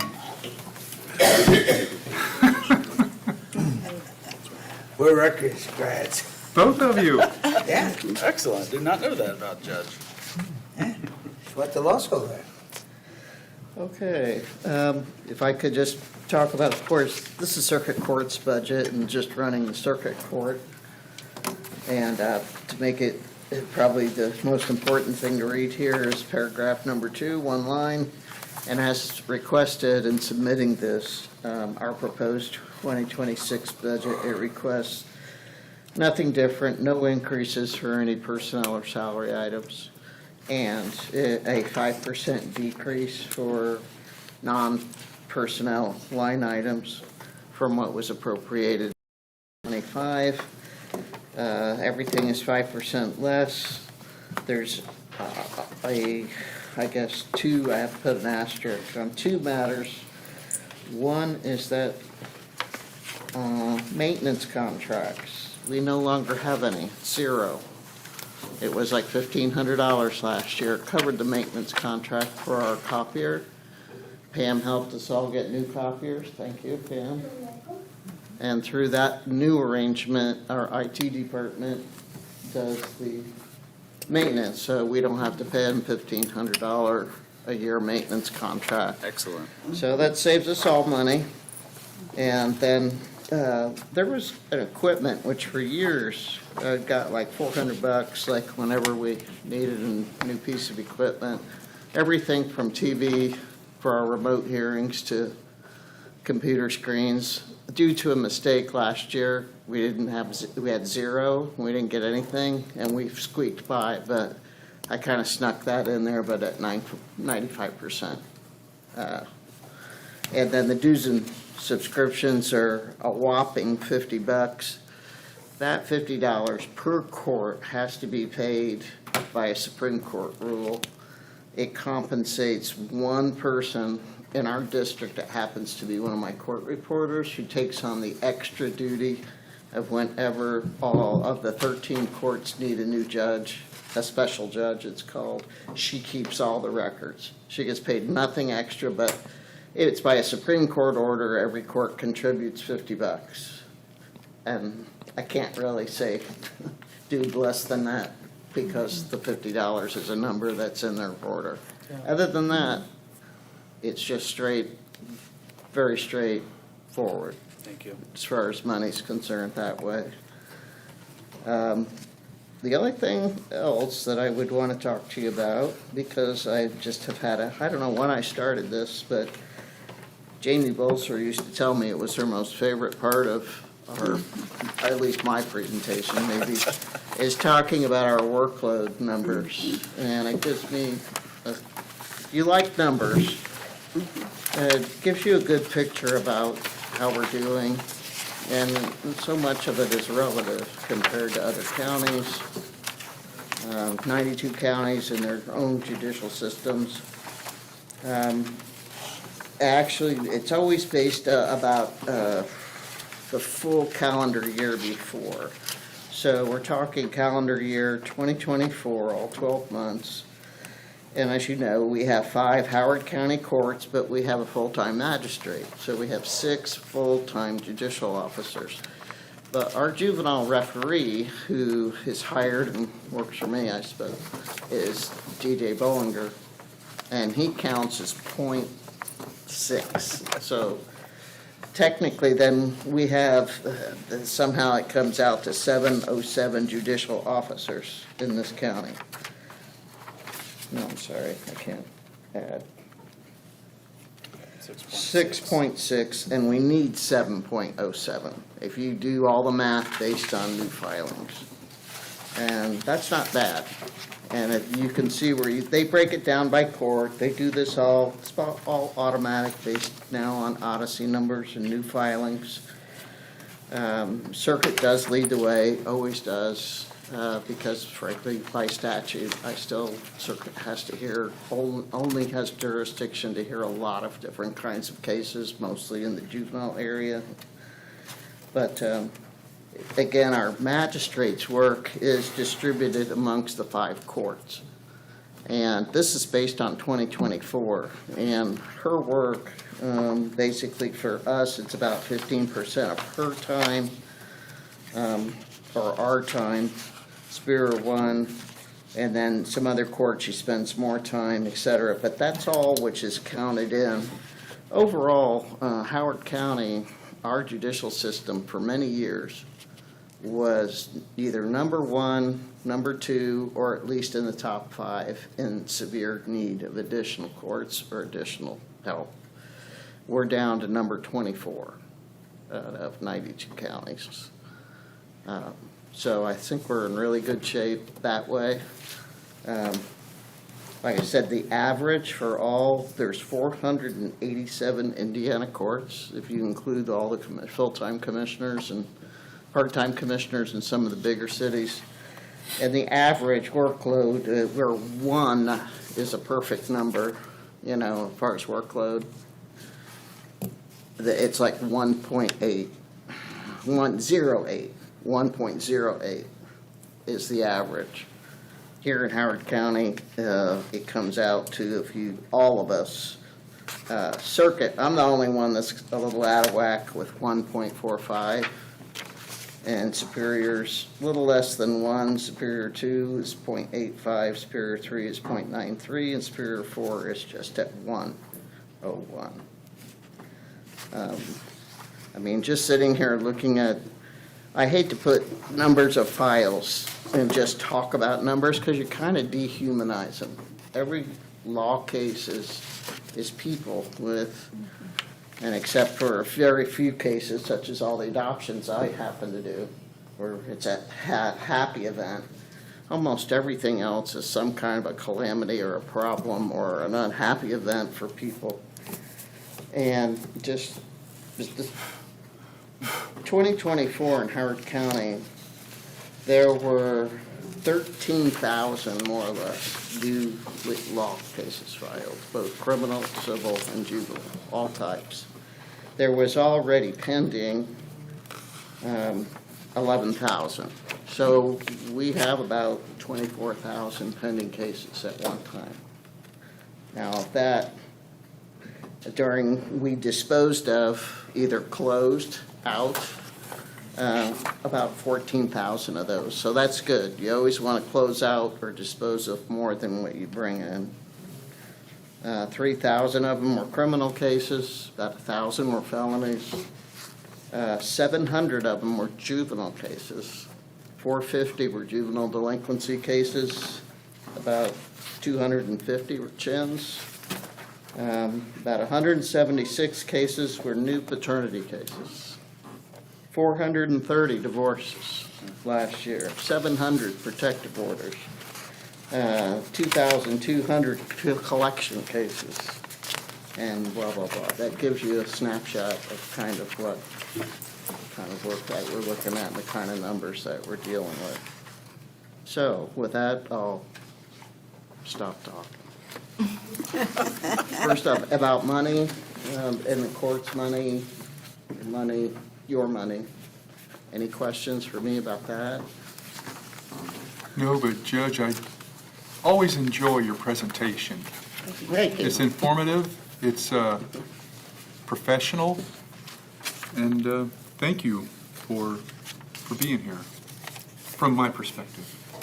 I appreciate all the work you do too. You take, a lot of you, you have full-time jobs to do too, and take the days off to sit here all day and listen to us ask you for money. So do these numbers that you presented on page 3, do they, like for Superior Court 2, would that also include the Veterans Court Yes. activities and all that? In So fact, all the the prob- specialty courts are in there? Yes, problem-solving courts actually get a little bump on the caseload weight. One thing about the caseload weight, it's not like one case equals one, like one small claims equals the same thing as a divorce or a problem-solving case. They have done this over time with time studies for us, with us. The more the cases that, depending on how much time it takes a judicial officer, like the average time that it might take for me to work a divorce would be, well, let's say 40 minutes, as opposed to a small claims I could probably, will be less than 5 minutes. And that's all figured in case load weight. Problem solving, those courts, which as you know here in Howard County, Circuit has 2, Superior 2 has 2, Superior 1 had 2, now they're overseen by another court, Superior 3. There's a lot of judicial time involved and they count as extra weight. Does that make sense? Yes. Okay. That's good. Oh, again, thank you. Thank you. Thank you very much.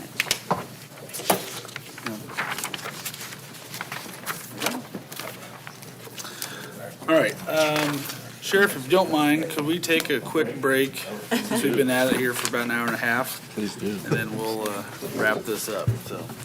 All right, let's take a quick break and get back with the Sheriff's Office.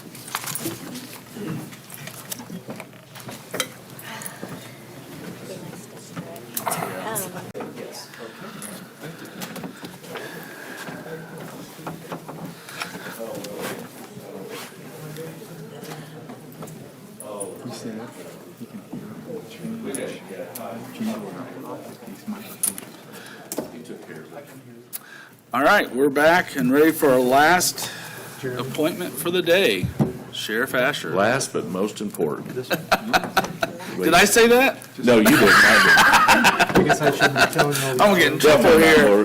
Definitely not most important, just part of the team, Howard County.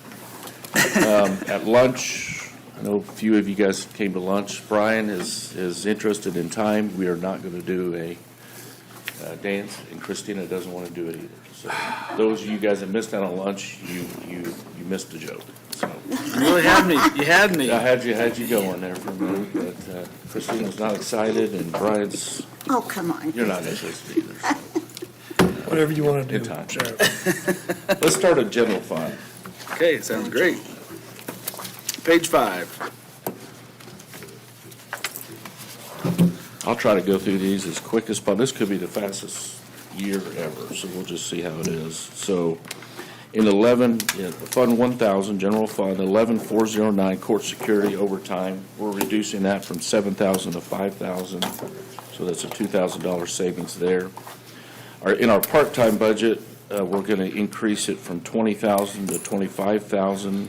I couldn't tell you how many years it's been since it's actually went up to 20,000. And with her salary going up a little bit, we need to increase that a little bit. When you say her Longevity- salary, what? Do what? When you say her salary, what is that? That we only have one part-time person on that, Okay. on that salary. Okay. In the general fund, that is. That's fine. Yes. And I think Lisa was trying to throw her water bottle at me. I just heard it tip over. She's tried it a couple times today. I heard it fall over. I picked it up once. Longevity is 12,108. We're going from 44,000 to 47,000. Obviously, that's just a little increase in people staying a little bit longer. Community policing is 12,800. I'm going to increase that from $5,000 to $7,500. Most of that we use during the fair week is usually when we use the community policing money.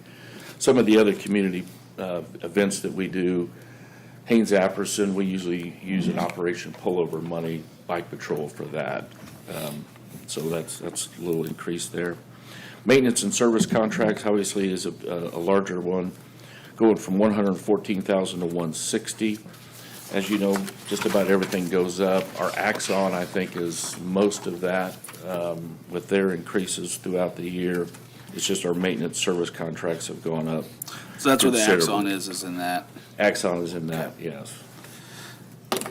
And then a happy point is utilities. We believe, talking to Angie, we can reduce that from 750,000 to 675.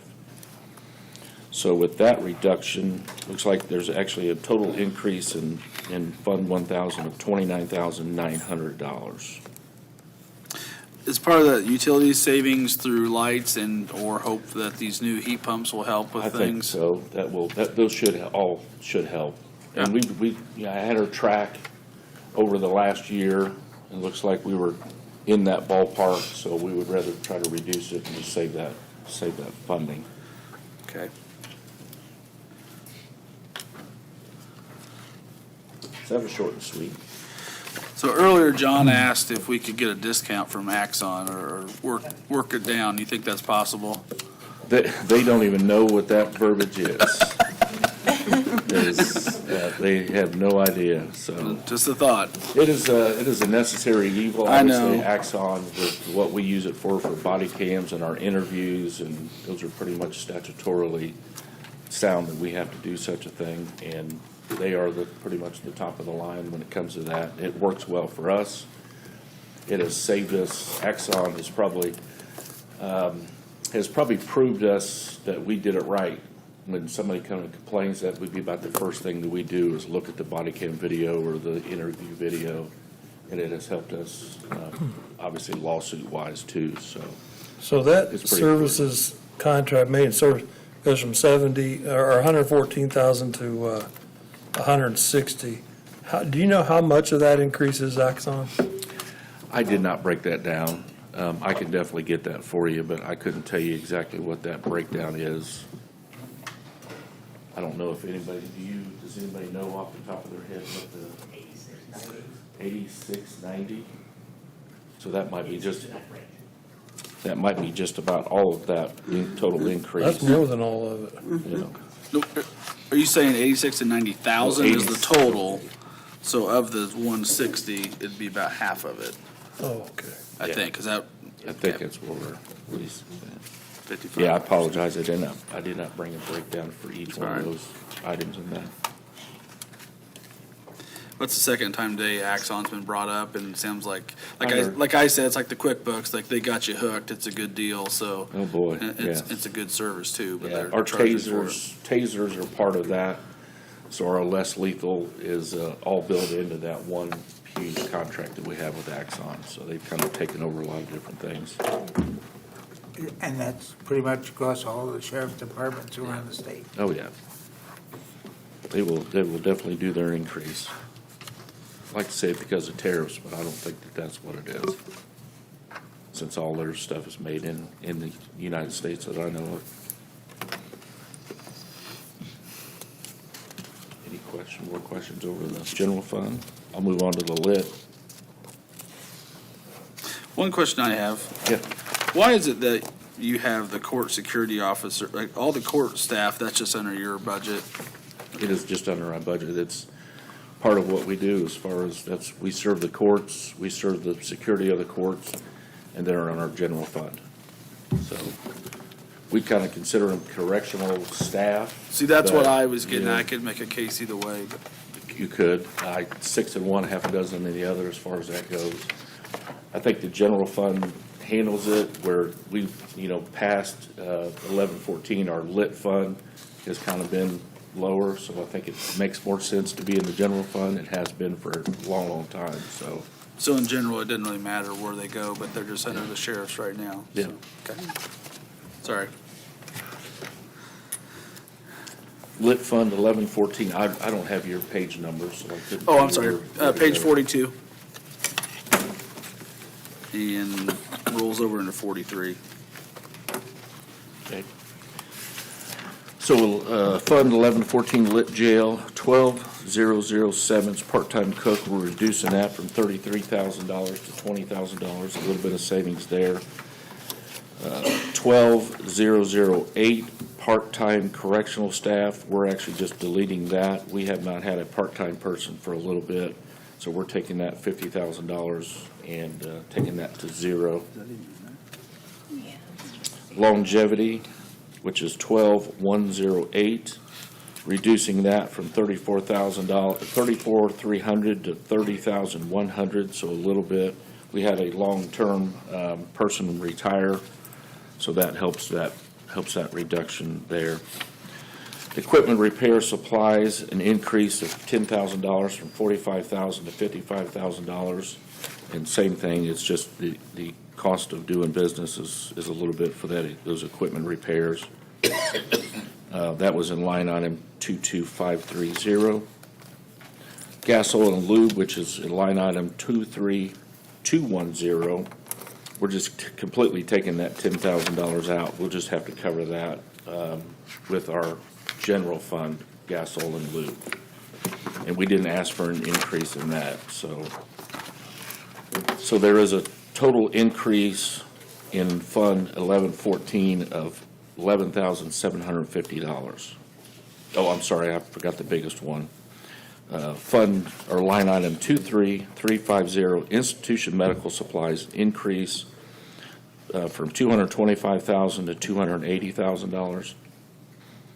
When we get to Fund 1233, there's actually a pretty significant reduction on the other end of some of that too, so we try to offset that. So there is a little bit of an increase in 1114 of $11,750, but there's a little bit of a decrease in Fund 1233 to kind of try to offset that part of it too. So as we always do, sit down line by line by line and try to do the best we can for what comes up at us, look at the year prior, and try to reduce where we can and increase a little bit where we can too. So I think that's all I had out of 1114 as far as the reductions and increases.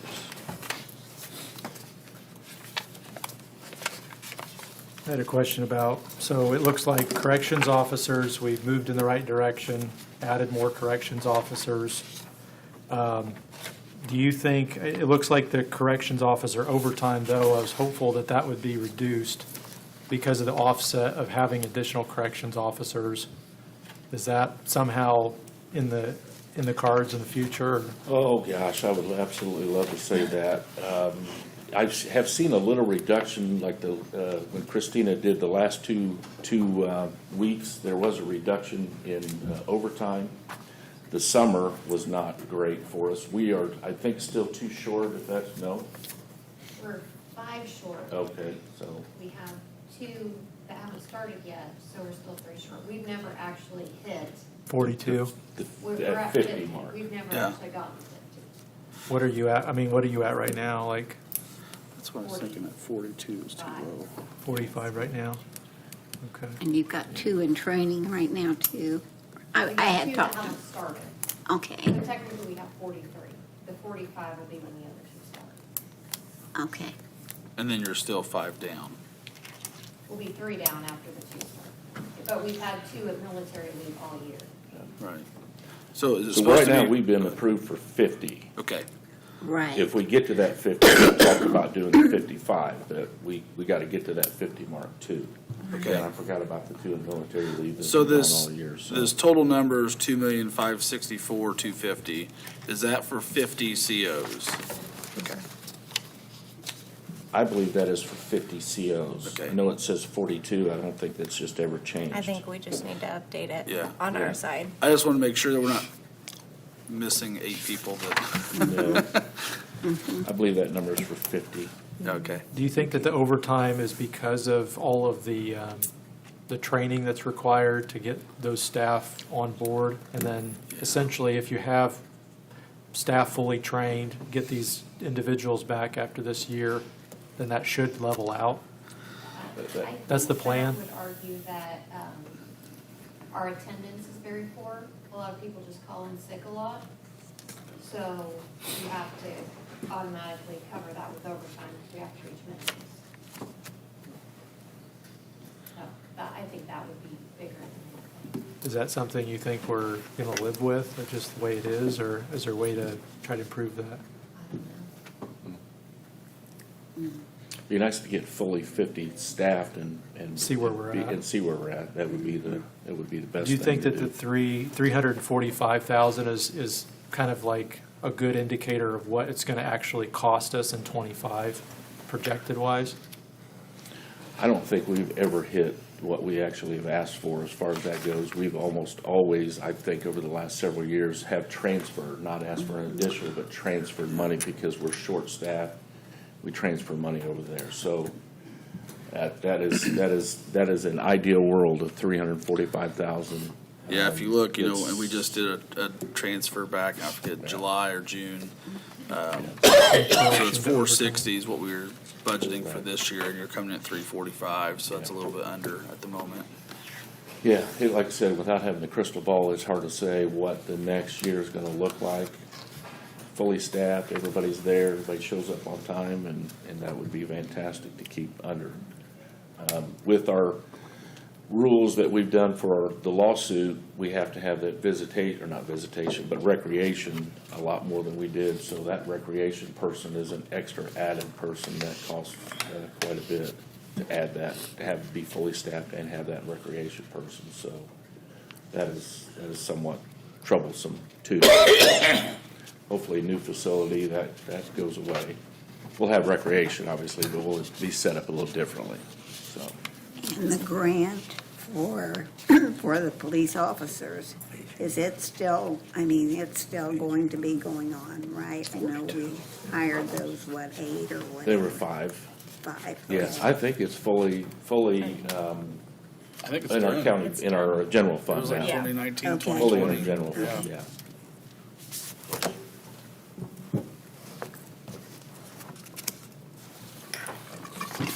Questions on 1114?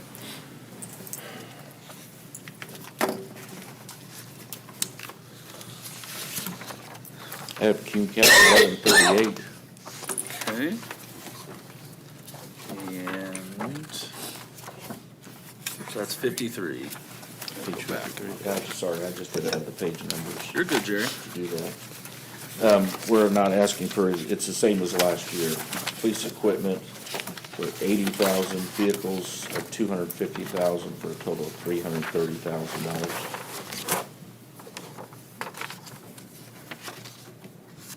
We will have to do some makeup for the vehicles at $250,000. That's technically not going to cover 5 vehicles, but we will figure that out for 2026. Would be increase in 2027. So you're thinking you might just live within that, like get 4 vehicles or whatever it takes to. We'll get 5 and just cover it another Okay, way. okay. So. But I think we have we got we haven't seen exactly what 2026 total, I'm sure we're going to be a little click into 50,000, probably 53 to 54. We just have to wait and see what the price is.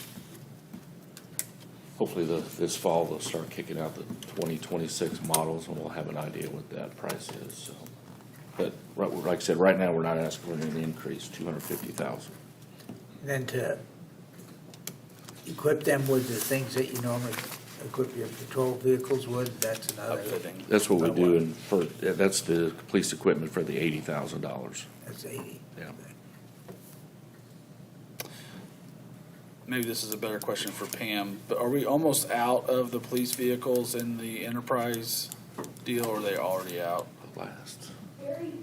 Oh, it's a Gary question. 2018. 2 more years. 2 more years.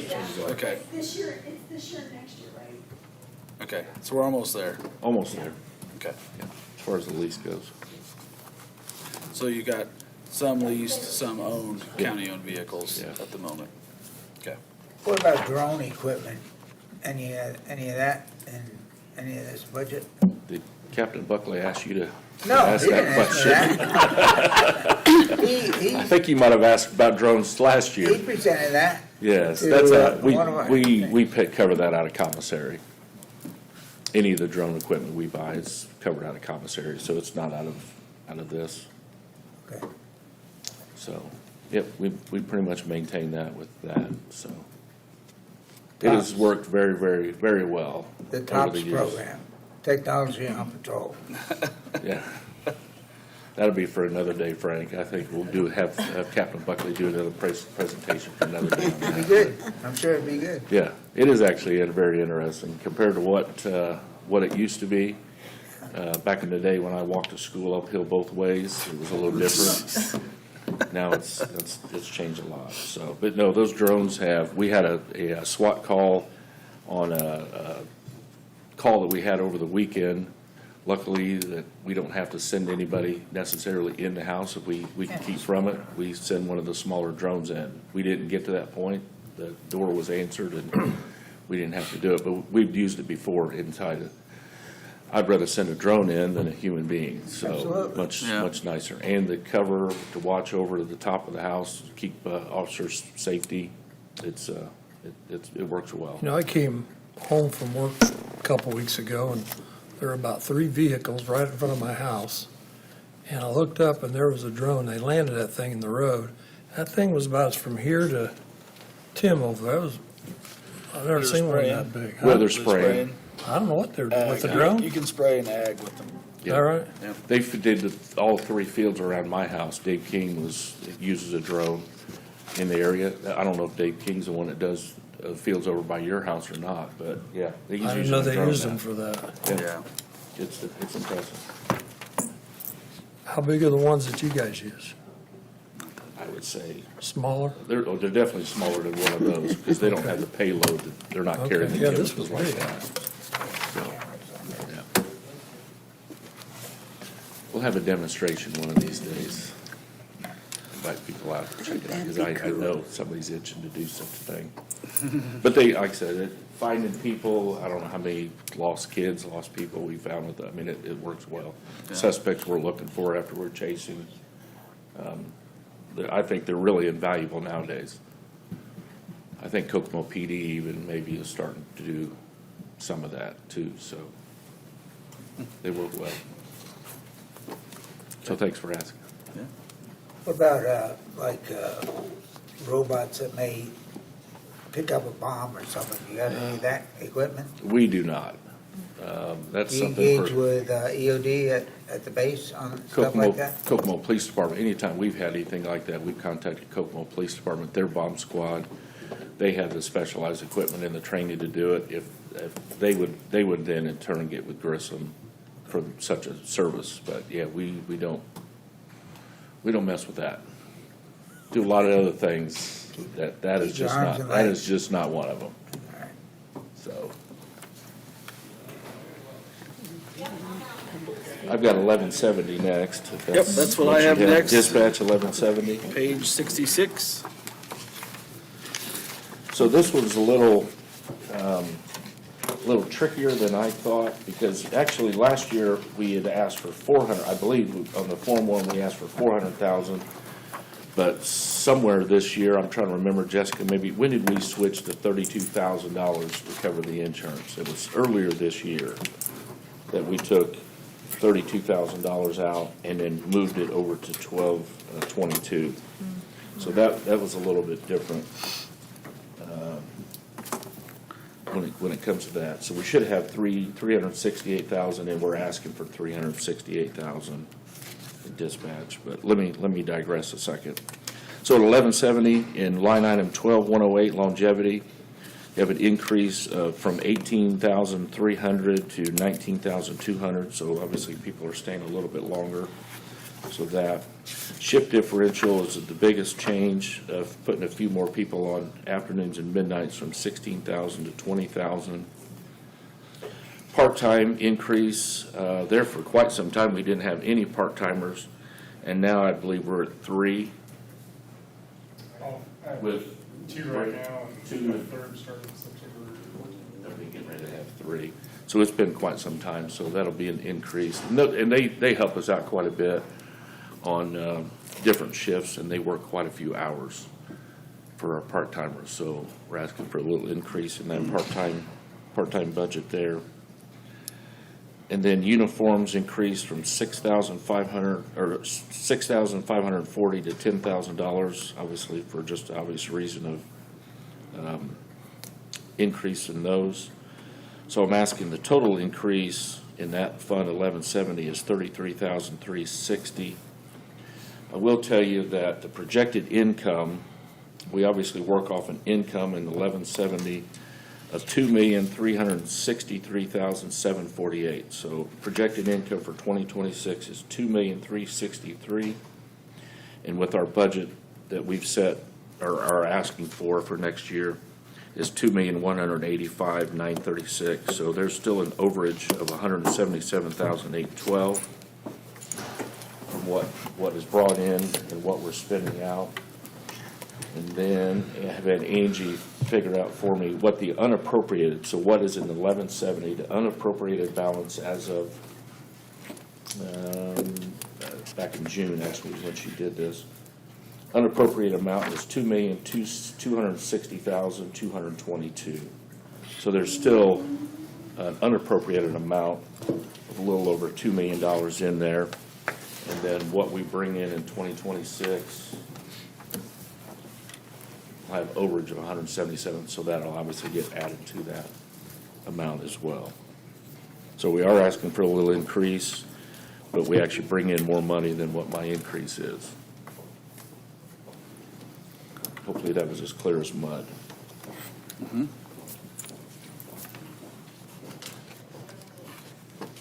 And you don't see that insurance being higher than that 368? Well, I sure hope not. Okay. Until I hear from Jessica, says, ooh, we got to add some. Hopefully that's not the case. But luckily that, like I said, there is a $2.2 million unappropriated balance in that fund. So if there is a increase or whatever, but Yeah.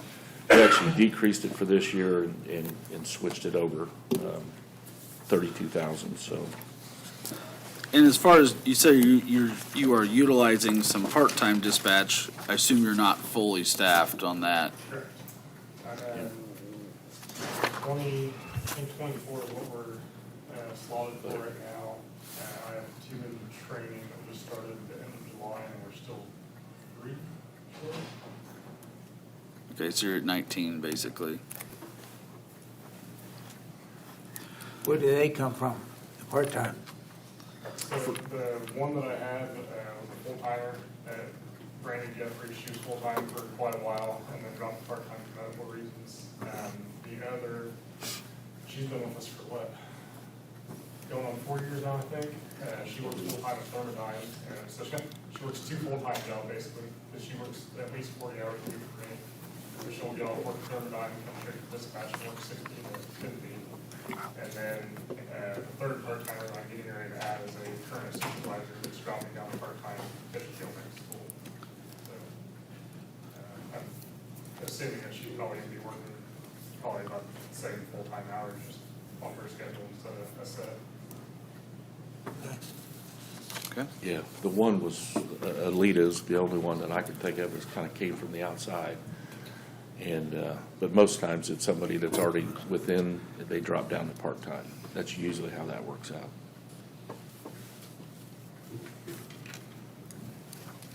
Next fund I have is 1175 misdemeanor fund. Okay, that'd be page 68. Not asking for any changes there. Maintenance and service contracts of $18,000 and equipment of $20,000 for a total of $38,000. That is money that we get from the state, and I believe it used to be $64,000. I think they're dropped it down to $51,000 in that ballpark. So we're still under with what we actually bring in per year. I know we had enough money this year to buy the new transport van, and we did that transfer earlier this year. So not too exciting there. Okay. Fund 1222. Page 81.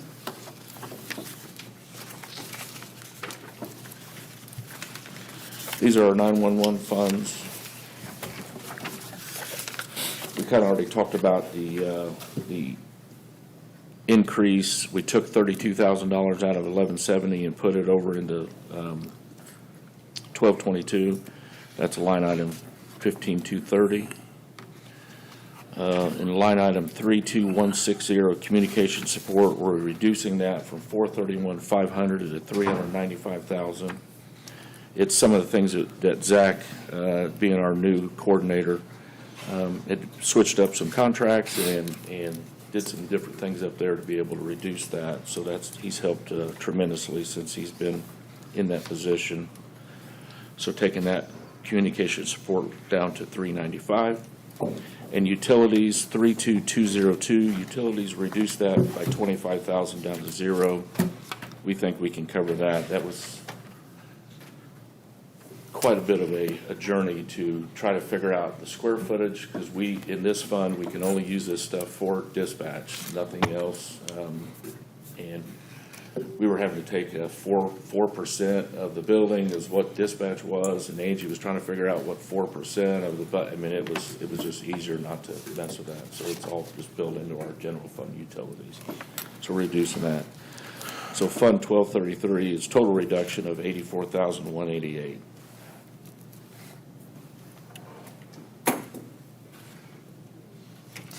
And I forget, was it last year we paid, was AT&T for was like a 4-year contract deal? That was a big number.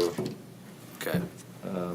No, actually, I think it was the year before that, was 837,000. Oh, it was the year before, The line okay. item was 837,000. That was the 5-year low of our AT&T contract for a 911 line, so that's a bump every 5 years. Yeah, okay, that's when I had some heartburn on last year. Yeah. Now, the unappropriated balance in that, so we bring in a little bit more than what, what we pay out in that. I will tell you that here in just a second. Where is that?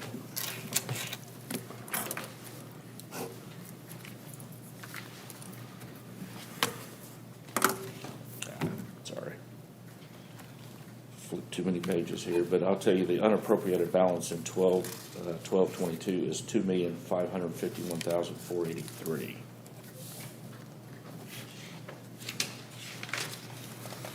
So the budget I'm asking for 2026 is $612,661. Projected income in that fund is $654,708. So an overage of $42,074 will just go into our unappropriated balance. So we're reducing it, and we'll still have a little left over to go back into the unappropriated balance as well. And this is specifically used for communications at dispatch, correct? Yes, only thing, they're very, very, very strict. Yeah. We painted the walls one time and used money out of this and found out that was not a good thing to do. So we had to switch that money around, so, but you would think so. You have to pay it back. We took the paint off and put it back in the jug and sent it back, so.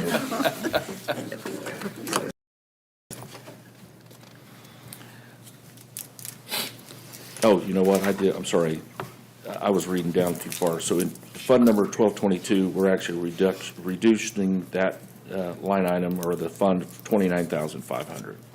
Sorry, I skipped ahead. Next one, fund I have is 1233, lit correctional facilities. Page 82. Just a couple things in here.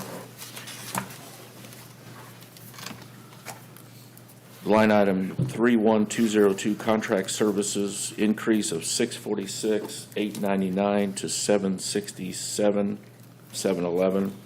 That's our doctor contract, an increase in our doctor contract. For those, that's what the contract services is there. Line item 32634, medical and hospital services, reducing that from 250,000 to 130.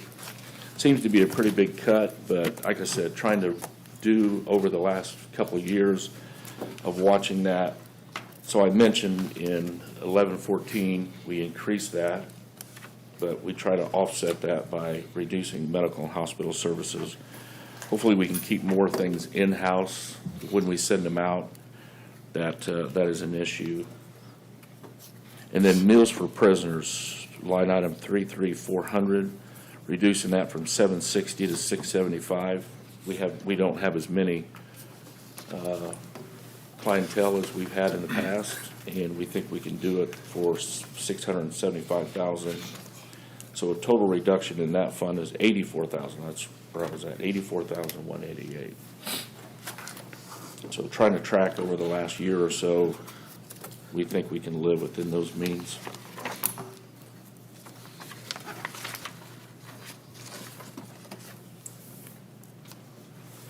I did not get to your, I know you talked about a 5%. 5% would, for me, would be $750,000. That would, I couldn't even work that miracle to do it, but we did our best to try to reduce over our funds. Do you have a breakdown for all the funds? Do what? Do you have like a breakdown of your total through I all do. your funds? I do. Next fund I have, unless somebody has questions about Fund 1233, the next fund I have is 2508.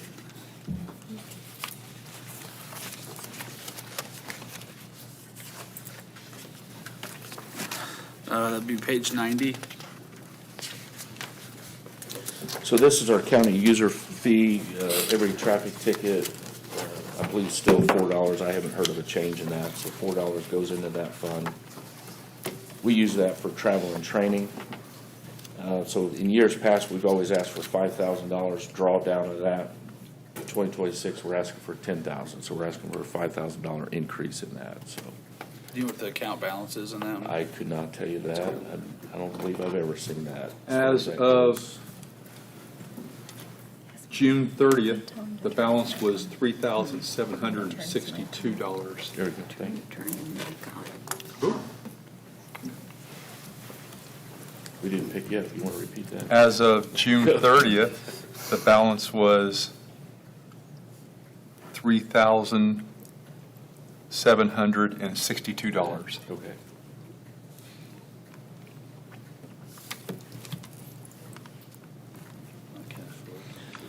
So now, like I said, asking for a little bit of change in 2508, and then I know we're all excited for my last budget of 4903. Okay, that'd be page 97.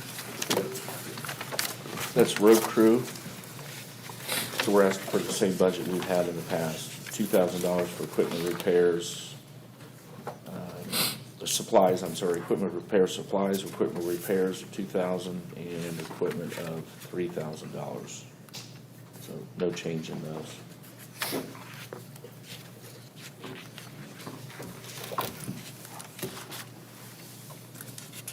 I have not looked for a little while. Obviously, that is money that our road crew goes out and does work.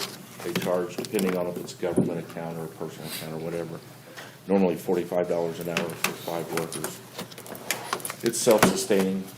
We sold some mowers this year in the auction, did well on that, surprisingly. And then we were able to buy a new mower and still have money left over. I was wanting to think the balance is a little bit over $50,000, but I just couldn't tell you. I have to look for a bit. So pretty self-sustaining when it comes to that.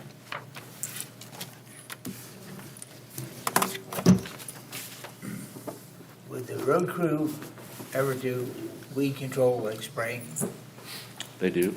They do? Would they ever do it out of county? I'm sorry, out of county? Yes.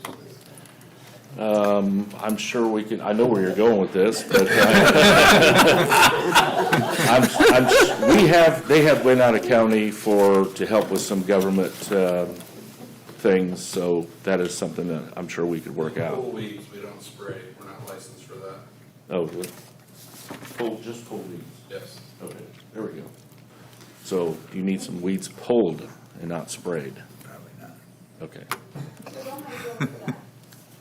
A drone? We don't have a drone for that. I do have a great service that I use at my house that hook you up with, and they're local people. too. We're actually pleased with the people that we contracted with Oh, this right. year. Okay. So, It was at the Air Museum. Yeah, I kind of. I'm not yeah, I knew that. Yeah, I know you know. Yeah, absolutely. So if you need some weeds pulled, we'll talk. 2025, budget was $15,924,835, as I have it. $15,924,000. Was that the adopted? That's the adopted budget. What I'm asking for in the budgets I have here is $15,891,158. $15,891,158. Thank you, Sheriff. I appreciate that information. And I can just print off, I should have just made copies for you That's, guys. That's a reduction, and like I said, it doesn't sound like a lot, but that it took a while just to get to this point of 33,678 over 9 different budgets. So it's better than asking for an increase as far as I was concerned. So we had some good dips in some, and then we had to add a little bit in others. So there is a reduction, not $750,000, but I think every moment, every penny counts. If you don't mind, can we go back to 1233? Oh, sorry.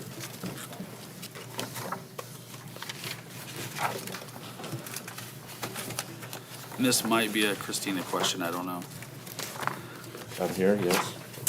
Okay, so for line item 33740, care of individuals.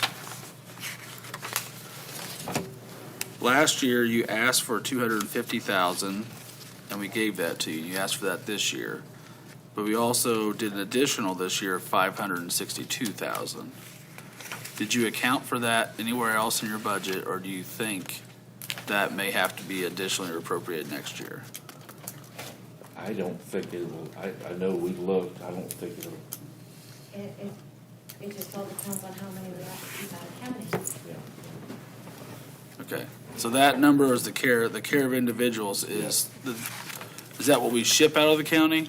Yes. That's the number, okay. That's what I was trying to figure it out now. So that one could flex, should flex probably. It could, yeah.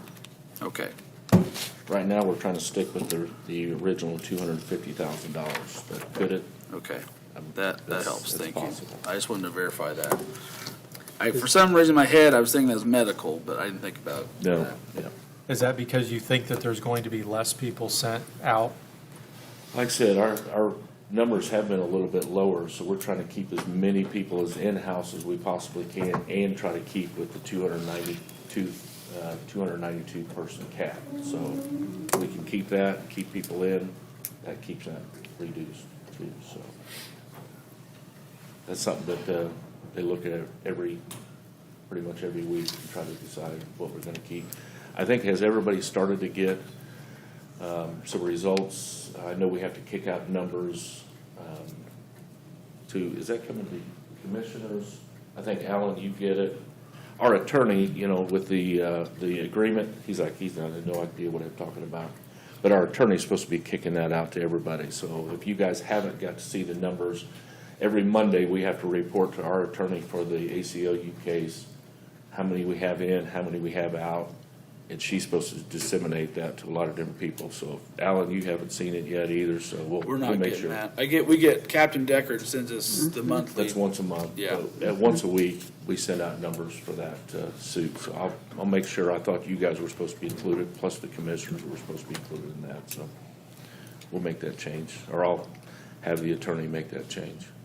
Appreciate that. Thank you. Yeah. Sent to all the judges, I know, but should come to you guys as well, too. So. And then Captain Decker still do the monthly. Are there any improvements or things that you were thinking about doing out at the current jail that you might put on hold? And since we are planning to do a new one in the near future? I don't have any current or future plans for any kind of improvements to do with the current facility. Obviously, right now, it's a little bit of a madhouse with the current project that's going on. Yeah. I know the jail would love to get them out of there, but I think it's going to be more like October before they get all the heat pumps and those kind of things. we've done quite a few lights over the years. They are obviously fixing some of the grid as they do, but I'm not planning on having anything. I would love to start digging deeper into building a new one. It would be much better. So, yeah. I like the way you've decorated the office area with the pictures of the former sheriff personnel, and Yeah. I thought that was very, very, very good. Yeah, that's Captain Buckley's imagination right there, and hard work. Yeah, it looks good. Yep. It's a team effort, but I know where it got started, so. That and drones.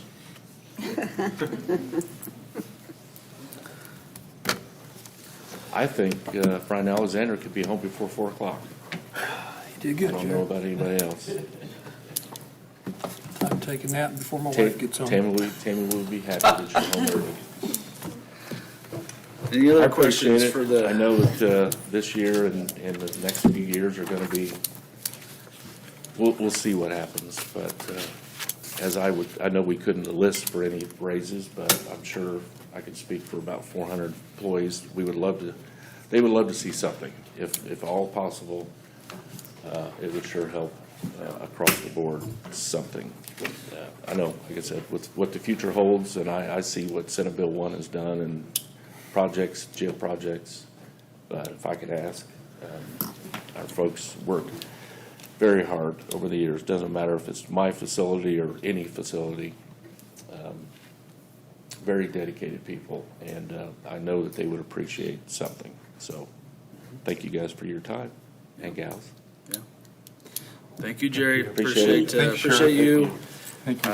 We'll continue to work side by side as we get through this jail project and trying to be transparent on what Senate Bill 1 does to us financially and what it does to some of our funds, and we'll try to figure out a solution and keep moving forward. So, Talk to any senator that will listen to say, hey, we need some relief. So some of them have been very receptive. We'll see what next year does for us. Yeah. Legislative wise. So thank you guys for your time. Thank you, Thanks, Sheriff. Sheriff. Who is the, Sheriff, who's the man back there in the corner? Zachary Tiger, he's our 911 coordinator. Hi, Zach, how you doing? I'm good, how are you? I'm fine, it's nice to meet you. We got time. Yeah, A couple people haven't met yet. so you're the new in charge of dispatch? Yes. Congratulations, thank you. Hi, Brian Alexander. Nice to meet you. Martha? Nice to meet you. He has a mental checklist of who he hasn't met yet. Somebody said my name earlier and then I realized. So you've been with us for how many years now? In April, we're trying to get you up here. Oh, nice. A little over 8 years now, took over April of this year, so. Well, good luck, it's a tough job. It is, I appreciate it. Yeah. Okay. Yeah. Thank you. Yeah, anybody else in the council have anything?